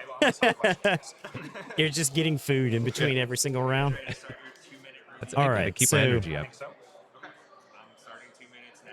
Yeah. I was making a joke yesterday. I guess it was Friday now, because you beat me in the alliance. You beat me in the tournament that we're watching of the finals of right now. And That's a crowning achievement, by the way. yeah, so the chat was joking because I was like eating a Snickers after the game, and they were talking about how it was a classic Snickers commercial where I was, "You're not you when you're hungry," and I eat the Snickers and I turn into you, so because you won the game. So I just sucked all the power, siphoned all the power from you. all right, so is that Diplomat? Kind of looks like it. It's a Diplomat. I'm gonna go through the tokens real quick. Yeah, looks Yeah, like that's Diplomat. All right, so it's Diplomat. I got a better screen for you to look at right there, zoomed in. Yeah, that's Diplomat. Yeah, there you go. So what he's got right there, he's blocking out the houses. So he looks like he's we saw Cloggen's deck last game. Have you played against? Did you play against Cloggen's? Yes, I got completely bodied. Body, Absolutely bodied. Getting bodied by Cloggen seems to be the norm here. Cloggen's deck is insane. It's about as insane as anything we've seen. Yeah. I think the only deck that was doing as big of a absurd Brobnar actions was the deck that had like multiple members of Bracken and Hellafast. Was that a real player one, maybe? It was not real player one Real because I player. lost to. He beat me out of this tournament. Okay. Yeah. But we watched somebody do some disgusting stuff with Hellafast. So We're trying to play Yeah. KEYFORGE. yeah, so this is if anybody's joining us for the first time, this is the finals of Alliance Sealed. So you were given 2 decks and you were allowed to make a Gorlani. Yeah, it was Gorlani. And so you're allowed to make a deck out of 3 of those houses. They have to be different houses. And so that's what we've got here. And it was a really fun format, right? Would you say? Yeah. I think, and I quite enjoyed the. Oh, good lord! See the dice. It's a comically large die. I feel like Sky Jedi. That's like he'd be all about that. Yeah, Like, yeah. Needs bigger dice. I would describe Sky Jedi's aura. His whole vibe is pretty chaotic. I think that's fair. I don't think he would be offended by that. Yeah, so I think the format's been really cool. I don't know about you, but I did end up making a change mid tournament. Yeah, I did not. Maybe I should have. It's possible. So this is the finals. So repeat, this is the finals. This is best of 3. So a minimum of 2 games. Dave starts off by drawing a card with the Equidon enhancement here. I think this guy's really good. Timoti enhances the draw icon, and that's the you can't forge if you control your opponent can't forge if you control a token creature. So I'm going to do my best to keep up with cards that people may not. Face down as a token. Okay. That's Timoti right there. We do need to go get that effigy. This is the effigy to Melarek? Yeah, Right. it's really good. It's the double Omni. We saw it do a lot of work in the previous game. Sanctum. I'll play Shell the Safeguarded with a drop it. So much draw. It's in there somewhere. Yeah. I'll play Squire Recruitment with an Amber Pit. I have one knight, so I make. I can't find the effigy right now. Well, so it's basically one Omni allows you to destroy a creature. Yes. And then Token. was it put The it under other your put the it other under, Omni puts token creatures into play. Okay. So yeah. you destroy a creature, and then you go through your discard pile for a creature, and you put it underneath the effigy. The other Omni, offering to kill a god. We were yeah, offering, yeah. We're looking up the wrong. We're thinking of, is the 100 power. Yeah. Pass to you. And I will draw 2 cards. And it'd be pretty good. Effigy of Melarek against Quaggan's deck. Those berserkers. You need the 100 power creature to keep the berserkers in line. Yeah. Something that kills 20 berserkers sounds pretty good. Oh, I'm sorry, that's the wrong card. The file they gave us has 2 offerings. Okay, that's the right one. No, I clicked the wrong one again. I'm very good, very professional streamer here. Yeah, no, you're doing great. Awesome. I'm just along for the ride, to be honest. All right, there's the offering. That's got a All right. transition too. Yeah, yeah. Look at that. Beautiful. Some wipe left, wipe right. You should know my stream setup is significantly more scuffed. All right, so I heard in the background there Quaggan saying, "Let's get the Brobnar rolling." So, I think the list that we were given had the Primeval Vault listed under offering. There were 2 cards that were called offering to Killigog, and the other one's the Primeval Relic, which is the wrong one. But the offering is really good with the Berserkers. We're also going to blow up. It's a Shock Herder here. And Slice is gonna get stashed under here all right, so he's blowing that up to create some room for some berserkers later. Drawn back up to 6.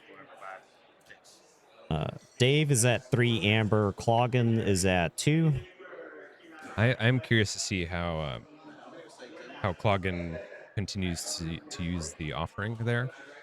In our game, I think he only used it once or twice. It just kind of sat there. But I think there's a lot of potential, synergy that you can get with the berserkers. So against Nova, Cloggin waited until he had the Brobnar creature that removes the after fight, and then dumped a bunch of berserkers in play. Yeah, and all right, a mass buyout. Get ready to see this card a lot. Mass buyout destroys all creatures, and each player gains amber equal to the half rounded up of the creatures killed. So this card's pretty good against, I would say, Cloggin's deck. Yeah. Now, have you seen Dave's deck previously?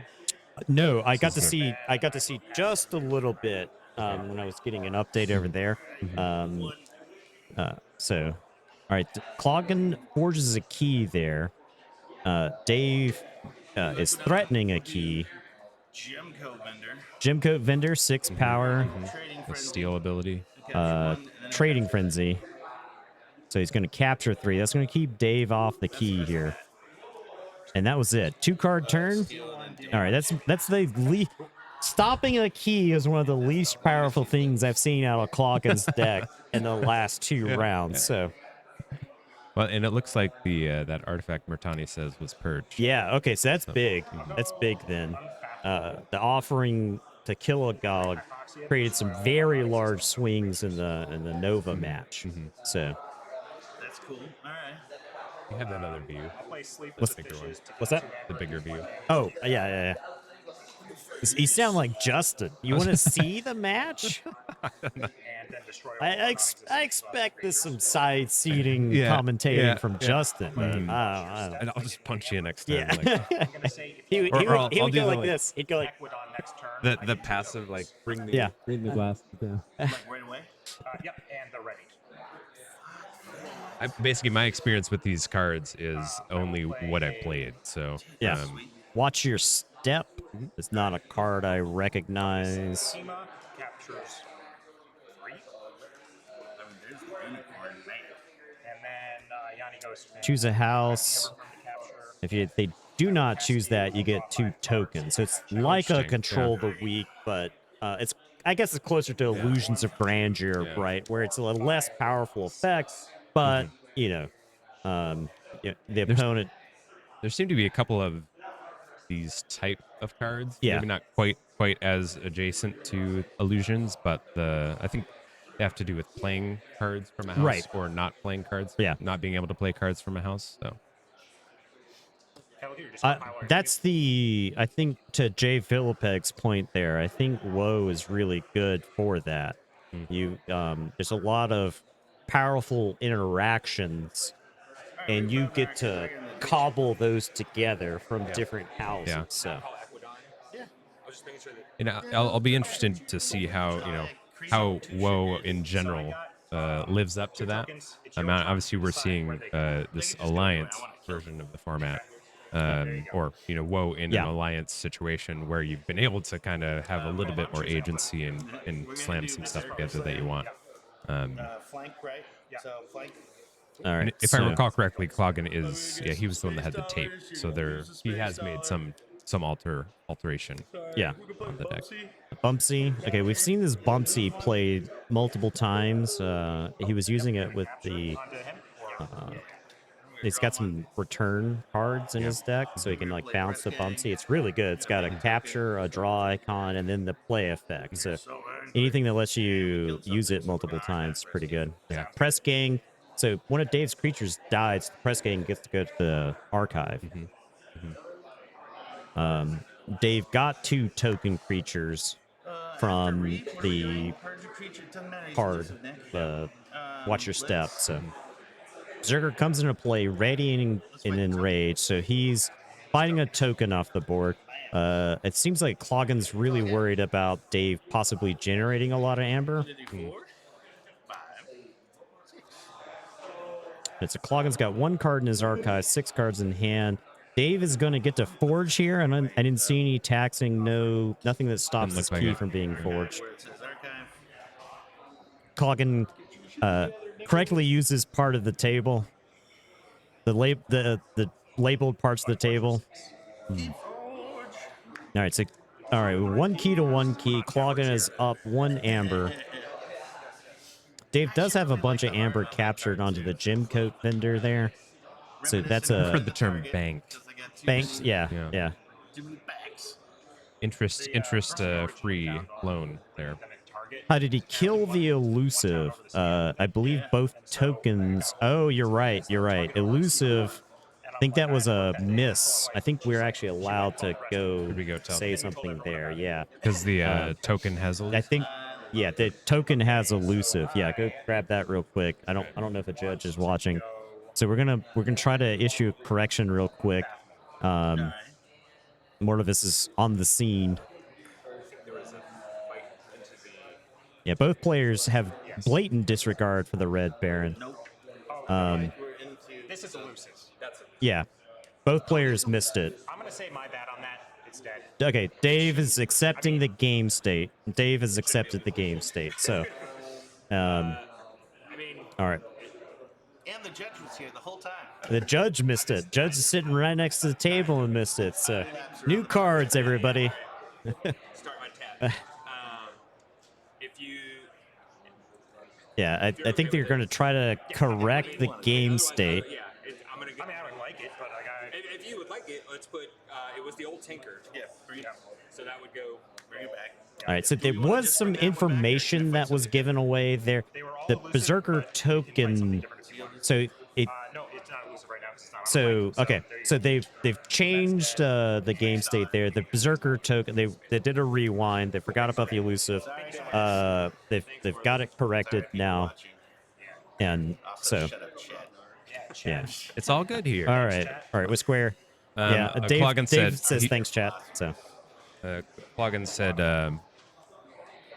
it was gonna be so G was actually he's standing there watching.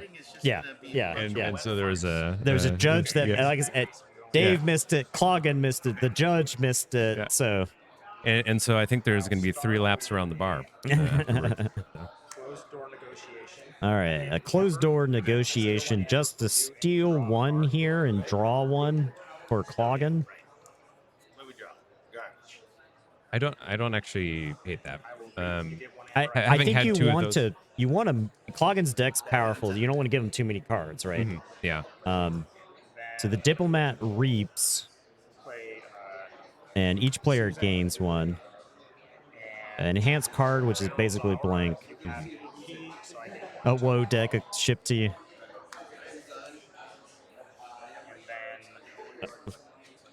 and then Yeah, I can see that. Super set they're elusive. All right, skirmish play for each. This is general. Oh, it's for each forged key. It's like Dr. Escatera, but for token creatures. And it's a Snufflegator body, the 4 power Yeah, and skirmish. So the Snufflegator body. Like the dad bod of Yeah, I like the sportsmanship. The KeyForge is one of the games that it's had the best sportsmanship of anything I've ever played, right? We're gonna do initiation. Make a token I think they creature. came to a reasonable solution. Yeah. The game state could be repaired. There was a minimum amount of divulged information that ultimately I don't think changes the course of the game. The initiation there gets a token creature and gets to archive it. That and the purge, Dave's pointing at that, making sure that it was the purged relic. So we're so good at KeyForge, we got here somehow. We don't know how to play the game. I don't know what my tokens Dave is saying that they don't know how to play KeyForge, and you love to see it at the final table. Yeah. Gotten this far and still don't know how. I think I make that card a token all the time. I'm just glad that other people are making play mistakes in our stream. Yeah. Normally it's me and Justin getting beat up. They're beating our ass in the chat. That's why I just play TCO. Yeah, it does all the rules for It you. does all the rules. It does all the work for me. Yeah, we have I still make dumb mistakes, but we have a TCO system, but it takes chat to tell us Well, Bridgewater, mine or one of yours? One of yours, obviously. what does it take to be nationally ranked KeyForge play. Justin, I think once the FFG, the Asmodee database goes away, then Justin and I can no longer make that claim. Hey, listen. I'll make a national rating system. Yeah. You just message me and I'll give you a number. You're 1300. Yeah, 1300. It's Although there is 95 million. So honestly, you're doing pretty good. There is the Philippe. They've got their ranking, their official ranking. Oh yeah. Which is large scale events and whatnot. So that's probably as close as we got. Okay, so we saw this card earlier. This card is very brutal. I think that was the bounce 4. It's Adult Swim. No. I don't know how to ask the stream to earmuff it, but Adult Swim and do we run out of ideas? Pull up stakes. Oh yeah. How low do I have to whisper so they can't hear me? Is there a camera on this thing? There is a camera, Dave. So Dave is Adult Swimmed his own creatures. Yeah. You got Space Dollar for that one? Yeah. I love the space dollars. Enhance the draw icon there. But wait, there's more. Oh, was Cloggin swearing? Is that what we were trying to cover up? You got your whatever the parental advisory. Yeah. Discard down to 6. I assure you, whatever Cloggin could say here, I've probably said worse on stream. Okay, catch and release. So Dave has Adult Swimmed into a catch and release. I can roll dice, or you can shuffle it up, and I'll just like 1 to 3 of them. Return each creature to its owner's hand. Each player discards random cards until they have 6 or fewer cards in hand. Gain 2 chains. So, Wow. so the Adult Swim was to prevent Dave from having to put a bunch of stuff into his own hand. He probably didn't have any tokens he wanted to go back, right? So maybe he's got some other stuff in hand that he's not interested in having accidentally Yeah. discarded. So really, really cool. There's not a whole lot. I mean, but punctuated equilibrium. This is another example of something that hits big hands. Yeah. Toss that. Beer. Yes, I owe you a beer. This Yeah. one. He wanted the Kilt Minder gone. And this one. All right. I don't owe you a beer. Or wait, Is that 7 cards I still think left? We both still win. And I need some more. I got 1, 2, 3, 4, 5, 6, 7. all right, you know what? I'll do this one. Is it randomly chosen under pressure? I think you're fine. I think that Cloggin's deck's pretty powerful, and the discard's there. I don't think help Dave. You know, this is still very disruptive. Sure. Oh, okay. Oh, yeah. Yes, passive aggressively asking for So you can't Befuddle. play Brobnar or Can't play Brobnar. It's cool, Befuddle. Equidon cards next turn. All right. So he's discarded a bunch You can of. call those houses, but you just can't play those cards. And then I'll play. This is an example of one of those things I was Yeah. talking about where you Choose a house on your opponent's identity card. During your next turn, they cannot play cards of other houses. So he's stuck into unfathomable if he wants to play cards. Befuddle still lets you use cards. So if you had them in play, but Dave just wiped the board. yeah. Still lets you use them. Dave discarded a bunch of cards and he saw some unfathomable stuff there. So the Befuddle here is really good. This is one of the weakest turns I've seen out of Cloggin's deck. Yeah. So Dave gets that second key. He's knocking on the door of the third key right there. I think Dave has wrapped up game 1 right there. That may do it. We'll have to see. That was a very powerful turn from Dave. Very well played, I'd say. Grand melee to clean up the board. It is best of 3, so So it's even not if over Dave yet. takes this down, Creature. I have more amber than you, so I don't. Archive it. the Sanctum token maker. Nothing's damaged. This got 2 pips on it. Dave's up to 9. I think Cloggin is looking at his hand. He's got a Bumpsy. Bumpsy can capture and draw and lose 1. So it's only 2. Cloggin may be able to draw into something. Is there just Befuddle, one- the the most one Bumpsy? balanced control of the week. It might be. Well, we gotta do Bumpsy, right? Yeah. So a capture and a lose and a card draw. I think he's looking a Brick Nasty's. All right, that's Revna Star Song, the Berserker creature. Make a token. It's making a token. Here we go. Okay. And that guy. Might Club extending the hand. All right, Yeah, there game it 1's is. in the There it books. Dave takes down game 1. They now have the option to swap out pods. Okay.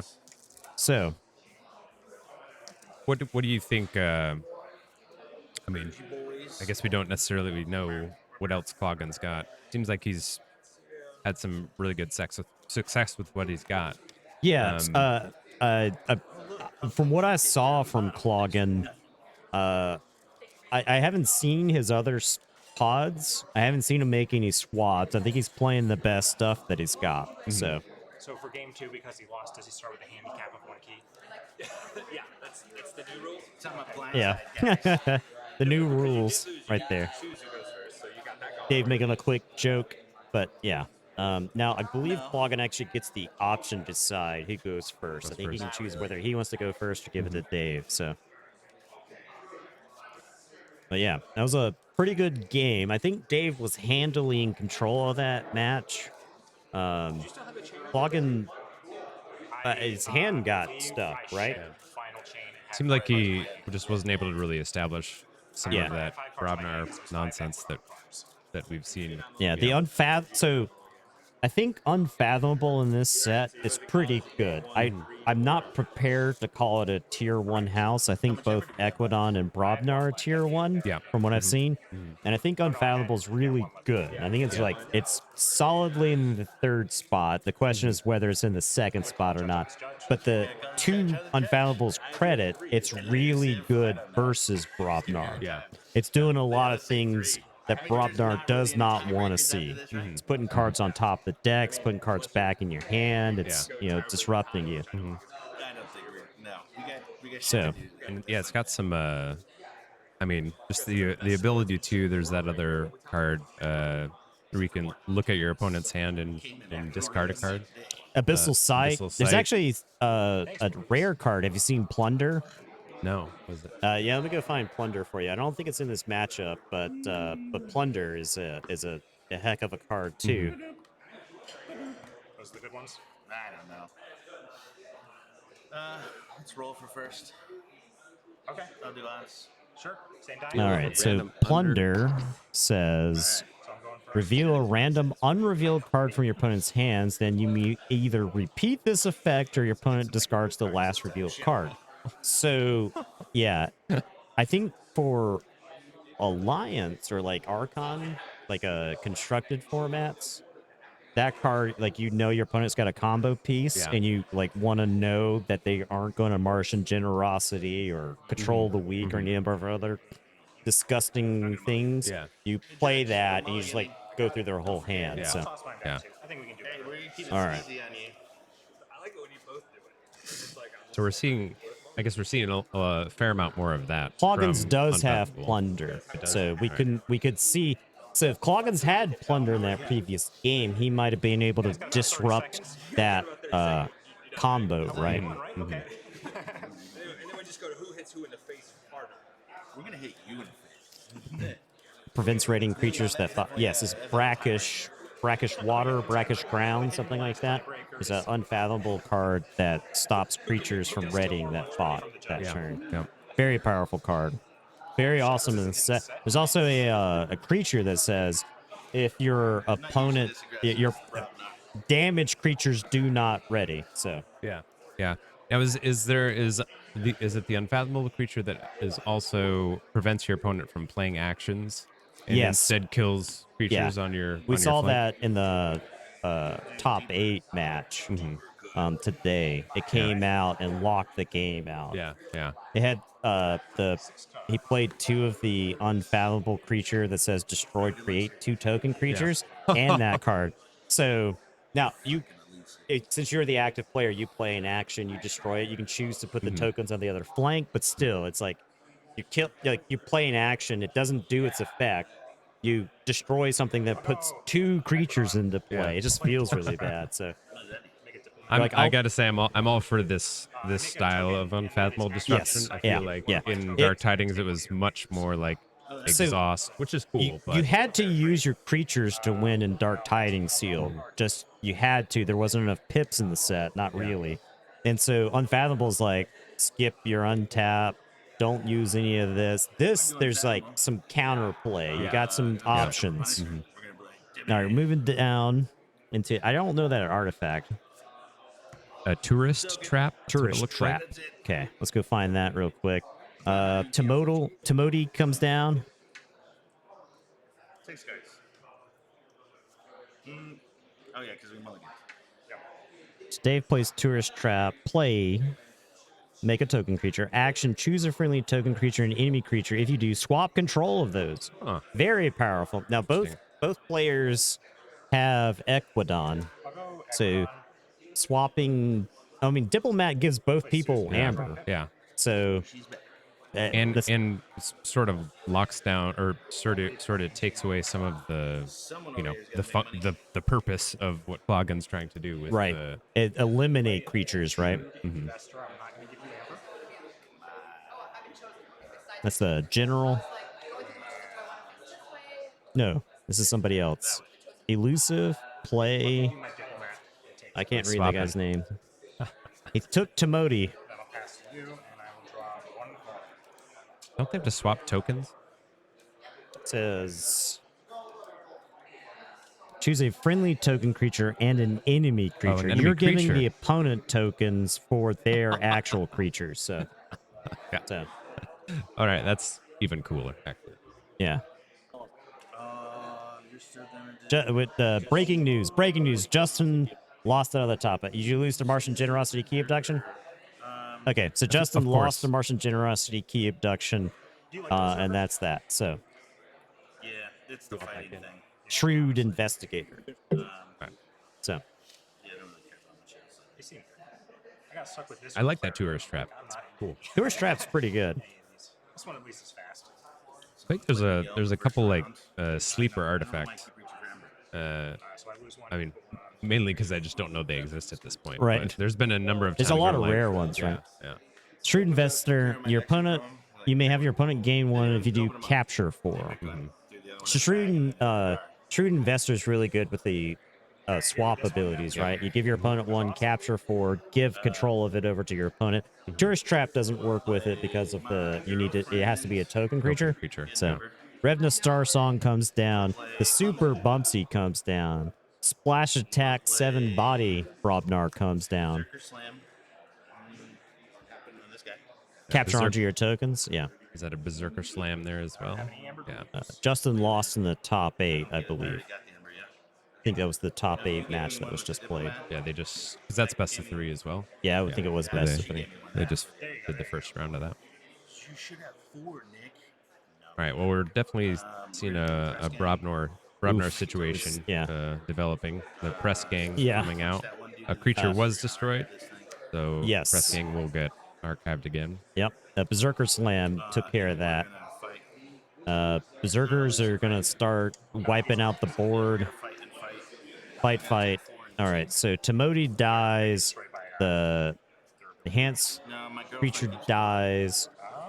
And Revna keeps the Berserkers around. So this is a very dangerous Brobnar board that Cloggin has developed. This is the type of board that we saw him develop early on that just took control of a game. Yep. So Can I look at that token? Oh, Brobnar is back. yeah.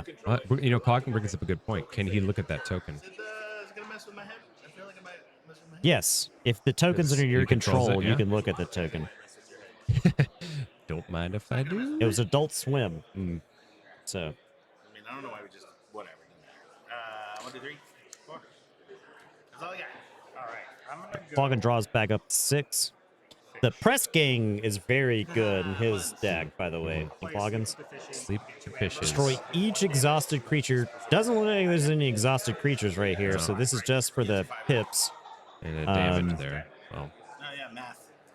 Okay, Cloggin very begrudgingly admits that 5 damage kills a 5-power creature here. Then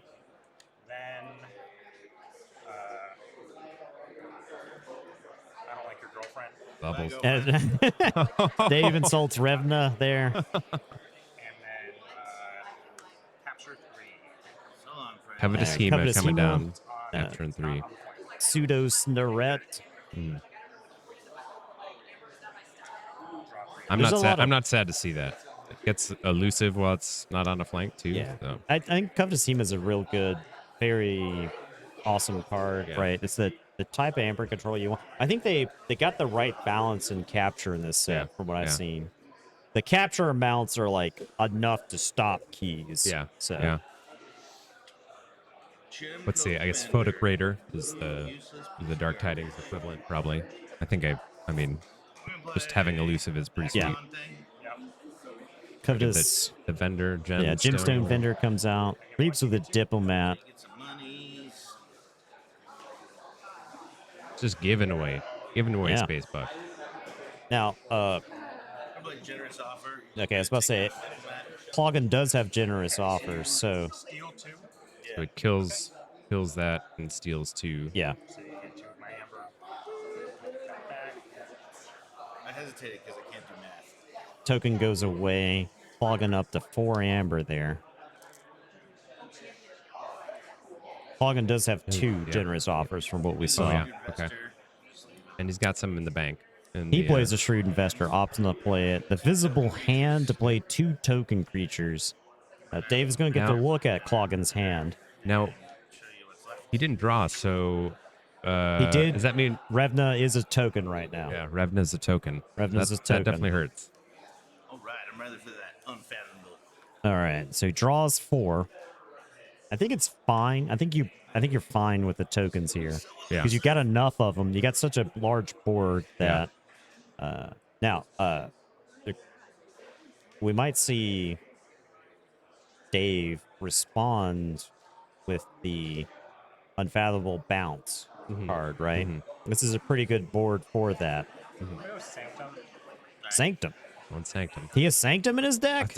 I felt that way last game. There was like one turn where he played like 3 Sanctum cards, and I didn't even know it. Ostentatious Mount. Okay. The creature will get taunt, and I can move it anywhere on its opponent's battle line. So what I'm going to do is give something taunt and then move it. Move it to a flank. Oh, he set up a grand melee. Oh, that's what's happened. Grand melee. So it's going to take out those 3 right there. That's a neat synergy. That was a cool trick. Ostentatious Mount, grand melee. I thought I gave myself the 1. Hey, Judge. Boy, that Brobnar creature was having the time of its life riding that ostentatious mount. Yeah. Because I put it here, gave myself the 1, read the card. Yeah. What are the top 3 houses I want to see in my Windex deck? So I make a token creature. Well, Mars, and Mars. That's I think the only answer. No, I in terms of like I don't know strength and stuff. I've been enjoying Brobnar. And Equidon. I mean, it seems like it's been pretty solid. Granted, my Sealed Alliance deck had a pretty nasty. Your Equidon was really gross. Yeah, it was like, pretty gross. I think I lost to your Equidon more than anything else in your deck. Yeah. So. I had high hopes for the Brobnar in that deck, but it was like I just kind of limped along with the Brobnar until I could line up some Equidon stuff. So I definitely like those 2. Beyond that, I think Unfathomable has some, as we were talking about earlier, some really interesting and potent disruption. Yeah. And like I've definitely warmed to Unfathomable with Winds of Exchange. Like it definitely was not my favorite in Dark Tidings. So I'm growing on that. I have not played much Mars. I just have high hopes. All right. Cloggin has gone up to 6. It's playing a Shock Herder. He's not ready, but Shock Herder. I'm gonna run Bumsy into the guy who's gonna ruin my day in a minute. All right. Now he's up to 9. Now Dave does have closed door negotiation, so this could backfire a little bit if he generates too much amber here. Yeah. And And then we're going to run both of these guys into the Diplomat. all right, he Taking out kills the off his Diplomat. tokens to kill a diplomat. Uses 10 power Brobnar creatures to kill 1 power creature. And we're not doing any more of that token shit. Bubbles remains. Bubbles gets to hang around, so it gets to say check with 9 and draws up. Question, was that a slight misplay? Did he have the Brobnar token generator in his archives? I think he does. Did you forget that? So I think that is because the token generator there is very powerful with that, because you're crashing a creature and then you're getting to generate a token. So that's the question. We'll see if that ends up being relevant. There it is. There it can. Got it. So this is going to steal, looks like 3. So steals 1, he draws. Steals another and draws. So steal 2. Loggin gets to draw 2. Oh, double closed door negotiation. All right. So you get to steal, and then it does the bait and switch thing. Yeah. Bait and switch was only ever if your opponent had more. You stole one. So, but the draw does happen first. Yes. So either way. Yeah. play generals outright. So if you play it and don't steal, they still get to draw. Right. So Dave is answered back by taking the 3 amber. Cloggen's going to get the first key, but Dave is sitting at 9. Yeah. Dave kind of swung the amber momentum around there. Yeah. And we did see a Revna, so the Revna token has been discarded now. Yep. You say he has ways to recur stuff out of the discard pile?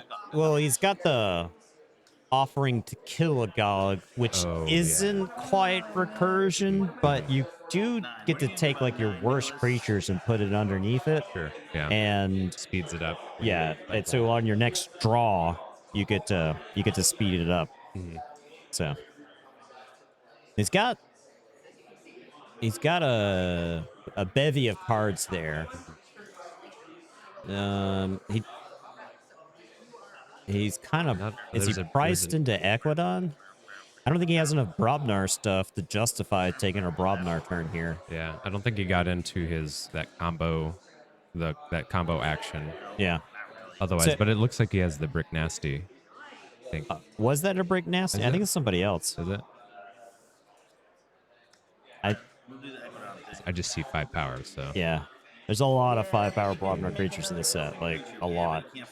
They don't die to removal. Yeah. Right? Like that's the thing about the Brobnar creatures in this set. They don't die to removal. You play like a Berserker Slam on them and it just sits there. Like, no, we good. We good. Yeah. All right, you get that first shot for free.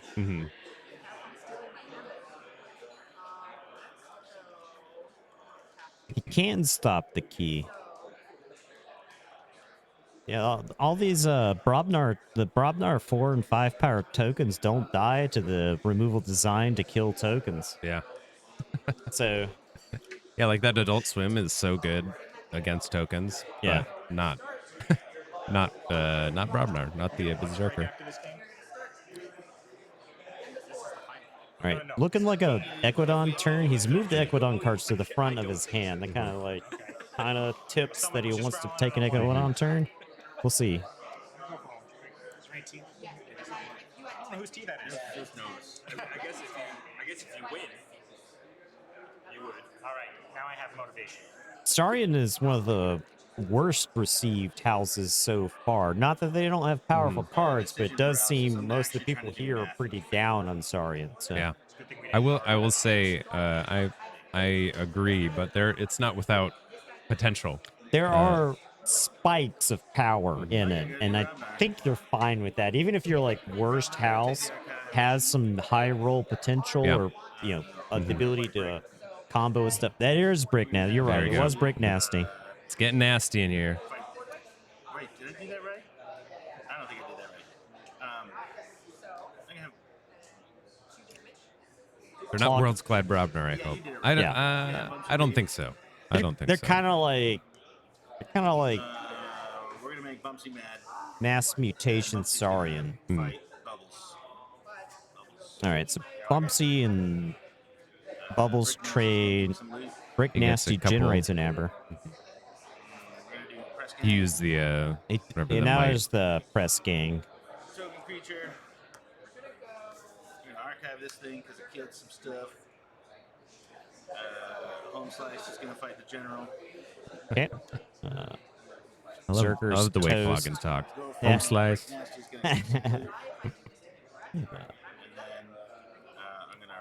I love the Shock Herder too. I know that wasn't played this turn, but really cool. All right, this really is nice card. What was a 5 amber generation turn? Wipe Dave's board. That's, on one card being played? one card from hand. I think you're fine with that, right? You take those turns and seal. Dave gets his first key. So we're 1 key apiece, 3 amber for Dave, 5 for Cloggin. And the 2 closed doors played. So yeah. What's in your archive? a little more agency for Cloggin to get moving. Sanctum card, the muster Token. here gets the token. The Brick Nasty. Just kill it. Yeah, because you have more than me. Yep, Retribution here, good card. Or is it like If there are more enemy creatures, just one. kill one? All right, cool. Play play Shroud safeguarded with a drop it. Okay. A little bit of taunt for the token creature there. Gotta protect the Play a diplomat. Revered Monk here, Get down, Mr. President. and then I will cast you, and I will draw 2 cards. Up to 6. No, I did not see a lot of Sanctum in my play so far. Like, I don't think I played against any in Yeah, the fact that 6 Dave rounds I made it to played. the final table with Sanctum. Now, Nova's deck had Sanctum in it. Okay. It seems like the Sanctum are like pretty good role players. Yeah. Oh god, Puzzling Trinket. Here it is. Oh, draws. That's Justin's. It's not mine, but I think it's Justin's. I got one. We're gonna play General Got one, Defense. We're gonna make a token. Let's go pull a Puzzling Trinket real quick for anybody who Oh, hasn't seen yeah, this. yeah. You destroyed me with this card. Mhm. All right, so Puzzling Trinket, enhance 2 Amber Pips. When you resolve a bonus pip, you can resolve it as capture, damage, or draw a card. It's great. It's great. Very powerful. We're gonna play Generous Offer. Generous offer to steal 2 from Dave. All right, Cloggin is knocking on the door, key 2 here. And we know this should be a pretty big turn here. Auction off, chooses to auction off his own club to get an amber. Yeah, sure. Goes to 8 amber there. 9. 9, yeah, auctioned it off. auction pip. I think he was debating whether he wanted to draw a card, capture, damage, something like that, Yeah, right? sure. Like you're at 9.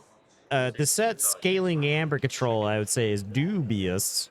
So 9 feels pretty safe. It's But that one annoying Brabner one that I get hit with yesterday twice. oh yeah, if you're at 8, lose half. It was at 10 both times, so it was like the Oh. worst case scenario. Yeah, It takes me yeah, off you don't track. get the forge, right? If you're at 12 or more, at least you get the Yeah. key. But yeah, destroying maximum amount of amber yeah. for. There's a lot of capture. The swing is capturing and then trading the creature to your opponent, right? That's where the swings are. Two befuddles. Whoa. So this does lock them out of playing anything on the next turn, right? They can't play cards next turn. Yeah, so the way it works is the first one will say Brognar, so you can't play cards that are Equidon. Oh, yeah. You can't play cards that are whatever your other house is. Yeah, whatever the other. Like that. I'm fast. Yeah. So we just cannot And the other play. one, Yeah. Equidon. So Cloggin is locked out of cards on his following turn. I think both these befuddles here allow that to happen. He can still say he can name a house, right? He's not forced into, but so he can choose to discard cards, right? You're allowed to do that with befuddle. Yeah. Well, you're not stopping me from choosing a house, right? You're stopping Right, you just can't play cards. Yeah. So Cloggin is locked out of playing cards. Very powerful, I'd say. Yeah. I think Befuddle is probably one of the I think the it's better ones yeah. of so there's like a Equidon one that says you can't play cards, but instead of playing a card, each card you may archive it. If you've seen that one. Okay, I don't that remember what card it's got called. changed, right? That was the one that was in the initially spoiled. That was like your opponent can't play cards, and for every card they discard, they make a token creature. Yeah. So that changed. Pass to you and I'll draw. All right, we'll forge. So Cloggin Alright, gets so the forge here. Cloggin gets the forge. Cloggin has to skip this turn. It takes an unfathomable turn to throw his hand away. Wants a new hand. Yeah. But Dave squeaks forces out a key his for key this. Yeah. through. We're 2-2, 3 amber on Cloggin. Yep. Space bucks, as they're called. Space dollars. Space dollars, that's what it is. Corner of Yeah. the market. Yeah, that's the Equidon. There you go. I don't know. I every time I have that, I just discard it. It's too scary. Yeah.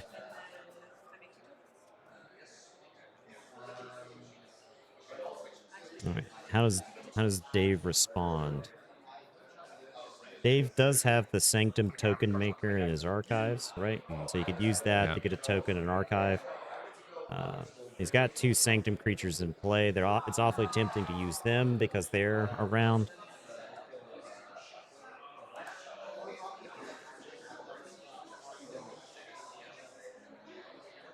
Yeah, 2 Befuddles avoids the Restraguntus control the weak problem, right?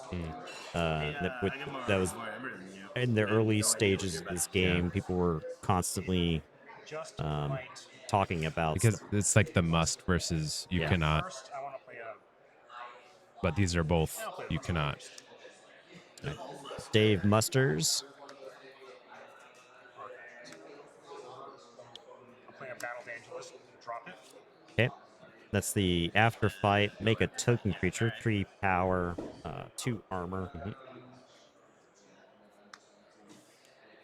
I wonder if Dave is concerned. Like, you don't know how many Amber Answers he's got right now, right? Like, if Logan just threatens, Yeah. Dave opts to kill the Shock Herder, reaps once. The monk there gets +2 armor for each of its neighbors, so it's able to Is it fight the Sanctum Shock Herder neighbors? for free. Do they have to be Sanctum neighbors? I think it's yes, a Sanctum neighbors. Sanctum So- neighbors, which obviously is fine in this situation. Sort of interesting if I have to imagine that Cloggin had probably at least 3 pips in hand with all Oh, that. here we go. Talent Scout. We didn't actually see Talent Scout in Oh, yeah? game 1. I'm going to pull up Talent Scout for anybody who hasn't seen this card yet. This card is crazy. Yeah, I saw this card when I played against Cloggin. All right, so Talent Scout may be used as if it belonged to the active house as an Amber Pip. So you get an Amber Pip when you play Talent Scout. You look at your opponent's hand and play a creature as if it was yours, and your opponent takes control of Talent Scout. So, You know what? You want to know what Cloggin found for me? oh, in my what was that? hand? He found a Brick Nasty. Oh, that's pretty good talent. Brick Nasty's got a lot of talent. Yeah. I was like, that's not what I wanted. Not what we Oh, wanted to he's see. getting the Talent Scout combo again. All right, so he pulled this off versus Nova. So he's found this. This is actually pretty devastating here. If Dave doesn't have an Amber Answer in his hand, then this game might be over here. I got 2 So- cards. Do you want to like cut them or rearrange or whatever? All right, so the way what's that card called? Pull up something. Then we're gonna send 4 of your cards back. Pull up stake. So we're gonna send.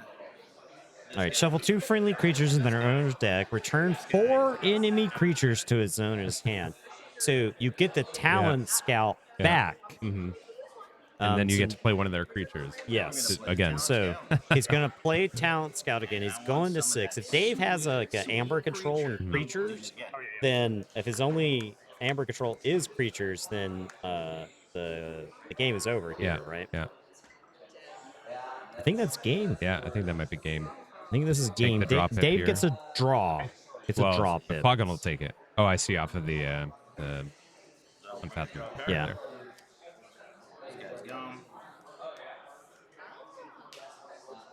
It's a mighty powerful crackback. You love a 1/1 going to a final game. Yep. Finals. Going for the mass buyout here, generating. I guess it was what 1 amber each. So I think he's at 7 or 8. Says, go ahead. He's going to shuffle. Right. Chickaroonie with 7. I'm going to go. That is interesting. Giving one more draw there. Yeah. Swim. Dave is drawing for an answer and drawing for an answer and drawing for an answer and Resolving the card. Putting in the discard. Dave is archive. The archive is makes a token creature. So Oh, Dave's playing this it out. He's playing it out. Dave's the showmanship from Dave. Yeah. Watch your step, everybody. Amber and Dave's playing it out. I gotta call a house. You make tokens. yeah, we'll go with Oh yeah. Equidon. Yeah, that's cool.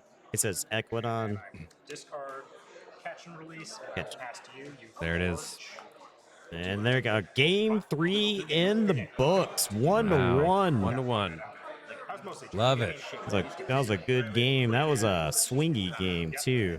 So he has 3 keys. All right. I feel like one of the big differences there, as I was talking about earlier, is Cloggin managed to actually play his game a little bit. Yeah, he get that wasn't Bravo thrown going. off. You're right. He was not on his back foot the whole time, right? They felt that way in the first game. Yeah. Where he had like a little bit of stuff, but that game right there, Berserkers got a lot of use, right? Yeah. Dave wasn't able to keep a board. Dave's deck, I think, can function without a board to some degree, and the closed doors negotiations didn't line up right either. Yeah. Because they had them both at the They on the same, were at the both same time. racing, right? Yeah. So the bait and switch, the where bait and switch was always backbreaking was when you were both racing, both go to 6, your opponent forges, and then bait and switches you. Yeah. Right. That was where bait and switch is like the most brutal. Yeah. In that game, they were both racing, and so the closed door negotiation doesn't stop the key. Sure. Yeah. And then draws clogging some cards, and it's arguable that maybe the card draws one clog in the game. So Yeah. Right, I'm good with that. Now, is there I don't know, still figuring out the cards, but the closed door negotiation, is Dave has the card that has the discarding down. he does. Is that also in Equidon, or is no, that no? That's it is an unfathomable. but Okay, yeah. you could end up in a situation that it is a combo, right? Yeah. Because you can close door. They play a bunch of stuff, and if they drew like 5, something along those lines, and they play 5 creatures, they still have like 7, 8 cards in hand, and the next turn catch and release, Yeah. bounce, make them discard down. That's like a best case scenario, I think. Yeah. If they respond to the closed door by playing a board full of creatures, that is where I think you end up with like a really brutal backbreaking catch and release. So Yeah. Yeah. So it looks Cool combo that could. got one eye. yeah, one eye. yeah. It's so the woe. There's like slow combos in woe, right? Where it's like you have to do this, then this, and something amazing happens, right? Yeah. And you're trying to like assemble those here and there throughout it. So Oh, you're bringing that game back that we love. what's that? about we're gonna be like piggy jerk faces. Is that Mortivis's It might Unchained? be. I can I'm look sorry. at it. Some unprofessional, unprofessional people have stopped by the booth Playing that artifact. and are interrupting the broadcast. I'm sorry, everyone. Did you want that? Good luck. Yeah. All right. If you want to lose, you can play this Unchained deck. Okay. Yeah. Yeah. Fair enough. Justin's getting some Unchained games in. It's in this box over here. Yeah, I mean, this is y'all should be used to this. Mordovas is on stream, so things are getting scuffed. All right, there you go. Hand that on it. It's in the box. I don't know, man. So Justin's gonna play our bad Unchained deck. So. All right. Oh, chat's rioting. Yeah. We'll have to send in the He never survived, so whatever. send in the Berserkers to. What's your favorite token so far? Berserker's really good. Yeah. Now, Berserker is you have Revna, right? They come together. Is that how that works? What's that? Yeah, you have to have. Yes, you have yes. Revna You do with not get Berserkers without. Oh my god! Oh my god! Listen, I All can't right. work in this environment. Yeah, this is the. Ghost Fin, you have Amber to capture. All right. That is all I'll draw. All right. Now that the interruptions are finished, Yeah, we'll get back we into the game. can get David's on with this game. generated some amber pretty quick here, drawn back up. Whatever you want. I'll take the token. It's I'm not your mom. I can't take what to do. Ghost something Fin. Ghost Fin. Yeah. Let's go look up this card. I don't know what this card does. My mom tells me what to do. Isn't it so cool that we're in this place again, where it's just like you don't know what this card is? Yeah. that awesome? I would given up hope on this, right? Like 8 months ago, Yep. this was like a pipe dream. Yeah. It just hits me, Oh, wow. like with some frequency this weekend. Look at that card. That's a pretty good card. Purge a creature from a discard pile. If you do, make a token creature. This is pretty All good right. against Cloggin, right? There's Yeah. a lot of creatures, Oh, yeah. a lot of specific creatures you want to get rid of. The under pressure though answers it. You can't ready, right? You're gonna get one Get reap once. with Ghost Fin. So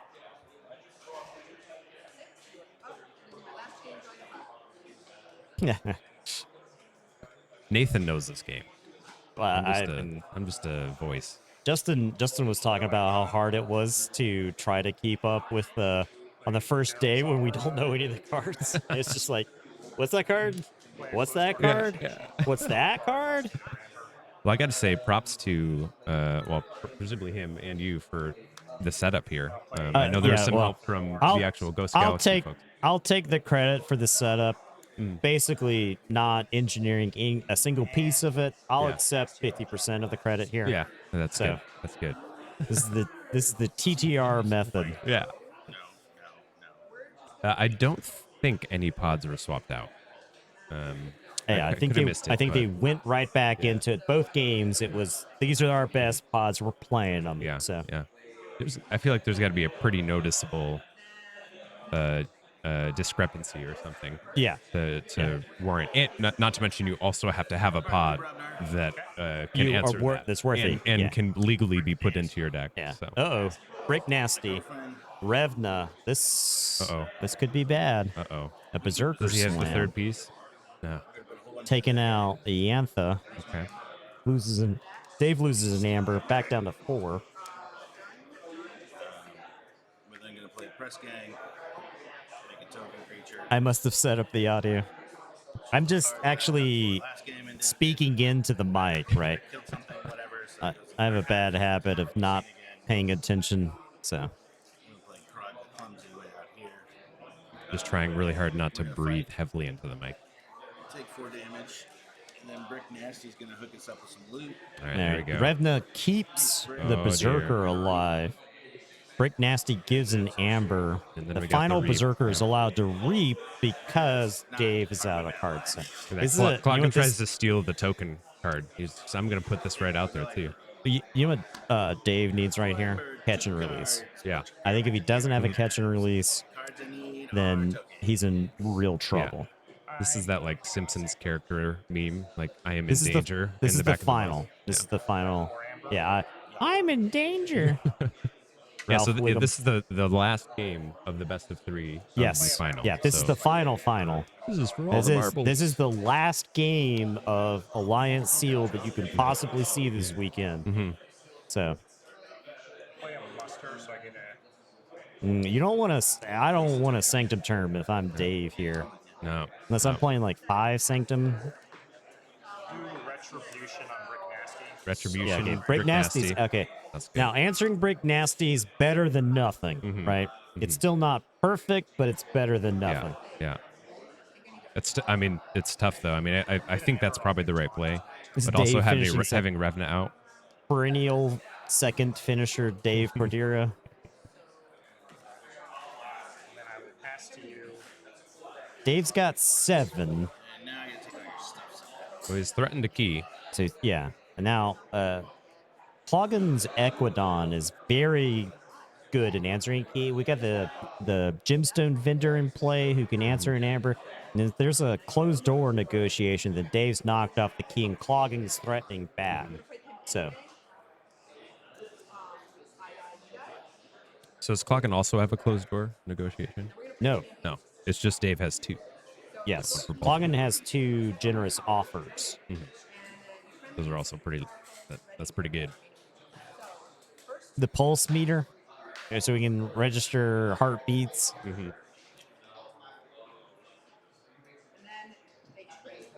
Yeah. Next time we got to have the pulse meter, the like eye tracker. You know, just flitting around the screen. It's like keeps darting over to Brick Nasty. Yeah. Pulse meter going up, looking at Brick Nasty. Pulse meter rising. And then Cloggin plays the like make a token creature after one dies and just like maximum pulse meter crazy. We're just like calling the EMT, have her health check. Yeah, removing the Brick Nasty. Okay, now this is set up for catch and release. Initiation. So initiation is going to get archived because he's down. He makes a token, ready enraged berserker. This is not a board that you want a mass buyout. Now Cloggin may be setting up his own mass buyout. Yeah. 4 for 6. All right, Dave gets the first key. Cloggen's threatening his own. I think that's. I mean, that's still important. Yeah. You gotta do something that gets you towards a key, even if you're continuing to develop this.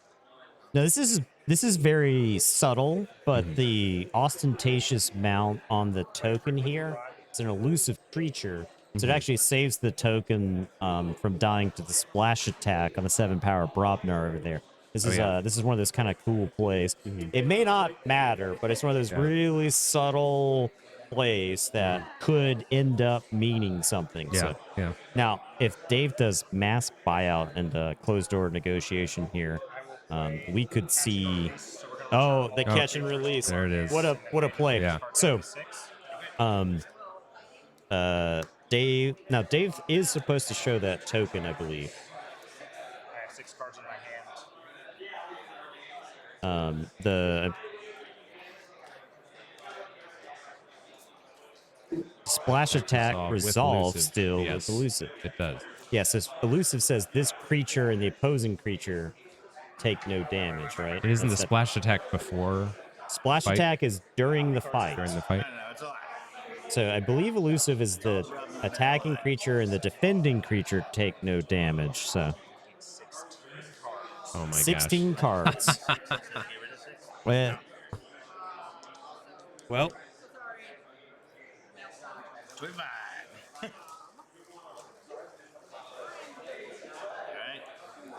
okay. Dave's scientifically rolling some dice. I think you just I just grab some random ones, right? It's gonna take forever with the dice. Yeah. Now, if Dave has Covetous Hema, that may stop Cloggen's key. That may kill a lot of momentum. And Cloggen's hand is so clogged at this point that I'm not sure what you're supposed to... Like, you could... Like, if you ended up with, like, a 2/2/2 hand after this, you can't even really be mad. Like, that's a possibility. Right? It's going to be like you started the game over. So Dave's having a quick peek there at the Cloggen's discard pile. Yeah, just to see what he got rid of. That's a really cool combo.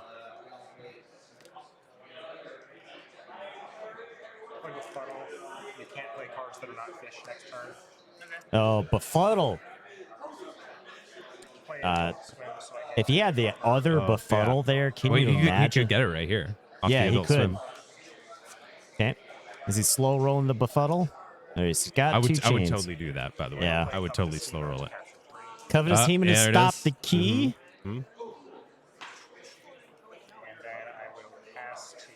He's an Amber Short. There you go. Amber Short, a threat in his second key. That befuddle would have been. Yeah, if he had had the other befuddle, I think Dave would be the favored to win that match there. All right, the offering to kill a god, Guilt Spine Netcaster, playing Initiation, getting a token creature. Pretty good unfathomable answer. Yeah. That's a good crackback, right? It was a 2/2/2 hand, or maybe he only had two unfathomable cards. He was befuddled into it. Right? No, he used the rod. He used the rod. He was able to use the rod, Yeah, right? okay, Befuddled doesn't stop you from using cards, so. And that's pretty good. I don't think you want the token creature from doing anything, the Sanctum one, right? So, oh, he used the rod on the rod. Icy Manipulator. Yeah. I'll play Grey Rider. Ooh, Grey Rider. I'll have the Battle Evangelist ready and fight the Netcaster. Netcaster's down. Dave gets a token creature. Token. Short explanation, what happened to the big board? So, Unfathomable has a card called Catch and Release. Then I'll play Revered. And that's what evened this game up. So we'll pull that card up for anybody who's curious about that. Catch and Release returns every creature to its owner's hand. Each player discard cards from their hand until they have down to 6, and you gain 2 chains. So it's like a it's a not quite Maelstrom. Yeah. So, but comboed nicely with the other card, which Befuddle with the befuddle. Yeah, it's comboed really nicely with the befuddle. Further locking down the option. Really good. All right. Now, Dave has got a lot of amber here. Dave managed to get up to 9 amber. Cloggen's going to need a strong response here. Otherwise, I think he's going to be very far behind. These diplomats, the sanctum, all that stuff is threatening to close out the game if it's not immediately answered. And as we saw in the earlier game, these diplomats have elusive, so you can't just fight a berserker into him and take him out. Yes, the discards are random. Yes, it is random discards. Yeah, what a swing though. I mean, just that very big swing, right? Like, that you're looking at Cloggen's board, you're thinking, if Dave doesn't answer this, Cloggen's going to win the game in like 2 turns. Yeah. So and now it's, if Cloggen doesn't answer this, Dave's going to win. Dave's going to win very shortly. Yep. All right, Cloggen has used generous offer to steal 2 from Dave. 2 armor, right? It says 2 right now. Yep. All right, we'll do shock herder. Got the shock herder. Ooh. He's gonna fight the Bat Evangelist. Fills out the Bat Evangelist. 2 damage on the flank, right? So armor down and 2 damage. Splash attack. The armor is gone. So if you have temporary sources of armor, you lose that. So the monk had armor temporarily because of the Sanctum Neighbor. So now, look at that dice. Look at that thing. Doing some rule of 6 on the dice. Fight Mr. Non-elusive. It's keeping track of the berserkers. It's perfect. I gotta get me one of those. Those are great. We're going to, Yeah. Now they crash into. All right, so he's using the offering right there. I'll pull up the offering. Was that the? Did he play both of them? He played what? Both of the offerings right there. Oh no, he used that offering. Okay, not the generous offer. Yeah, not generous offer. Yeah. Sorry. Generous offer. Yeah, there's the offering to kill a god for anybody who needs a reminder.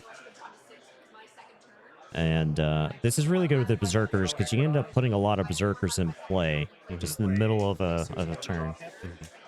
Dave gets his second key. Get put into play, right? So they're not played in terms of. And they come into play ready in a rage. Yeah. So we watched Cloggen earlier use the offering to put about 3 berserkers in play and play Revna in the same turn, so that they came into play fought, didn't have to die to their own abilities. Yeah. There we go. Closed door negotiation here. Oof. So that will. That'll take Cloggen off check. I don't think it takes Cloggen off check. I think Cloggen's got some amber we can't see. Okay. Just north of the screen there. Yeah. But that does put Dave to 6. So Dave is knocking on the door. Yeah. Looking for a championship there. Reaps twice. He's going to generate 4 amber here. Goes to 10. Going to ship it back to Cloggen. Mass buyout. Dave gets 2 more amber. Goes to 12. We haven't seen anything from Cloggen that can answer 12. Yeah. I think this is going to be a win for David. Plays a creature, passes it back. Cloggen's going to take a look at his hand. Cloggen's going to get the forge. What can we even do about it? Probably nothing. Is this Cloggen's his second key? Would this be his second key or his first? This is Cloggen's. Cloggen's first key. First key. Wow. Yeah, the Hema stopped Cloggen from forging his first key. Cloggen's looking at his hand, trying to figure out if he's got an out there. 12, I think, is too much, but we'll get confirmation shortly. Yeah, because I need to play the Equidon. All right, let's do. Start your key. He's got like Yeah. Give me a minute. puzzling trinket, generous offer. Puzzling trinket, and generous offer. He's got He some had double 2 pip thing pips. in hand there. That's a Brobnar card, Okay. it looks like. Doesn't look like he's got enough pips. I don't know if he's got ways to draw any cards.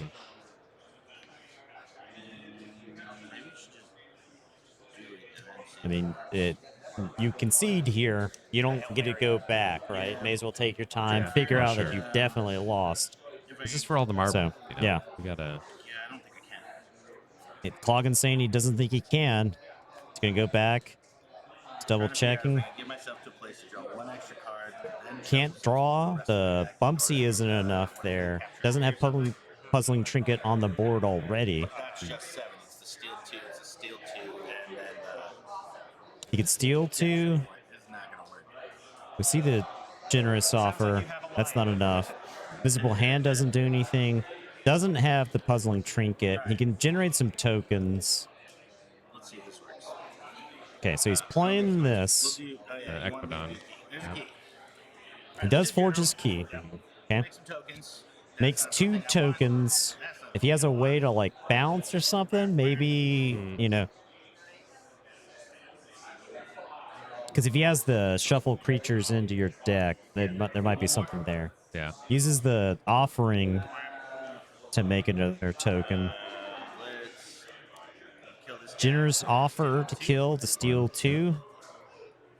Dave's still at 10, so I don't know, that's not enough. It's not a bad idea because now it's gonna get shuffled in, right? Cloggen's making some plays, so the Price is sick for keys. oh no, I think he's talking about the prize for the tournament, which I don't.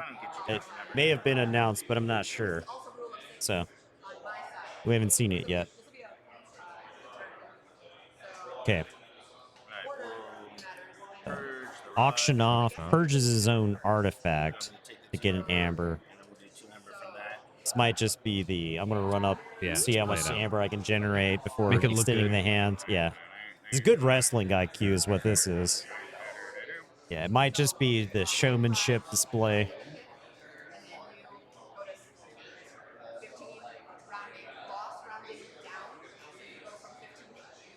All right. No, I don't think that works. Because then you're gonna shuffle, but you're not gonna draw. No, I'm off, man. That's all I got. That's it. There it is. There you go. Dave Cordero takes down the tournament in a excellent series with Cloggen right there. That was a nice, tight series. Good, clean play. Lots of swings back and forth. Dave takes it down with the catch and the release. That's what cracked that game wide open, I think. Cloggen never really recovered from it. Yeah. Talent Scout and the final 2 cards of the deck. Talent Scout. Would that have done enough that game? If you had Talent Scout of like the Hema, maybe you get a key through. And if Dave bounces the Talent Scout and doesn't randomly discard it, then you can like Talent Scout back. You know, who knows? But congratulations to Dave. Congratulations. Very nice series. No longer perpetually second. He did it. He broke the curse. KeyForge. Is KeyForge back if Dave Cordero doesn't get second in a big tournament? I don't know. Let's just shut it down. I don't know. I don't know. I think we can call it here. We'll just shut this convention down right here. That's not supposed to happen. That's not the script. So who wrote this thing? Yeah.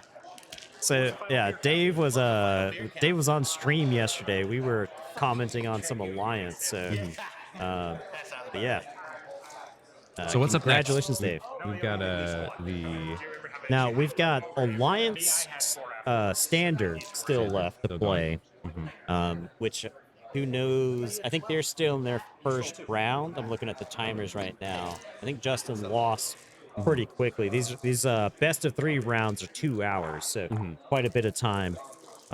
So we might player interview. They're rioting. I'm gonna go grab Dave. We'll let him take it. Maybe go grab Dave. See if he's up for it. Yeah. We'll see if Dave's up for it. I don't know if he wants to talk about it, but yeah, real nice tight game. Really showed off the power of this set, I think, for sealed play, right? Yeah. Dave's deck was just so good at control, and Cloggen's deck was really good at controlling the board, but doesn't really want its turns messed with. So I think they're both talking about it there, commiserating after the game, picking up their stuff. Standard Alliance should be next. I think we've got 2 rounds of Standard Alliance left. So get Cloggen. We'll see if we can get some Cloggen. We'll see who wants to talk about the match. We'll see. See if either of them want to talk, and then so Okay. Dave won. Dave Cordier is your winner. Down there at the bottom right there, got the... Oh, you come tilt me in my game, and now you want to... Yeah. Plug. Can we see the deck? So the decks aren't scannable right now. There's a the data transfer. They talked about this in the keynote. There's a data transfer. So Dave's right here. Dave, you want to chat? What's that? Yeah, if you want to. Dave's coming down into the booth. There, let's go over to the desk. All right, moving over to the desk. Here is your winner of Alliance Sealed. We were commenting that, can we actually say if KeyForge is back if you won a tournament instead of getting second? Well, I think this was a weekend of firsts because I was on camera in my round 1 for Archon / round 2 for real.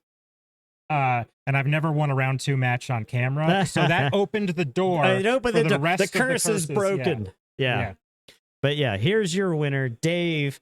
That was an awesome match. There was nice back and forth, right? Like, I'm sure you picked up on this through the game, but it was one of those where if Clogging controls the board, you're gonna lose. Yeah, and my deck had a lot of board control. I saw somebody in chat saying they wanted to see the deck. I can pull it out if you guys want. Yeah.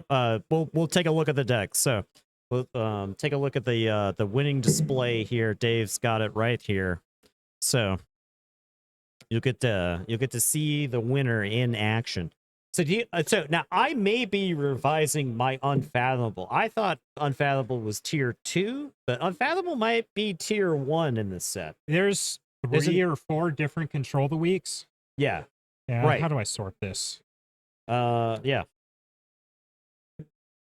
Was building the deck difficult? Did you have to make tough decisions? I would say that I had 2 Equidons and 2 Unfathomables that were kind of similar. They're comparable, yeah. Yeah, the Unfathomable in...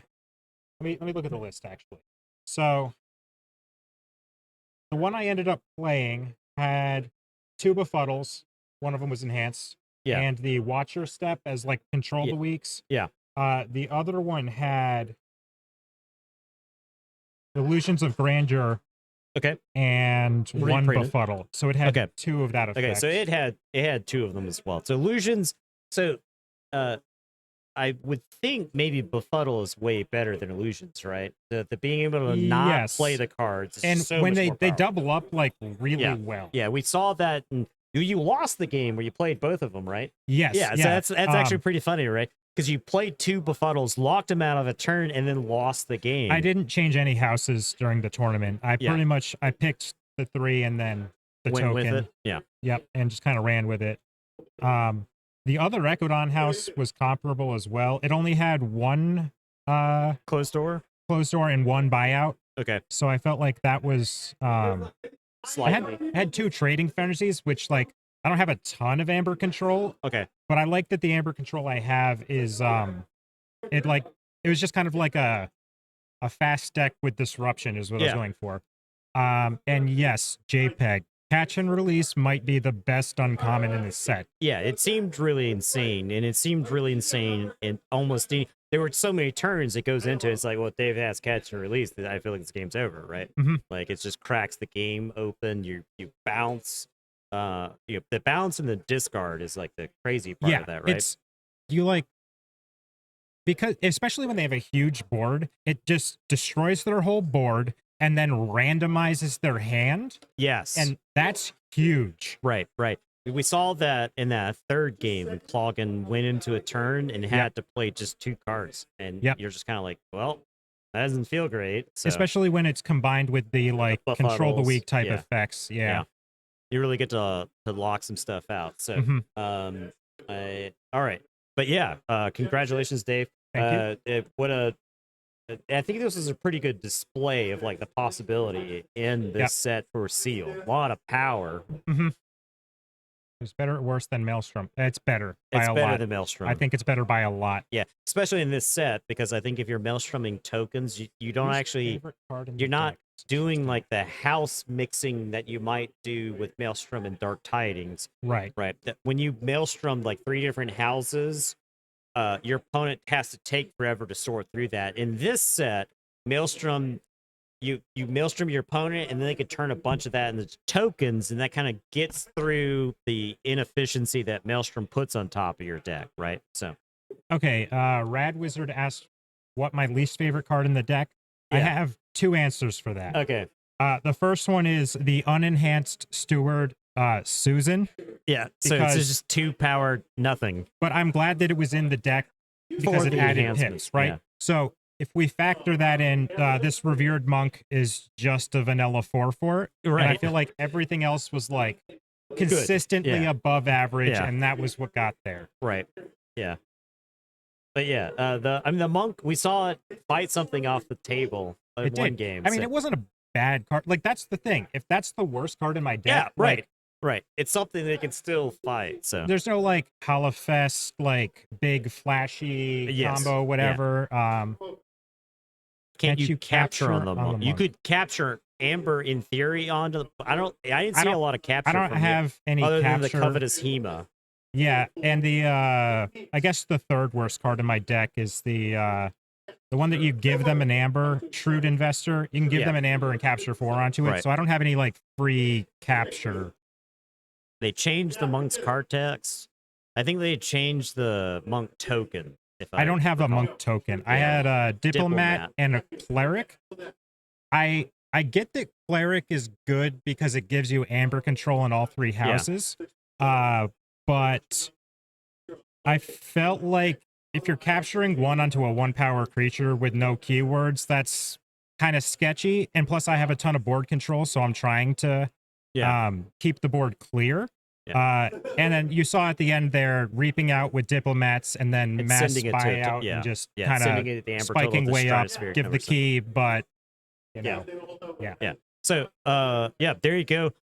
Yes, it was armor, right? Not amber. It used to care about the monk neighbors. Now it cares about, I think, just sanctum neighbors. So are they starting something else in there? Or? Oh, you just hate. We got a Compacta D sitting off to the side for any KeyForge fans. So, but yeah. So there you go. Dave taking it down. We'll see if Cloggin wants to talk. Yeah. I think he said he would. Yeah. All right. Well, thanks for having me. We actually got to watch 2 Cloggin matches back to back, right? Oh, right. So, Yeah, because the top 4 it's going to happen. Yeah. So, congratulations again, Dave. Appreciate you for stopping by the booth. So, thanks for having me on. Yep.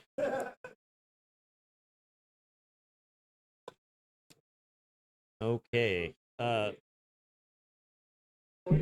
Cloggin, did you want to hop in the booth?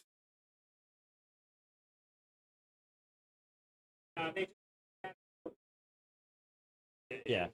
Great. Your deck was awesome. Yeah. That may help you there. Woo. All right, Clogga. It's nice to meet you. I don't think we've ever actually formally met before. So, what's happening? Yeah, nice to meet you. So Cloggin is your runner-up, everybody. Cloggin put on a pretty good show. Like the Nova match, I think you were absolutely dominating that match. I don't know the exact sequence of things that would have to happen for you to have lost that Nova match, right? Yeah. Did you see what happened in the final? Something like that. The other side, they flip. So we were talking about how you managed to win that second game through the double befuddle, right? You lost a whole turn, but you still won that game. So yeah, I don't think it was intentional handcrafting, but 5 unfathomable in my hand. Yeah, digging for Equidon, man. Right, we're gonna get the Equidon. Yeah. So, but yeah, that was a good match. Your deck, the Berserkers. How crazy were Berserkers the whole weekend? They're pretty good. Yeah, pretty good. So the Archon's Corner kids have a couple of virtual KeyForge throughout the week. Okay. And to keep things interesting and to be a poor excuse for not performing well, the last 6-9 months I have not reaped unless there's no other creatures on the board. Okay. And so I happen to pull a deck that let you fight. Yeah. So good. And you pair that with something like Brick Nasty. Yes. Or just this artifact of doom that lets me have yeah, tokens whenever I want. the offering was a really cool artifact, right? Because you could set up big turns with Revna, right? You can stack your berserkers waiting for Revna. Revna hits the table, then the berserkers come in. That randomness of creating tokens, I think that's fun, interesting. Gambling dens and addiction. That's a story for another stream. Oh yeah. We're gambling. This stream are definitely gambling den enjoyers. We've got I think the deck. So I don't know if you watch regularly or not, but the deck that won our Worlds Collide tournament champions was a gambling den deck. So we love the gambling dens on this channel. So yeah, that's pretty good. But that artifact removes the randomness. Yes, and unfathomable. Probably pretty powerful in the hands of a better pilot, but I didn't like it. So let's just make them all tokens. And I was going to fight with them anyway. Yeah, so let's do it all in broad. Well, Brick Nasty really encourages you, right? Like, even if you don't have the Revna to keep the Berserkers around, you had the archive that make a token. And if you destroy the creature, archive it. That's really good in your deck because that you basically are always going to have a Berserker to slam into something. Right. The other interesting thing, and I'm trying to make this name stick, is the Arrington.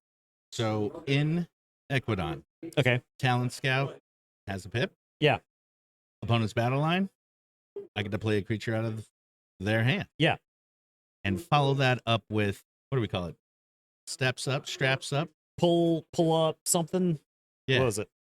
I should know, right? It's You played it a bunch. Let me see if we find it real quick. So we can. It was pull up stakes. There we go. All right. Yeah. So pull up stakes. So effectively now I'm taking this creature with a pip. Yeah. That's allowing me to play stuff from my opponent's hand. Right. It's supposed to go back to my opponent's hand. Well, it comes back to me and we just do it again. Yeah, we were talking about how crazy Talent Scout is potentially for like Alliance, Yeah, for sure. Standard. Just because there's so many combo, like Talent Scout, your opponent's hunting witch, Talent Scout, any kinds of Sutter can just like disrupt combos, take them off of their really powerful stuff. And then you can combine it with the pull up stakes, and like suddenly crazy stuff's happening. You can take something they had on the board already, right? Because it's back in their hand. Talent Scout's back in your hand. It's super disruptive. Plus the again, like a hat tip to the more experienced players. Yeah. Whatever handcrafting they're doing, just the value of forcing them to shuffle. Yeah. I'm gonna pretend like totally part of the plan and totally worked, but I couldn't tell you. Really. Yeah, that's fair. But yeah, you put on a hell of a show. You took a game off, Dave, and like there was a point in that game where I thought Dave had locked it down, but you came it back. The befuddle, I was like, ooh, it's gonna be hard to come back from having to throw away 5 cards. But I mean, would you agree that like the Unfathomable was the weaker part of your deck? So you're mentioning the befuddle and all the trauma that we just experienced 30 minutes ago is running through my head. I'm gonna have to ask you to ask that question again. Okay, all right. So was Unfathomable the weaker part of your deck? I don't think so. Okay. But I didn't want to play it. Okay, yeah, fair enough. So my general thought was, well, actually in Dave's game, right? It wasn't the befuddles that hurt my feelings. It was the oh my god, I'm forgetting the card. He plays a card that sends everything back to the hand and discards. Catch and release. Yeah. Yes. That's straight garbage fire. Yeah. And that whole Brobnor board. Forget that. I mean, we don't know. We know now, right? Yeah. One of the tokens was actually my big Amber gain with having a whole bunch of creatures. Oh, right. And so that was a token, so big deal, whatever. But the fact that I didn't have that battle line anymore meant that we were going to be in trouble. But catch and release and 2 befuddles all together. If I wasn't already like crying and dying inside, I think that really would have ended. Yeah. That was I mean, I was my initial estimates for like the most powerful houses in WoW were Brobnar, Equidon, and then I had Unfathomable on tier 2. Okay. After watching that game, I think I might move Unfathomable up to tier 1 just because the disruption is so good, right? I mean, in that particular deck, we're doing the tokens on demand. Yeah. Couple of rods. Well, tokens on demand's an omni, right? So, tokens on demand, couple of rods, and then Dragnet with Timmy. Yeah. And in my particular case, the character's got a draw pip. So I'm drawing, I'm making a token, I'm bouncing him. And playing him again. Yeah. Right. So now I've got Brobnar too. Dragnet's so versatile, right? Like the Dragnet, I played against someone and somebody Dragnetted 3 of my creatures, just absolutely destroyed my board because and sent me back to the Stone Age. My hand was like, I was trying to craft something and now it's all clogged with like tokens I didn't want in my hand. Oh, clogged, huh? Yeah. Thanks. Not intentional, but not intended. So, of course. Yeah. Did you change? I got a question for you. Did you change your house at any point during the tournament? Did you stick with your guns, the first stuff that you put together? So you want me to tell the story? So Miguel is one of our other competitors here. He was my first round opponent. Okay. The 2 decks that they gave us. Yeah. Completely sealed. I put them in front of him. Yeah. Said, pick one. Okay. The other deck went into my bag and then into the car, and I haven't opened any other WoW decks. That's a good story right there. Just so lucky. Yeah. Both the fighting and, I don't ever go this far. I just like horse around, and then we play all the pods and that kind of thing. Yeah. So yeah. This is KeyForge is back. Yeah. We did okay today. Yeah. This weekend. Yeah. And I got to fight, so I get to keep my campaign of reaping is bad for the game, which I know doesn't make sense. Yeah. Right. Right. But yeah, thanks for stopping by the booth. It's a pleasure meeting you. Good to meet you Glad you stopped by. So cool. Good luck. I don't even know what's left to play at this point. There's I'm gonna go lose at some Unchained. Yeah, I love that you're encouraged to lose in Unchained, right? There are awards if you have a winningest deck or you're a winningest person in Unchained. Yeah. I'm probably not someone you want to interview about that. But there is supposed to be some upside. Okay. Cool. Yeah. I fired off a bunch of games last night after after Justin stepped in to man the stream for a bit, and I had a blast with Unchained. It far surpassed my expectations, right? I thought it would be fun. Right. And then I started playing the games and I was like, the games were like 10, 15 minutes. I was playing Binate Rupture every time I had it, regardless, because I was like, I need to lose to go buy more Unchained decks. Yeah. Yeah. No, that's good stuff. I don't know what your other fans or interviewees are telling you. Yeah. But a Maverick Merkins in Unfathomable to hit a Pit Lord right now is my favorite play of the weekend. That's a story for another Pit Lord. Oh man. Well, yeah. thanks again. So yeah, let me get out of your hair. So, yeah. Thanks. Cheers, everybody. Once again, clap for Cloggin.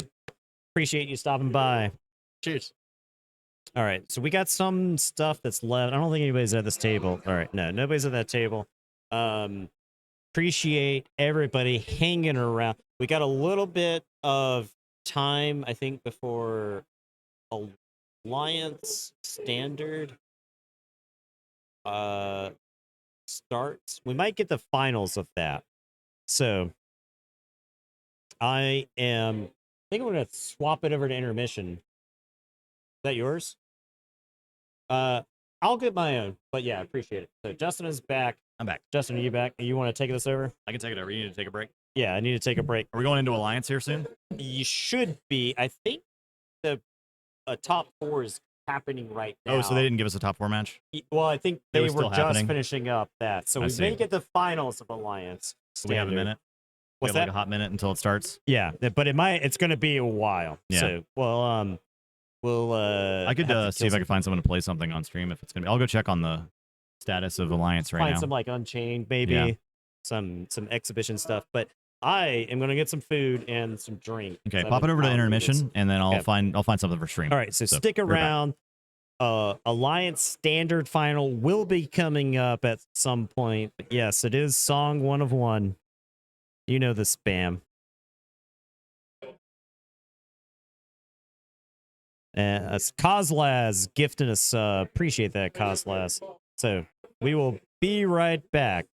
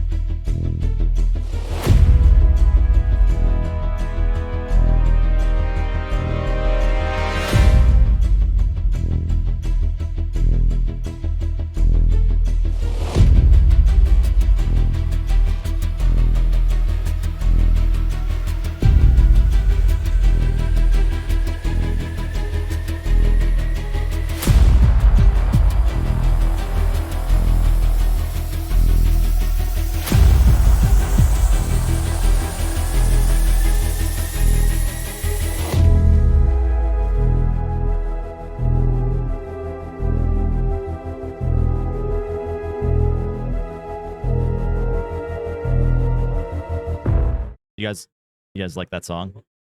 Song 1 of 1. When did the spam happen?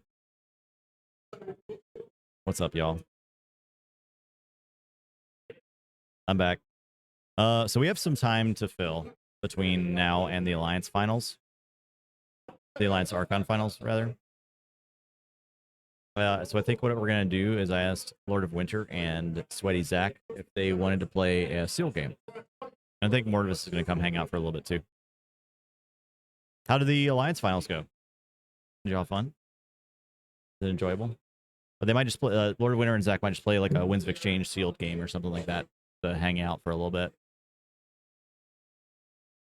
Welcome, Mortivis, to the desk. He's chewing. Yeah. Yeah. Yep. Aggressive Some chewing. Pizza going down the gullet. They were nutty games. I'm pretty sad that I was forced to miss them because of the scheduling of the Alliance Archon, and I kind of just lost to nonsense Martian Generosity Key Abduction. Hey, did you know though that those games were streamed on twitch.tv/tabletop royale? Really? Twitch.tv/tabletop royale? Yeah. No kidding. So I can go back and watch them later? Mm-hmm. Or That's better really yet, cool. I bet maybe in some time they might end up on youtube.com/ Really? They upload all of their videos to youtube.com/tabletop royale? Yeah. How convenient. Oh, well, I wonder what the links to those things would be. Oh, we can find it right here. Oh, wow. You can follow us on Twitter. You can follow us on Instagram and YouTube. You can join our Discord if you're not in Discord. Yeah, that's where it's at. Hashtag ad. It's not even an ad. We're self-promotion. It's fine. Wow. You're allowed to do that. Yeah, it's fine. And I started it anyway, so Yeah. it wasn't self-promotion. That is hashtag ad. Mm-hmm. We are not paying you, by the way. This is free labor. I demand that they doubled my salary. So there's a shout out command, I think. Shout out Mortivis? No, S-O Mortivis. I thought there was a It's fine. You could just Google Mortivis. Which no, Pretty don't do sure that. that's just me. Is it /Mortivis? Go follow Mortivis. Thanks for spelling it right. Right now. Do it. So the Archon Alliance top 4 just started. I mean, Archon Alliance top 4 just started. So we're not going to get the finals to that till X amount of time. Probably like 20 minutes because it does not take that long to play a best of 3 Alliance match. So we're going to fill some time. Ask Lord of Winter and Zach if they wanted to do something on stream, just kind of mess around for a little bit. I think they're going to do like a Winds of Exchange sealed or something. Nice. So we'll just have some a little bit of fun little content in the meantime. So do you have any are they doing that right now, or we have a little They were time? playing an Unchained game, so I was going to let them finish their Unchained game. I might send you to Hass at some point. Is there any anything notable about your game? Well, that you want to share? I mean, if it's like I've been I see you going to a dark place in your eyes. So. Yeah, I've been complaining to everyone that will listen to me about that. So, Key Abduction is just not interesting or fun to play against the Martian Generosity Key Abduction combos. Mm-hmm. It's not. I didn't feel like I was playing KeyForge. I was just kind of watching my opponent build until their eventual combo was going to go off. Yeah, I did have a chance using the like Dark Discovery cards to dig into his deck a little bit and try to find it and try to purge a key card. Like I felt like if I could have purged the Key Abduction with Forgiver Forgets at some point, I would have had a chance to win, even if he drew his whole deck. Yeah. So my opponent had Sting out, and basically he was just building his Amber Pool, and until he could Martian Generosity. He has 2 Martian Generosities and Key Abduction, so he could draw his whole deck, play Key Abduction Forge, play Martian Generosity, play Key Abduction Forge, play Martian Generosity, play Key Abduction Forge. So yeah, that's the plan, right? That's what you go for, I suppose. Yeah. So yeah, I've been depressed about that. I played 2 Unchained games just now though, a 1-1. Mm-hmm. That was kind of fun. Those have been a lot of fun. Yeah. I fortunately my second Unchained deck that I opened is kind of a dud. Oh, okay. I mean, it's cool. It's just, I mean, actually, no, it's not cool. It has NARP, and it has the Igons. So it's kind of like is not great. Yeah, it just channels the Worlds Collide Brobnar that we all know and love. Why do they still have us on the big screen when we're not actually doing anything? This is no content. I don't know. I don't think they really. No one's watching it. I'm just a talking head, anyways. So. Yeah, that's fine. That's what we need right now. Yeah, so I think SC Steel and was it Gorlami Are they over on the stream on right now? 1-star peeps. So if you want to actually watch KeyForge, you can pull that up. But Yeah. do it like in 2 monitors, so you still have us up at the Yeah, same you time. can listen to us talking. Yeah. Or if you just want to see us. Captain Gale. Oh, okay. Oh, Captain Gale. I'm sorry. Yeah. Yeah, there's a giant big screen over at the front of this room. They put us up on it. We're totally famous. Everyone can see you, chat. Everyone can read what you're saying. Yeah. But no one's paying attention, so there you can really just say anything. There's like 6 people playing KeyForge, and then everyone else is talking. Most people are playing in the other room for some reason. I don't know why. You're talking upper body. Seekers, we aren't here for keyboard changes, just for the talk show. That's good. Great. We got that for you.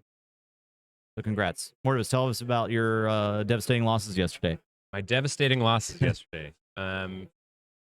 Well, we saw it on stream. No, we saw you win on stream. We saw you win on stream. I felt like that was it was all right. I did all right on stream. Yeah, it was a good game. Yeah, I mean, I'd take no real credit whatsoever. It was just like the Equidon in that deck was kind of gross. It was pretty silly. It's like some Saurian level, tribute nonsense. Who did you lose to? Who did I lose to? Oh, Cloggin. So Cloggin. I felt pretty good about that. Yeah. Did Cloggin win or did Dave win? The Dave finals? won. Dave won. So, That's what I thought. so That's what I thought. I lost to the runner up there, but I mean, there's y'all saw Cloggin's deck. It was. I nutty. just got bodied. I just got completely bodied off the board, and it was like, all right. Cloggins was doing some nutso stuff with that Brobnar. Yeah. Like, yeah. wow. I got hit with his talent scout shenanigans, and he those were extra ridiculous. Yeah, he grabbed like anything good for my hand, so it was not great. What's Nathan chowing down on over there? That's like tater tots or something. Loaded tots. Yeah, loaded tots or something like that. Want a piece of pizza? He's munching. Is that your diet? Is pizza do diet? My diet is that I have eaten a burger patty every day. Okay, and that's all I'm eating. Just lots of meat. Yeah, I'm on ketos, and that's literally the only thing I can eat in this cafe. So, no, it's not bad. It was good burger patty. Yeah, yeah. So that was the loss that took me out of Alliance Sealed, which was cool. Cloggin's a great guy. He's super fun. Yeah, it's understandable.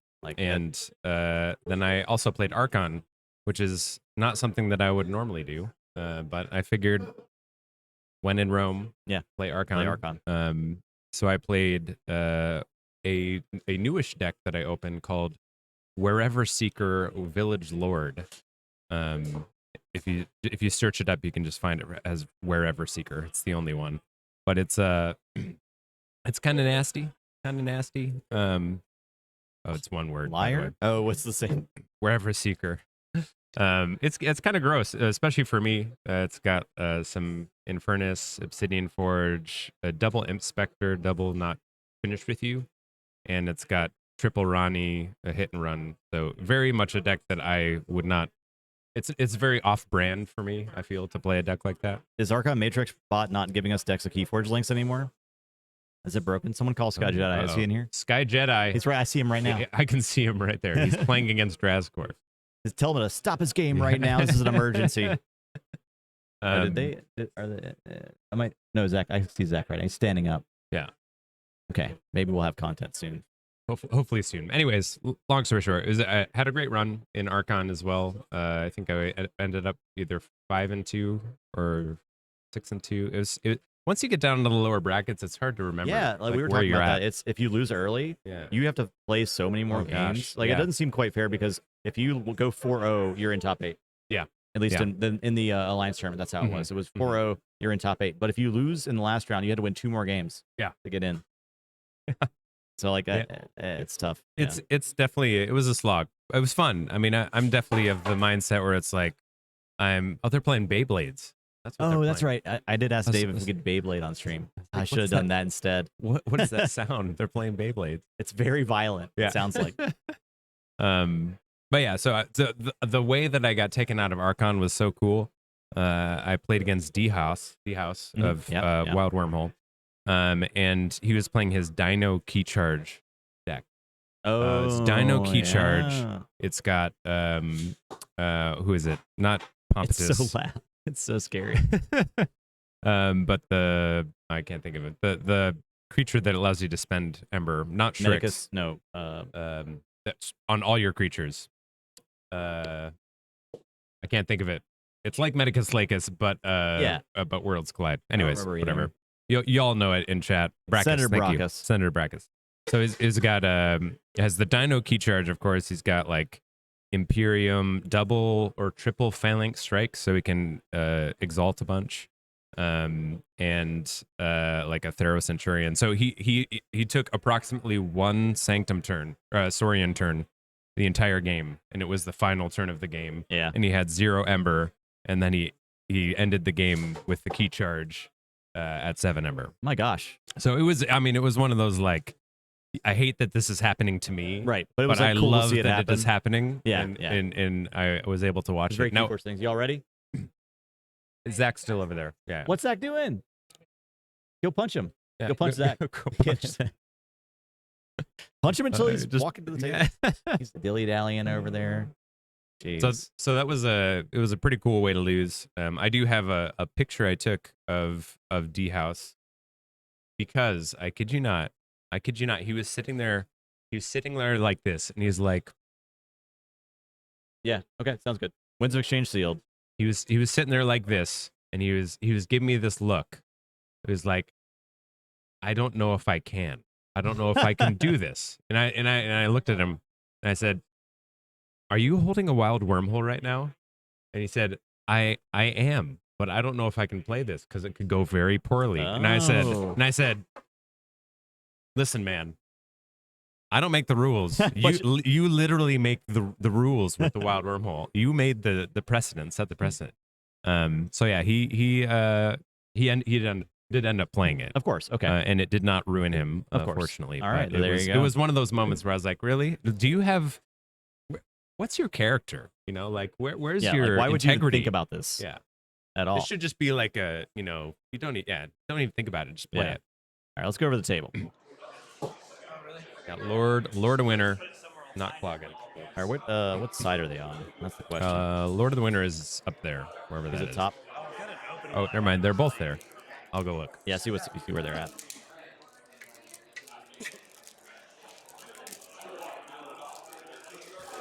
Here's some crunching.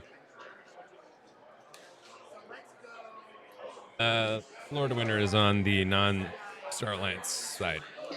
No. Just fill in space. Oh, okay. Pretty sure. Okay. Lord of Winter's on top. Okay. This way. Is he closest to us? Like, is he closest to the door? Very okay. confusing. I've been listing at Symposium.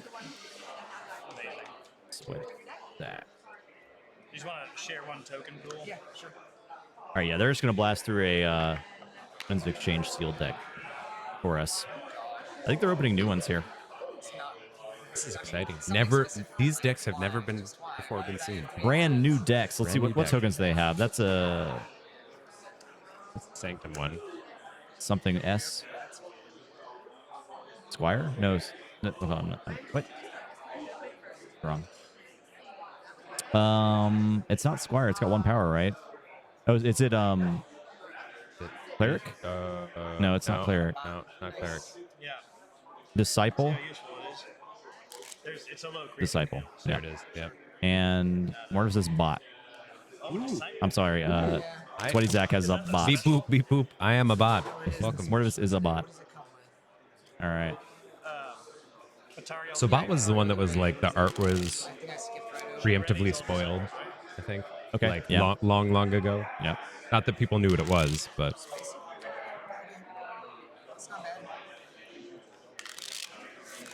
A little bit of I've never shuffling. actually Not seen even that one. sleeving their decks. Let's get into the action. A Bot was bot's pretty pretty cool. before time.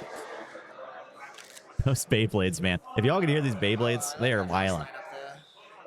Okay, let's see. Showing the Do we king. know, do we know which way is... I'm the bot. Yeah. Starmie, Mr. Haystack. Stormy, Mr. Haystack. Right. In the before times, Wizard says. The long ago. Back when there was darkness. Lots of darkness. Darkness. The darkest of tidings. I was like, I'm a human. Do you guys have like Eternal Winter Is this second? at all? You probably don't. Eternal Winter? Yeah, I mean like in the winter. Is it just dark and gloomy? Oh, no. In Okay. South Carolina? Yeah, I mean, I don't know. No. We're not Alaska. Well, I'm in Michigan, and it's very gloomy and It's eternal always winter. gloomy. We're usually sunny. It's probably like 80 degrees in South Carolina right now, to be honest. It doesn't get cold till like February. What's cold? I mean, it can get pretty low, like below 30 Fahrenheit. In freedom degrees. In freedom degrees. This is just an exhibition Winds of Exchange sealed match, while the top 4 for Alliance Archon is playing out right now. All right, so Lord of Winter has Saurian Sanctum Brabnar, and then Sweaty Zack got Unfathomable. The Merchant Compacts of Equidon. Compact, is that how it is? Compacts of Equidon. Compacts of Equidon. And the Grand Star Alliance. Lord of Winter's doing a little bit of mulligan. A little bit of mulligan. I just want to do like a little bit of mulligan. Just a little mulligan. A little bit.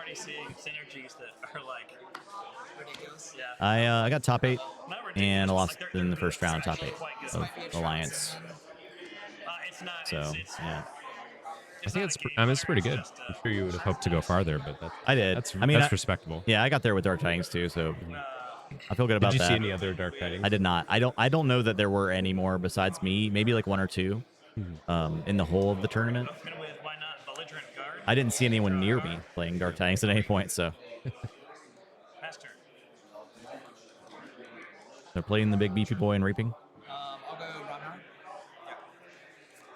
Belligerent Guard, Banner of Battle. Is that everything gets +1 power? Friendly creatures +1 power? I think so, yeah. I didn't realize that was it either. Yeah. Destroying one of my creatures to exalt. Probably not. Yeah, and my Those deck was fresh definitely marks. not degenerate, so I felt pretty decent about that.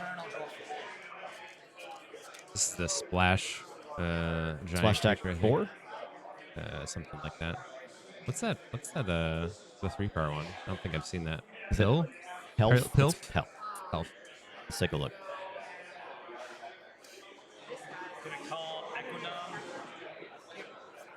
You were Skirmish after fight, your opponent loses 1. You're way quicker at that than Nathan. Yeah, Nathan, he can't handle technology, let's be honest. He's over there scrolling Twitter on his iPhone 4, the year 2009.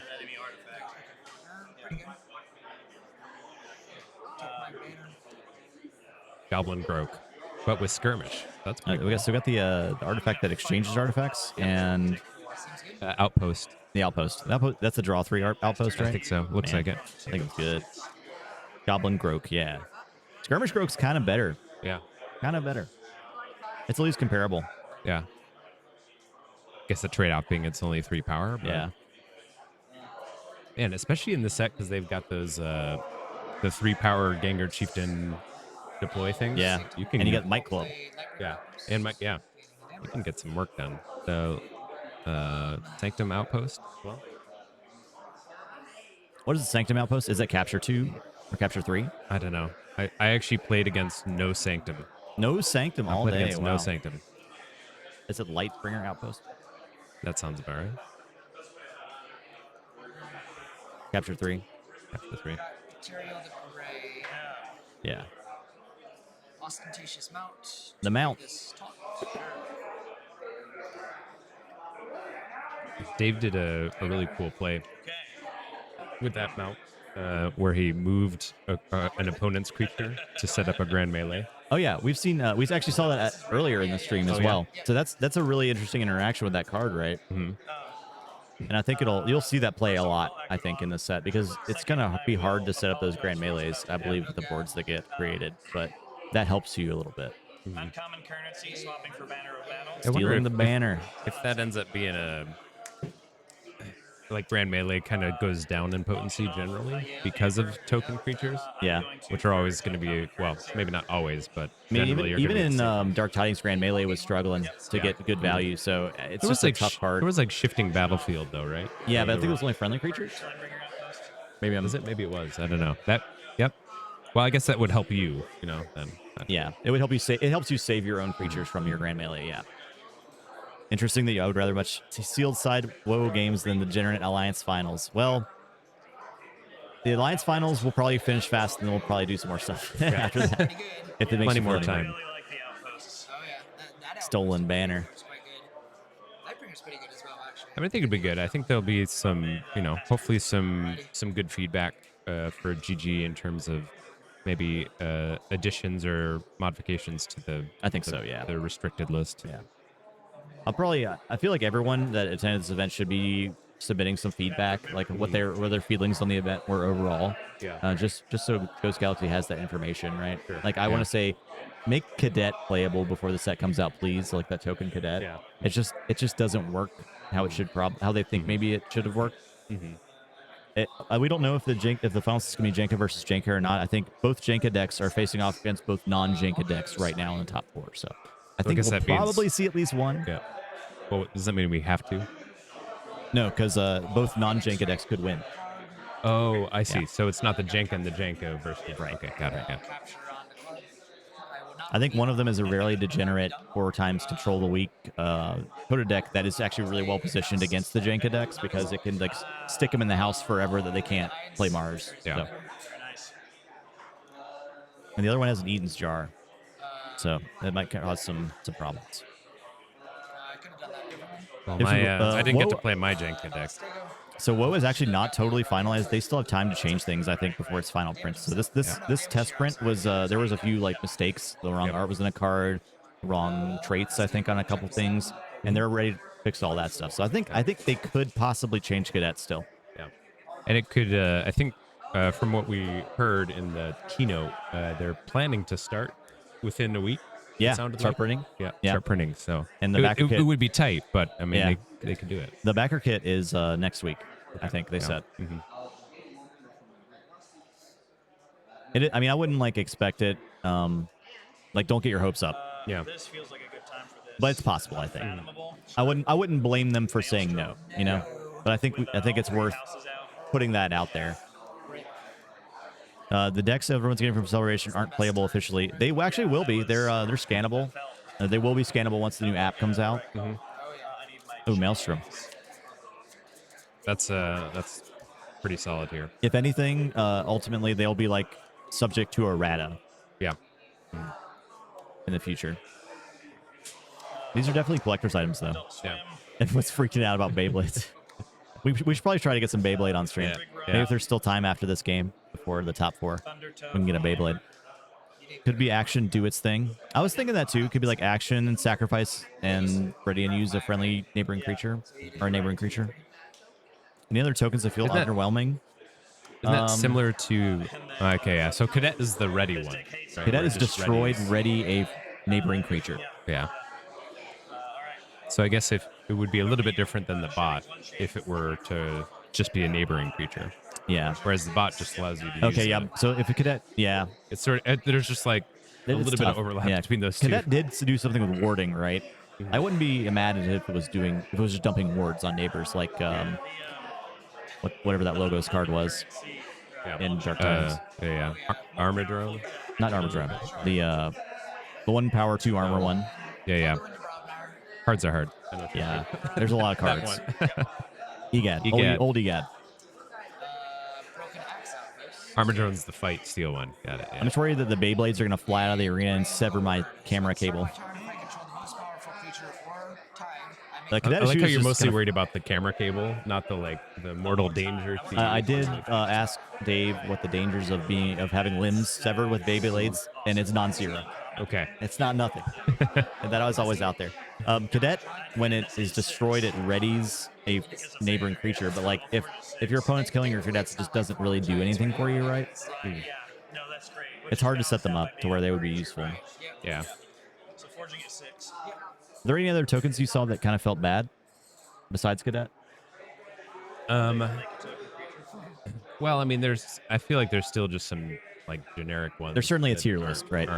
That aren't great. Like, I mean, I'm not hugely fond of Disciple. The Disciple's probably a lower tier, like B or C tier. Right? Yeah.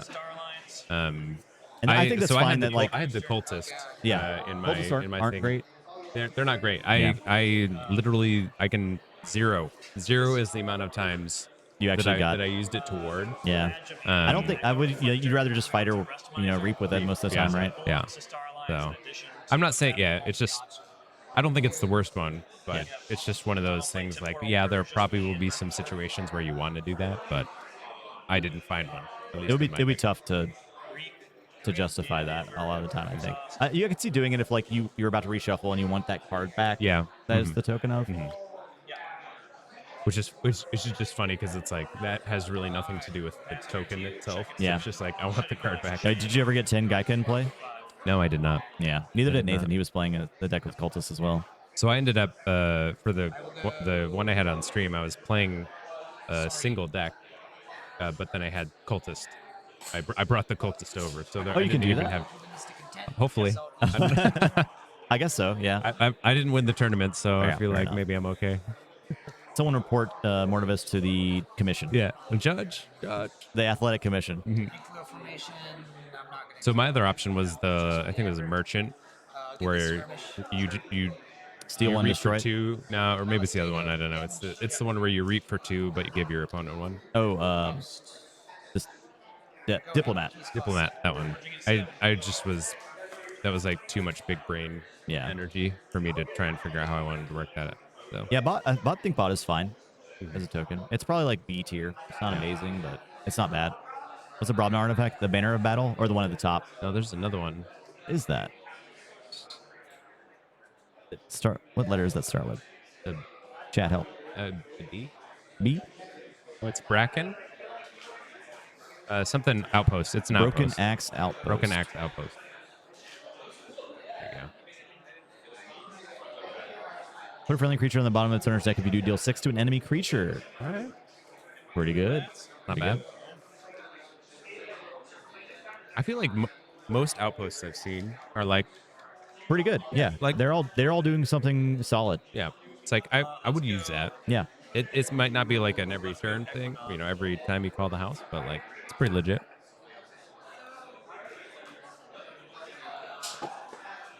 You're doing great, Wizard Random. Where would we be without you? I don't know. I would certainly have 100 of those bits at the end of every stream we do, and that's upsetting me. I like how it's like, we're the people that have been sitting here looking at the cards, playing and stuff, but it's, chat, of course, is just, y'all are just so smart. They're so smart and handsome. You just know them. Yeah. Chat is very wise. All right, we got a higher on, so this is the Equidon token generator.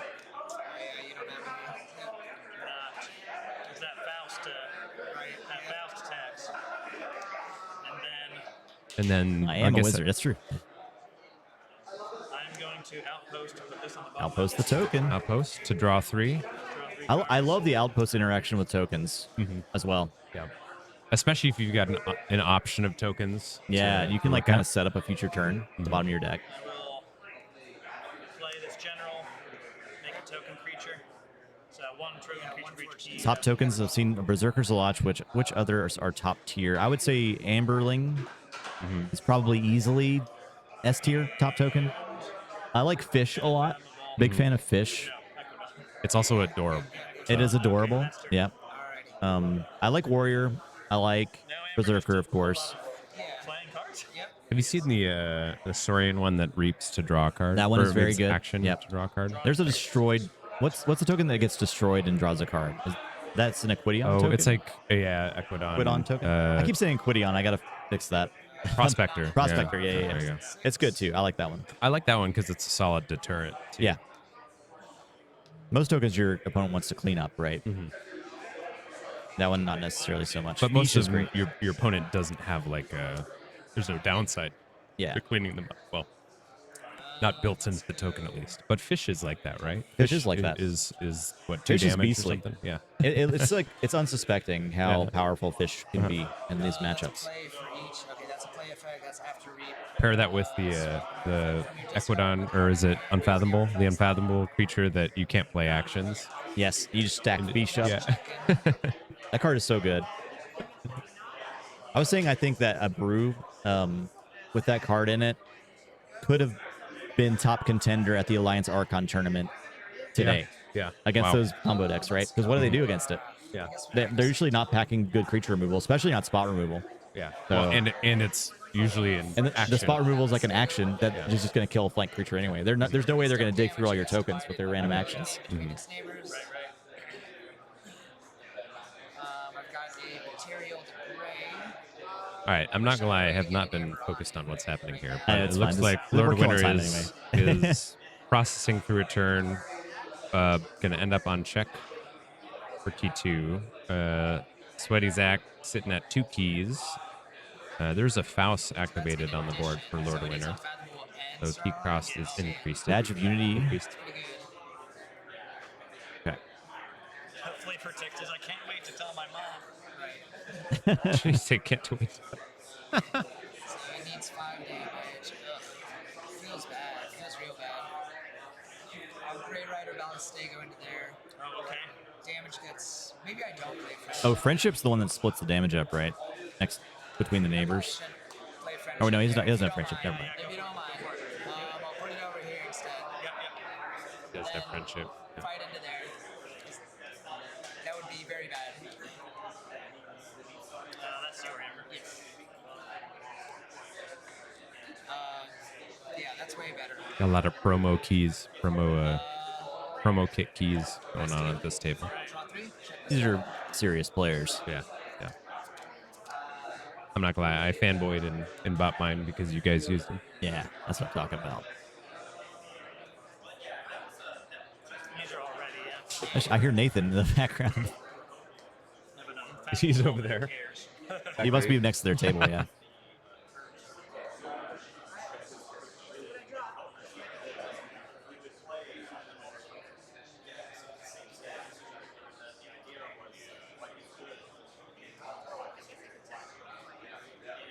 Is he distracting them? I think it might be. He's trying to draw it out. Yeah. He's trying to take him to time. We gotta stall like a little bit longer. I don't think their games are over down there. I mean, don't worry. There's always Beyblade. There is always Beyblade. I see that Dave was eating a minute ago. Oh, he's about to rip it. He's about to rip the Beyblade. Oh, he's eating again. Okay. Oh, jeez. Okay.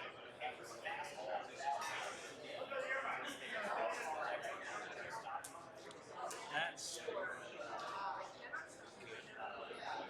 So have you played much Mars? Haven't played a bunch of Mars? In Winds of Exchange. I'll tell you exactly how much Winds of Exchange I've played. None. All right. At all. I haven't played it yet at all. You've been working for the people here. I've been here for chat. I've been here for the stream. I'm right there with you, chat. I got FOMO. I got FOMO coming out all my parts right now. Yeah. He is perspiring FOMO right now. I for you, chat, I went and lost in an alliance tournament to Marsh Generosity, so you're welcome. I played a couple Unchained games. I don't really count that though. I made it exactly like one token, so it didn't really. I wasn't playing with many Winds of Exchange cards.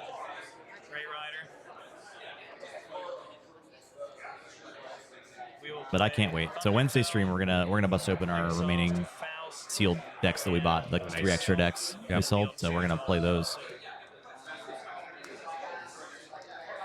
Very excited to finally do that. Let the good times roll. But I need a day of decompressing and not talking to literally anyone for about as long as possible after this weekend. You know what happens when the old Wind invites to Worlds? I would not expect those to hold up at all. I think we're fresh. We're starting anew. And I had an invite for my Vault Tour win. I had a free travel voucher for my Vault Tour win. That's gone. And it is what it is. Yeah. It changed companies. They have no obligation. That's not specifically verified, but I Yeah. wouldn't be surprised. Yeah. I mean, I think logistically it's too much for them, and then they wouldn't. There's no real benefit of them taking that cost on, except for the goodwill, and it's only like goodwill with like 4 people. Mhm. So, they announced their new championship series, and like there's a lot of Worlds tickets leading up to that can be earned through the local events like Store Championships, Regionals, and Vault Tours. So. I think it's best that they kind of restart everything, make it clean, and work toward the championships next year around the same time. Yeah. And Amber Shards, I would definitely not expect Amber Shards to be anything. There's been so many $1 decks sold and scanned that Amber Shards have no value anyway. The value tanked. That's like cryptocurrency. It's gone. So just don't expect Amber Shards to be worth. You know what they should do is they should have the new. This is what I think. I think it'd be cool if, like, for their whatever new system they have, Master Vault system, if you get like a player profile, okay, and then like maybe I don't know if you would spend them or if it's just a one-time, as the account is migrated, they see how many Amber Shards you have. And then you get like a badge, like a cosmetic profile, but just some cosmetic thing. It could even maybe be like based on the amount of Amber Shards you have. That'd be cool. Yeah, something that doesn't mean anything, but it like kind of means something. It's like you were here.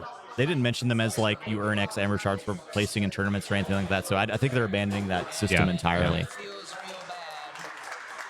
Yeah. To be fair, it was pretty finicky under the old leadership. It was, as well. like, it was just because I have a bunch of Amber Shards, but I can't get to any events. We got chairs. Yeah, that's more than a lot of people could say. We actually redeemed our Amber Shards for something tangible. You are probably the only 2 people in the world. No, I guess Dave has a chair. Dave there's a couple chair. other people that do too. I think there were like 6 or 7 chairs actually. We have 2 in the same room though. Yeah, big deal. That's pretty impressive.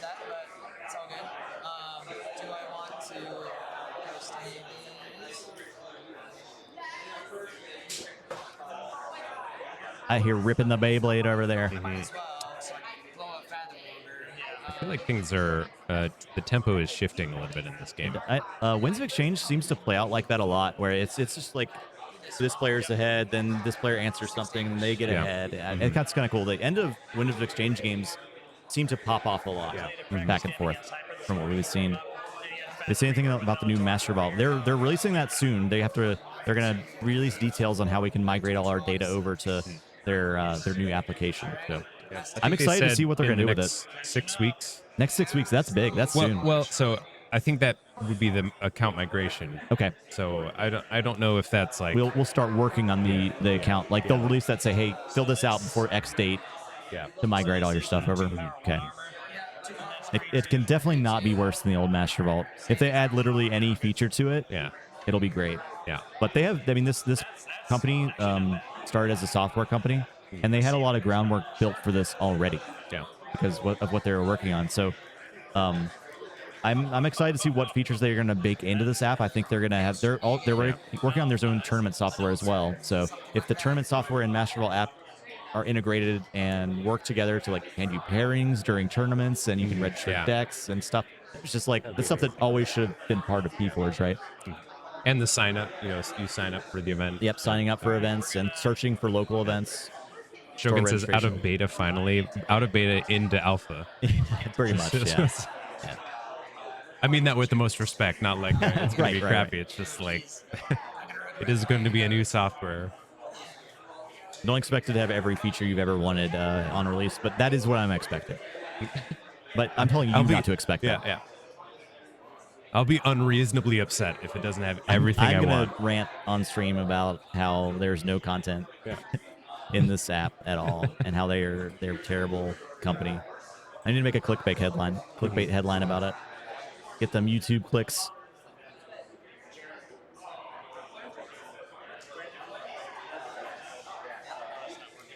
It looks like one of the top 4s are done. Perhaps both? I actually can't. I don't know. I think they're still going. The game on the end of the table is the other one, and they look kind of chatty. They don't look like they're thinking too hard, right? Yeah. That's my trick when I'm playing. Just get them talking. Be extremely distracting. Distracting. That lets me reset a bit and hope that I'm just. My usual go-to is, what's the etymology of your last name? Hey Joe. The top 4 over? Are they still playing? No, over. Second free run. Okay. You were just taking a bathroom break. Cool. Good luck. Had a little bathroom break in the other matchup. They're 1-1. They're going to finish their match out, so we got a little bit of time. I don't think what I'm about to do. I don't think might matter. 1-1. That's interesting. They His must have deck's just very closed good. out That's the one that beat me. The Archon one. The The Archon Archon sealed. Did they just do the top 8 for that? The Archon sealed? Yeah. Is that what, or was that already done? I think that was done. Okay. Someone in chat who was watching One Star Peeps stream could probably tell us about that. I know the Archon tournament is going on right now. Okay. Oh, just Archon. Just a straight Archon. Yep. Creature to its owner's hand. Each player discards random cards until they're down to 6 or fewer. Gain 2 chains. It looks like Captain Gale from chat is doing well on that. He's getting interviewed right now on One Star Peeps stream. Captain Gale traveled all the way from the Netherlands to be here. The journey of epic proportion. Yeah. It's quite the journey, if I recall, too. He said it was 28-hour travel.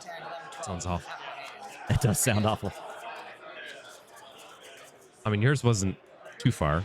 No, I mean, the plane ride, it was like, what, 12 hours? The plane ride's only 2 hours. Yeah. And we drove 2 hours to Charlotte to hop the plane, so it wasn't that bad.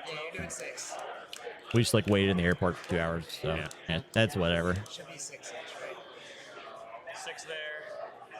We got a flight at 6:30 a.m. tomorrow. Excited about that. Yeah, this is your hand. Alright, frog, material, relevant, knight of ambrosia. All right, so this is the Okay, that's a good Plus hand. donations. this is that board wipe that pulls everything to hand and discards. In general. That's okay. What is it called? You know? I don't know. I don't remember. It happened a couple times last game. Just be Or, paying attention to this game at all. It's the one where it like picks everything up and then you discard down to 6. Oh, okay. Catch and release. Let's take a look. Mertani, thank you. Mertani is champion chatter. That's why they got that VIP badge. Catch and release. Returning each creature to its owner's hand. Each player discards random cards from their hand until they have 6 cards or fewer cards. That's an awesome card. That's really cool. I wonder what the reason for 6 or fewer cards. Oh, if they. Okay, I guess that makes sense. So if they didn't even have. Oh, okay. Yeah, like that makes sense. 6 cards. If they had like 4 cards, nothing on the board. Right. They don't have to discard down. Then, yeah. I wonder what the reasoning for that wording is. Probably just so there's no confusion. Yeah. I don't know. I was in Unfathomable. Oh, yeah. Not as bad if you have autoencoder. True. You can just go back, right? Oh yeah. Autoencoder's like, all right, I'll make that trade. No, I totally forgot to. Just tired and I love that play. Okay. So I keep my chains. All right. Over to you. Over to me, alrighty. All right, so a little board reset there. Back to Lord of Winter. Like we're gonna get a Sanctum turn. The outpost coming down. Chal the safeguard. Sure, I'll make it a talk. Monk and the mount. The ostentatious mount. Doesn't hurt. Past you. Alright. No check. 1, 2, 3, and 4. Now you can. Right. New options. Embarrassing.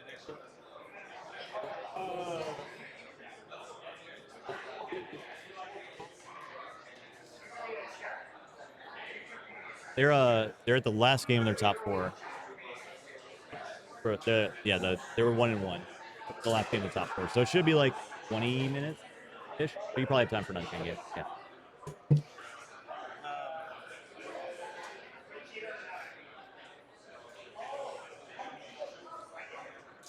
Star Alliance.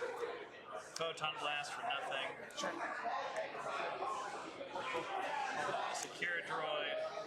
Friendly Guide. The Secure Droid is back. Xeno. That's today years old. And Xeno training? Capture 1 onto Friendly Guide. I'm kind of surprised to see Secure Droid back. Not tokening something. It's it's a card. It's like not exciting. Yeah. It's not that exciting. There's like a couple decks where you're probably like, all right.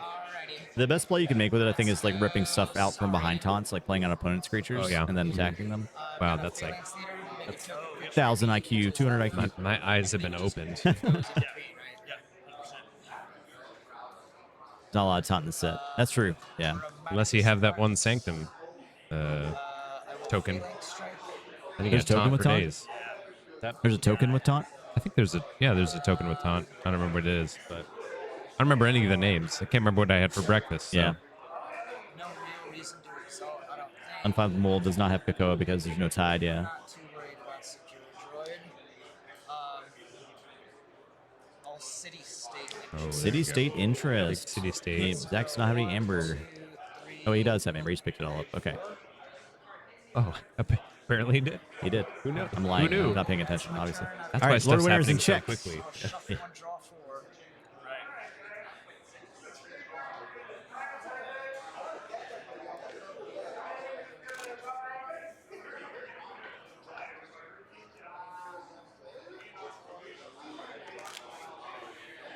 A little reshuffle here. See how Zach respond to that. So that was 4 captures. So Yeah. must have been only 4 ember. I figured. So I assume at this point Zach doesn't have any amber. Scrap Scrounger, Talent Scout. I'm gonna capture onto Scrap Scrounger. Talent Scout. All right. So using the ember pip with the puzzling trinket. Oh, to stop the key. To stop the key, and Talent Scout will go across the board. And then you take control. I don't know if that. I don't know if It's so you get the play effect, and then it changes control. Okay, and then it goes across. Yeah. It's so that like if you played it on your opponent's control, they would get the play effect for it. So it's like play. The play effect is play the creature from the opponent's hand, and then it changes control. And change it. So it's like That it's card like is hovering above the battlefield right now. Yeah, that card is no, it's still on the battlefield, right? So if theoretically, if you like played a card from their hand that destroyed it, you could stack it or bounce it, right, or kill it somehow. Like if somehow you were playing, if their creature destroyed a friendly creature or whatever, you could use that. Yeah. That's a wacky card. That I think that's going to have some Some pretty really cool strong potential. plays. I saw some really good plays with it earlier on stream. Yeah. Yeah, Cloggin was doing some work with it as well. Yeah, yeah.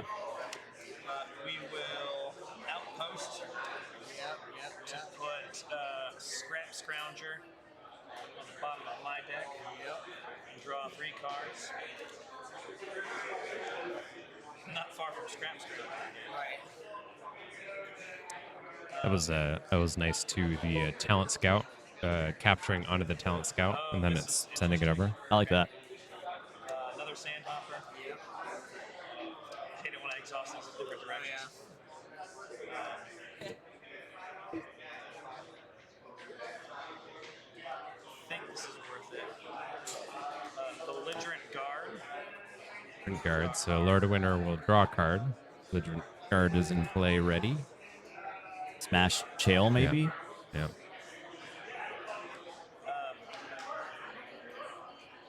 Can you tell the cards that I played with? Because they're the ones that I actually know the names. You know what they do. You haven't played with it literally every set. What's that? You haven't played like constantly with literally every set. No. I mean, anything before this, I'd probably have a passing chance, but Waits the monk. But that had taunt, right? I guess from the upgrade. Did it have taunt? I assume so. If you fought it. Oh, did it have the mount on it? I think so. That's not quite as powerful as I wanted. Because he's gone, that's fine. Hawkins for 1. Oh, sure. Not quite enough for 2. Still pretty good. Yeah.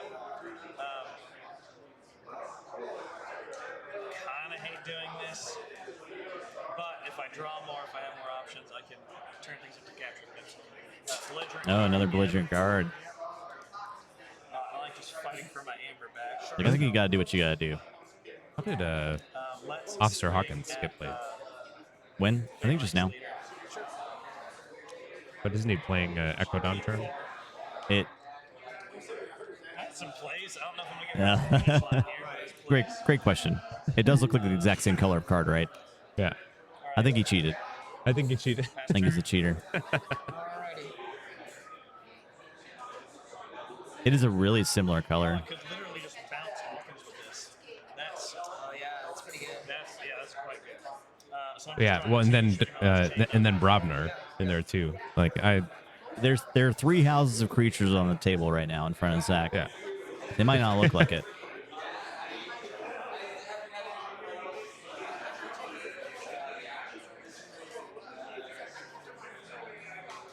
Should I go tell him about the Hawkins? It doesn't matter. This game's not for anything, so. What do you mean? This is for You could go call glory. Zach a cheater if you want. Yeah. No, we'll hold it over him now. Yeah, that's true. Yeah. Yeah. Especially if he wins. Powerful. No, yeah. Right, yeah, I do. But Boy, yeah, if he wins, it's not going to hear the end of it. No. All ostentatious mount. The ostentatious mount coming out again. Card's an all-star. The disciple getting a reap. And Shaw getting a reap. We have 3 amber. Play a Knight of Pulp. The Knight of Pulp. Oh, yeah. That card's pretty solid. Pass turn. Draw 1. Check with 8. yeah. Just hoping that's enough. I don't know. I don't know why, but thinking of Beyblades always makes me think about that one weird key breaking game you guys played Break on key? stream. You mean break key? I'm sorry, break key. Yeah. That one. It's great. I should have brought some break keys. Break key, yeah. Reminds me in elementary school on the bus we would play this pencil game. Oh, yeah. It's just like Did you that. play that? Except Yeah, it yeah. costs, well, it's probably similar cost to a pencil for break key.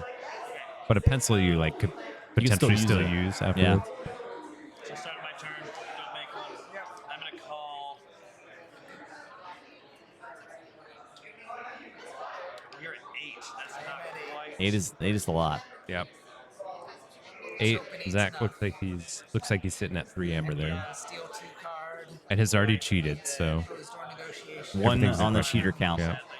I just have puzzling trinket. Yeah, exactly. A bunch of pips. Yeah. God. That is true. He does have the puzzling trinket. I think he's Yeah, he's if got he the has enough amber outburst pips, too, right? So like he might be able to dig for something. Yeah.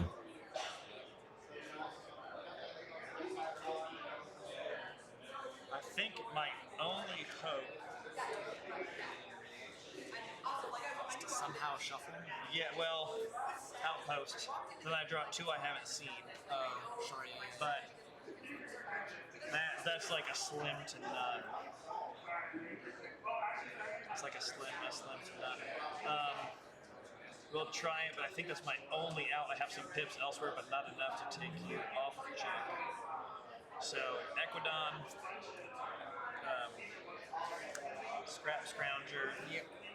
Zach doing the good Belligerent talk through of the play here. We appreciate it. Then I don't have to talk. Not gonna do anything yet. The exhaustion is catching up to me right now.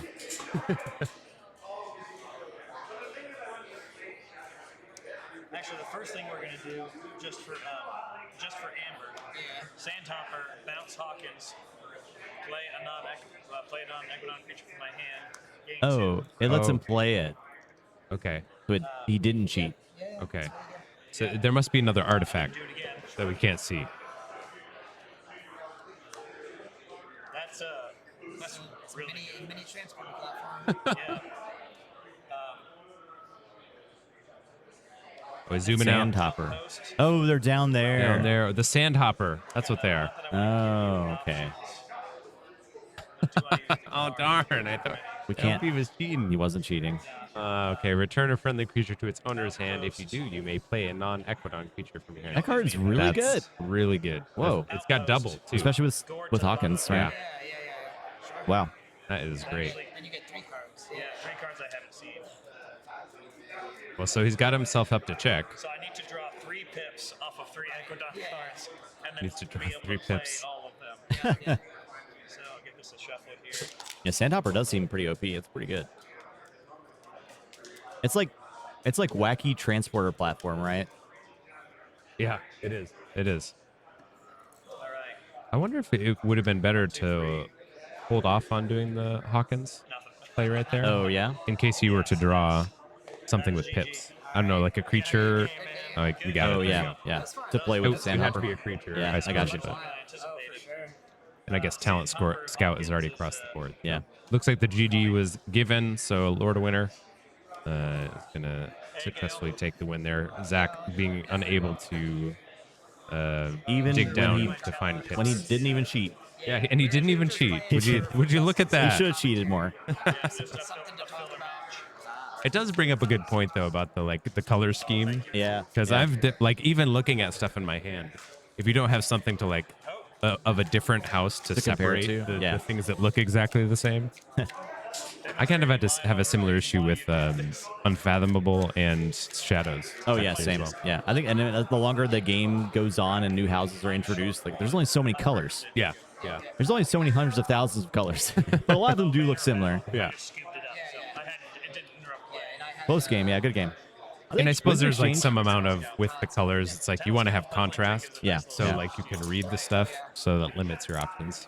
The Winds of Exchange sealed decks seem pretty level on power level a lot of the time. They're very well positioned against each other. There's a lot of swinginess, a lot of counterplay. We like to see that. That's a lot of fun. That's been my experience. The Unchained decks, not so much. Not so much. Who knows what you're gonna get really with an Unchained matchup? My second Unchained matchup was a deck. It was against a deck that had a double autoencoder, a double animator library card, and all this other nonsense. So it was just like he just played both autoencoders and just discarded. Just like loaded up. I was like, all right, well, yeah, whatever. All right, boom, boom. Back to the desk. Thanks to Lord of Winter and Zach for filling some time for us. We appreciate them. Let's see if we can get the Beyblades going. Ooh, we could. I think we might have time for a Beyblade or two. If you see if there's like really easy for them to pop over the table and like fire a Beyblade off or two, so we can see that. Is it close? Over. Okay.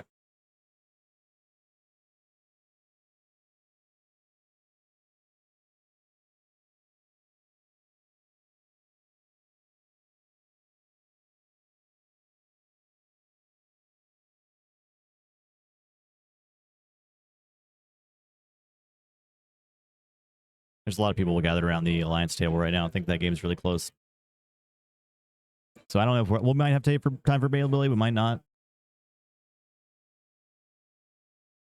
There's a lot of hands on head right now. A lot to consider. Thanks for sticking with us, everybody, this whole weekend. I know it's been there's been like a lot of downtime, but we're trying to get you as much action as we possibly can. What's the report? He purged a what? Oh, okay. So the key abduction deck might be in trouble this round. I'm getting reports. It was the deck that defeated me.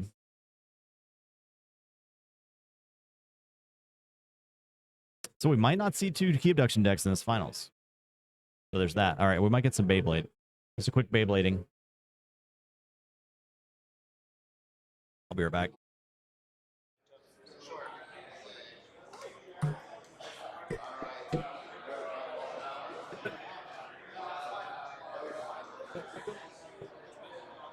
Right here.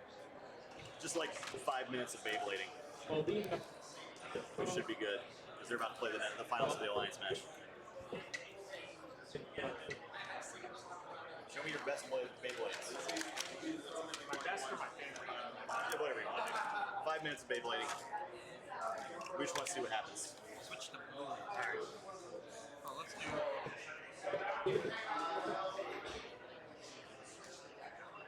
Slingshot Stadium. I'm sorry, it's a base station. Base Stadium. What is that?